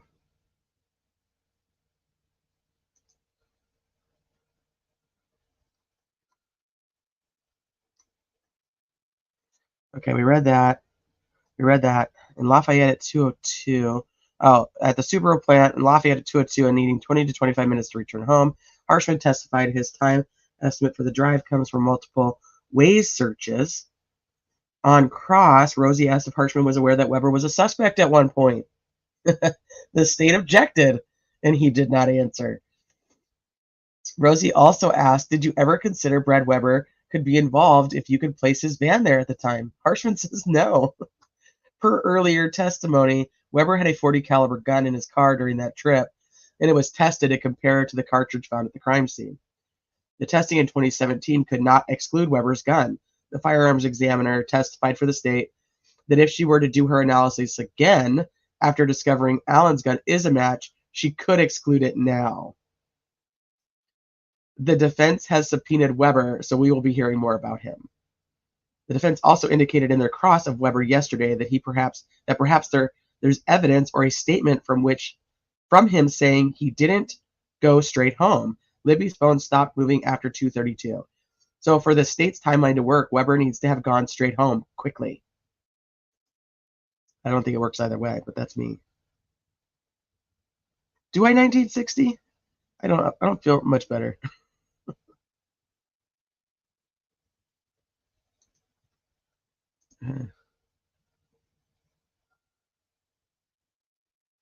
So Luke said that it was it let in? Or was Luke just saying it will be let in? Did I miss that? I hate not being able to actually just fucking talk to you guys. I feel like sometimes my conversations are wonky.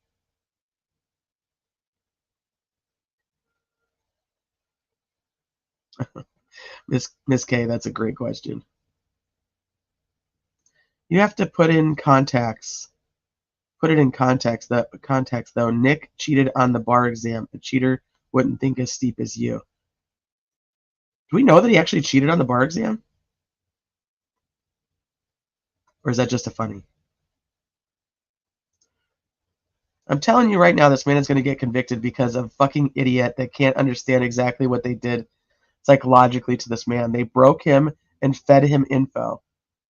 Well, I think they will. They're going to have their witnesses that come on, and they're going to counteract a lot of this, and it's going to come down to who the jury decides to believe and who they don't. I don't think there's a railroading. I think you're thinking too far into the conspiracy side of things. I don't think it's a railroad. I think it was a pick and choose. They picked him, they chose him, and that's it. It's not let in. We already know the answer.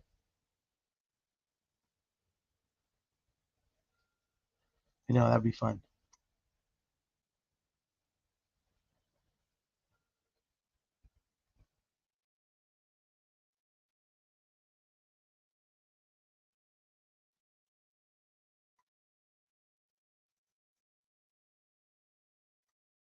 Luke, is that the legit answer? She's not letting it in? Do we already have that update?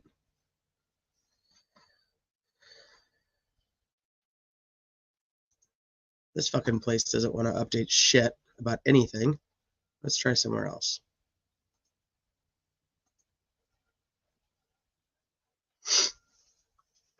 I don't think it would be let in. It's not part of discovery, and it's not pertinent for the case.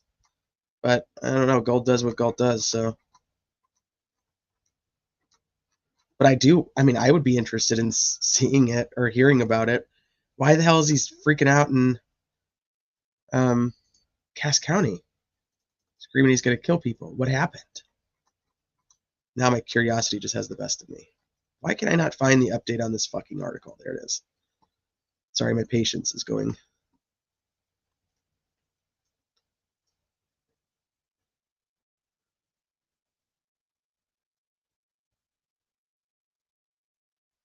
Okay, here we go. Thanks, Luke. Luke's on it. Hi, Kathy. Okay, so continues to describe Allen's calls and behavior. Testimony was delayed. Afternoon testimony delayed after the defense objected.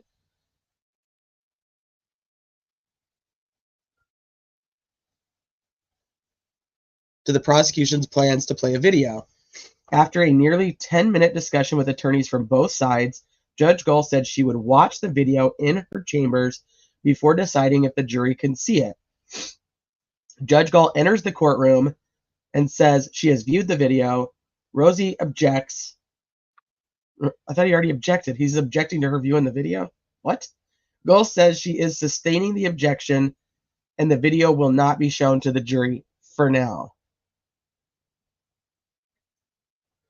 So essentially, during the defense's case that they're presenting, don't fucking open the door, defense attorneys, because you open that door and she's going to let them play it on their rebuttal. That's what that is. So they better not try, the defense better not try to say like, oh, look at how, he's been so wonderful since he's been moved to Cass County and there's been zero issues. They better not try to do something along those lines, because then she'll allow, and I'm just being very generic in what I'm saying, like reasoning, but she'll be like, okay, they could bring it in to show, no, you're wrong, and that's not the case.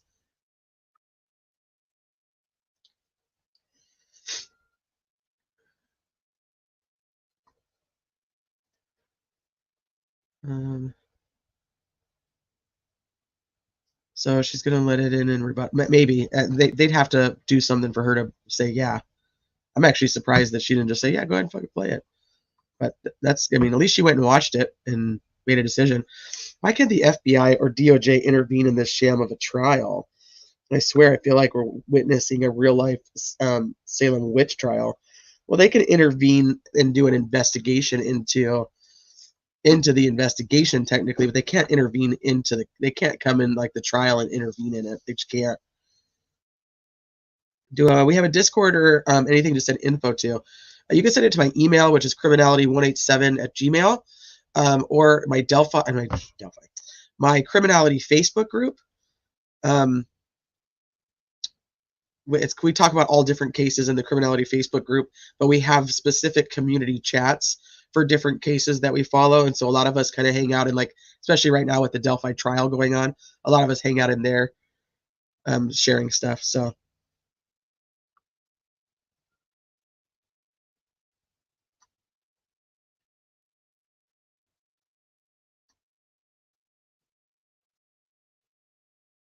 RA is not capable of controlling both girls and doing what the prosecution said he did.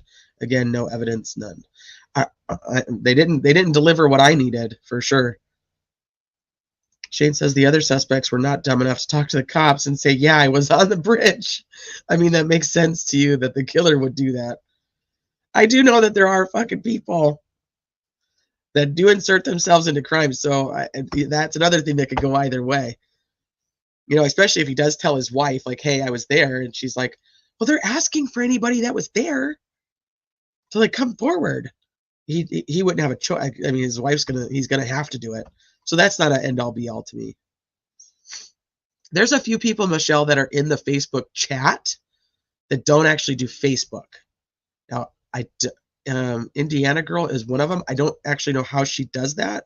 I've never done that, but I know that that's what she's one that does.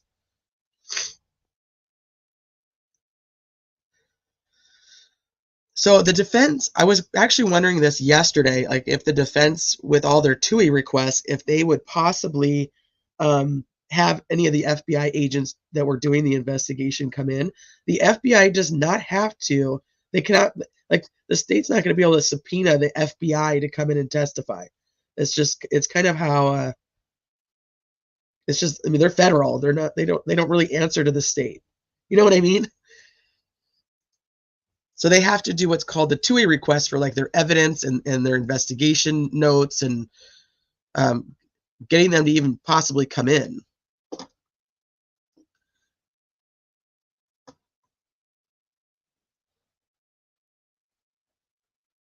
Tiffany's like, I've been in Facebook groups for years. I was in. I've not been on Facebook groups for. I've not been on Facebook for years.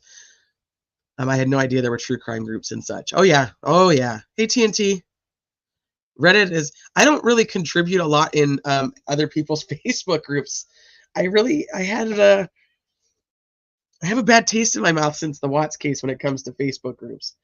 My criminality group is literally just updates on cases and trials and whatnot, and just any type of true crime stuff. Memes, anything that we want to share is what the group is. It's not case specific, but that's why we have like the community chats, which is Messenger. It's technically in Messenger, so you can have Messenger without having Facebook. And in the Messenger chats, they're more case specific, so we can focus on any if you like this case, then you can be in this chat. If you like all the cases, then you can be in all the different chats. Ah, fuck Watts. I fucking hate that guy.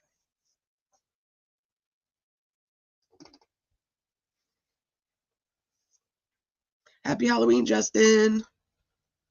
I use Facebook Marketplace. That's it. So you just don't belong to any of the other stuff, like groups and stuff. You don't have any Facebook friends. Why would he even tell his wife this? Which part? Be more specific. The fact that he was there, or the fact that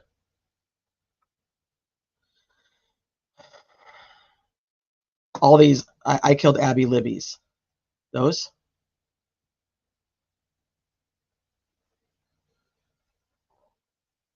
Even Nancy Grace yesterday during her craziness of coming out and she even said she was worried about Gold denying the third party defense and it being a reversible error that will get the whole thing overturned. And Nancy Grace is, the firm believer that the cat hair is what's going to be the end of Richard Allen. So you have to trust her. For cough medicine, 1960. Thank you. I need that. I do need to get some cough medicine, some new cough medicine. Aw, look at TNT. Thank you for medicine, man. I'm gonna be set. Oh my God, Watts scared us for life. Yeah, it's like there's like trauma. I avoid Facebook unless I'm digging into a case. Yeah, I don't get me wrong. I join a lot of Facebook groups. I just don't typically interact. We are forever branded because of Watts. Thank you for supporting T. No one knows BG's height. No, they couldn't waste the 10 grand to figure it out. But $72,000 podium. God, Autumn, no, get out of it. All right, so I think that as far as we know, that's kind of the last update. Then is that she's saying no to this video. I mean, he's on redirect. I can't imagine what else they're going to do today. What else do they got for Harshman? Can anybody has anybody said that are they still in court?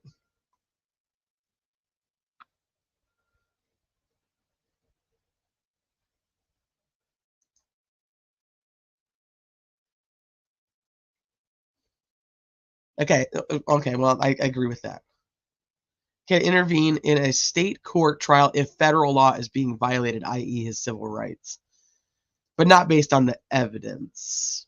And you're talking about the DOJ. I got you. They're still in. Well, what are they doing?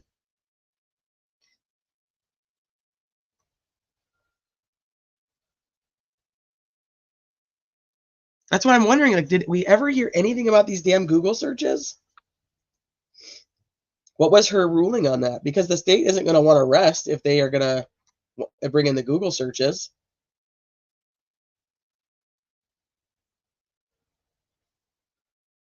Kelto, all my friends are in this room. I need a hot toddy. That'd be nice.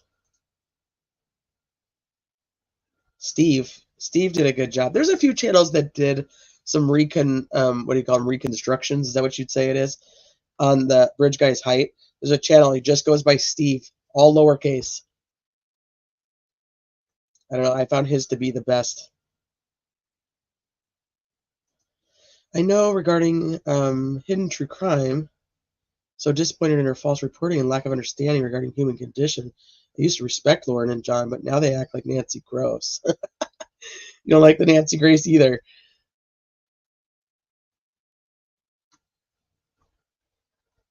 I think that Lauren and John did a fantastic job on the Daybell Vallow case.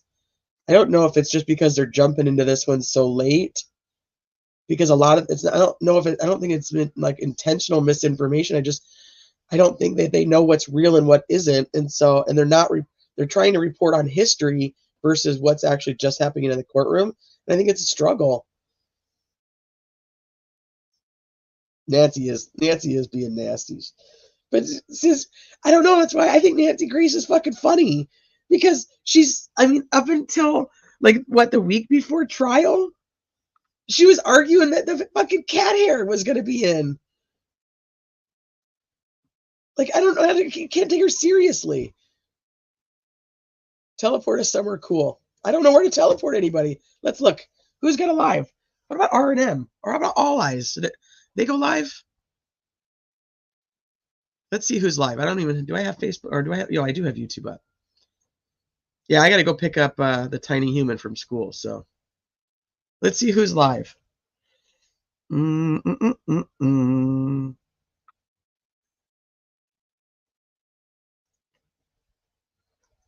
Oh, Bob and Allie were live. Oh, she's done. Okay, so it looks like she did her lunch live with the lunch updates. Let's see, who else was there? Somebody get R&M or All Eyes and tell them to go live, and I can portal us over there. I don't see anybody. Remember, you guys had to remember, I unsubbed from a shit ton of Delphi channels, so.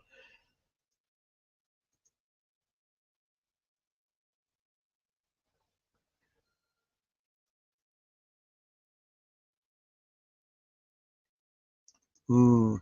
Well, didn't they, aren't they, well, how about now though? Because like if there was, nobody's talked about that in the trial. DB.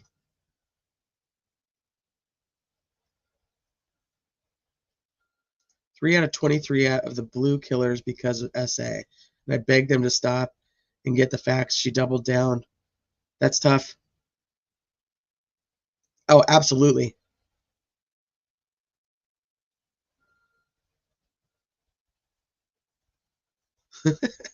I know. Top mom. Top mom. I don't have anywhere cool. Yeah, like I said, somebody get R&M or All Eyes. There's All Eyes. Girl, we trick-or-treating. I'm listening while chasing Wild Child. Oh, shit. I guess that's true.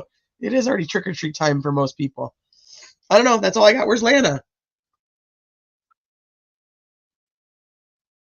Nope, she's trick-or-treating too.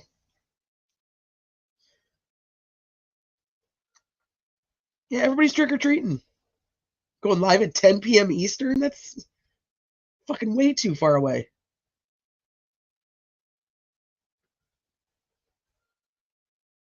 Did you send me money for medicine too? For my medicine fund? Thank you. I shouldn't be running out of Dayquil anytime soon. Yeah, it's 1:30 here, 1:36, so but I'm gonna take off, go get the tiny human from school. There's lots of people in Delphi to make money off this case. Nancy Grace is an interesting one for me because she fucking bounced. But it was reported that the family confessions were supposed to be yesterday. And I think it's funny because I think that's what she went for, and then she realized she wasn't going to get it. That's not what actually, those didn't come out till today. But yeah, we don't trick or treat. We won't be trick or treating for like another 5 hours or so.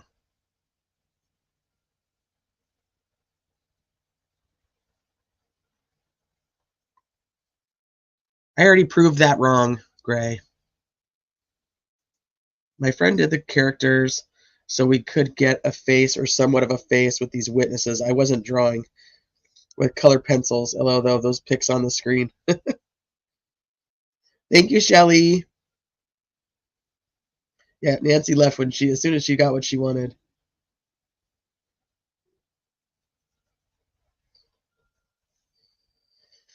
All right, you guys. Vinny is live talking about the Stephen Stearns case. If you guys want to go look at that. Other than that, I'm gonna see you guys on the YouTube streets tonight. You know that while I'm trick or treating and all the good stuff. Other than that, I'll be back tomorrow. We'll kind of go through the same thing here like we did this time. Allie was already live. I looked at hers. Hers is ended. It was like an hour and a half. She must have done her lunchtime one.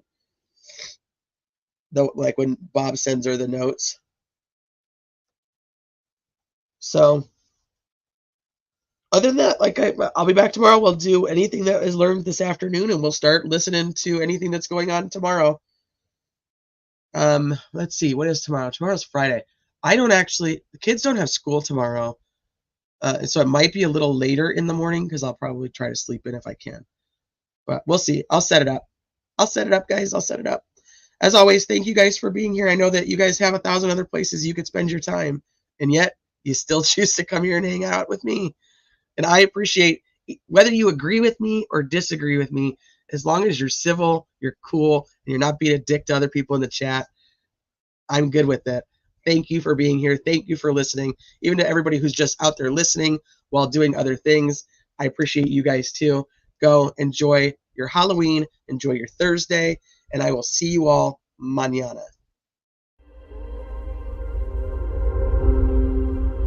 Do you dare to follow me down? Head into the unknown.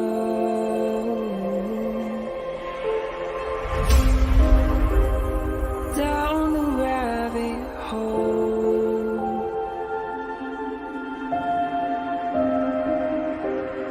Where it stops, no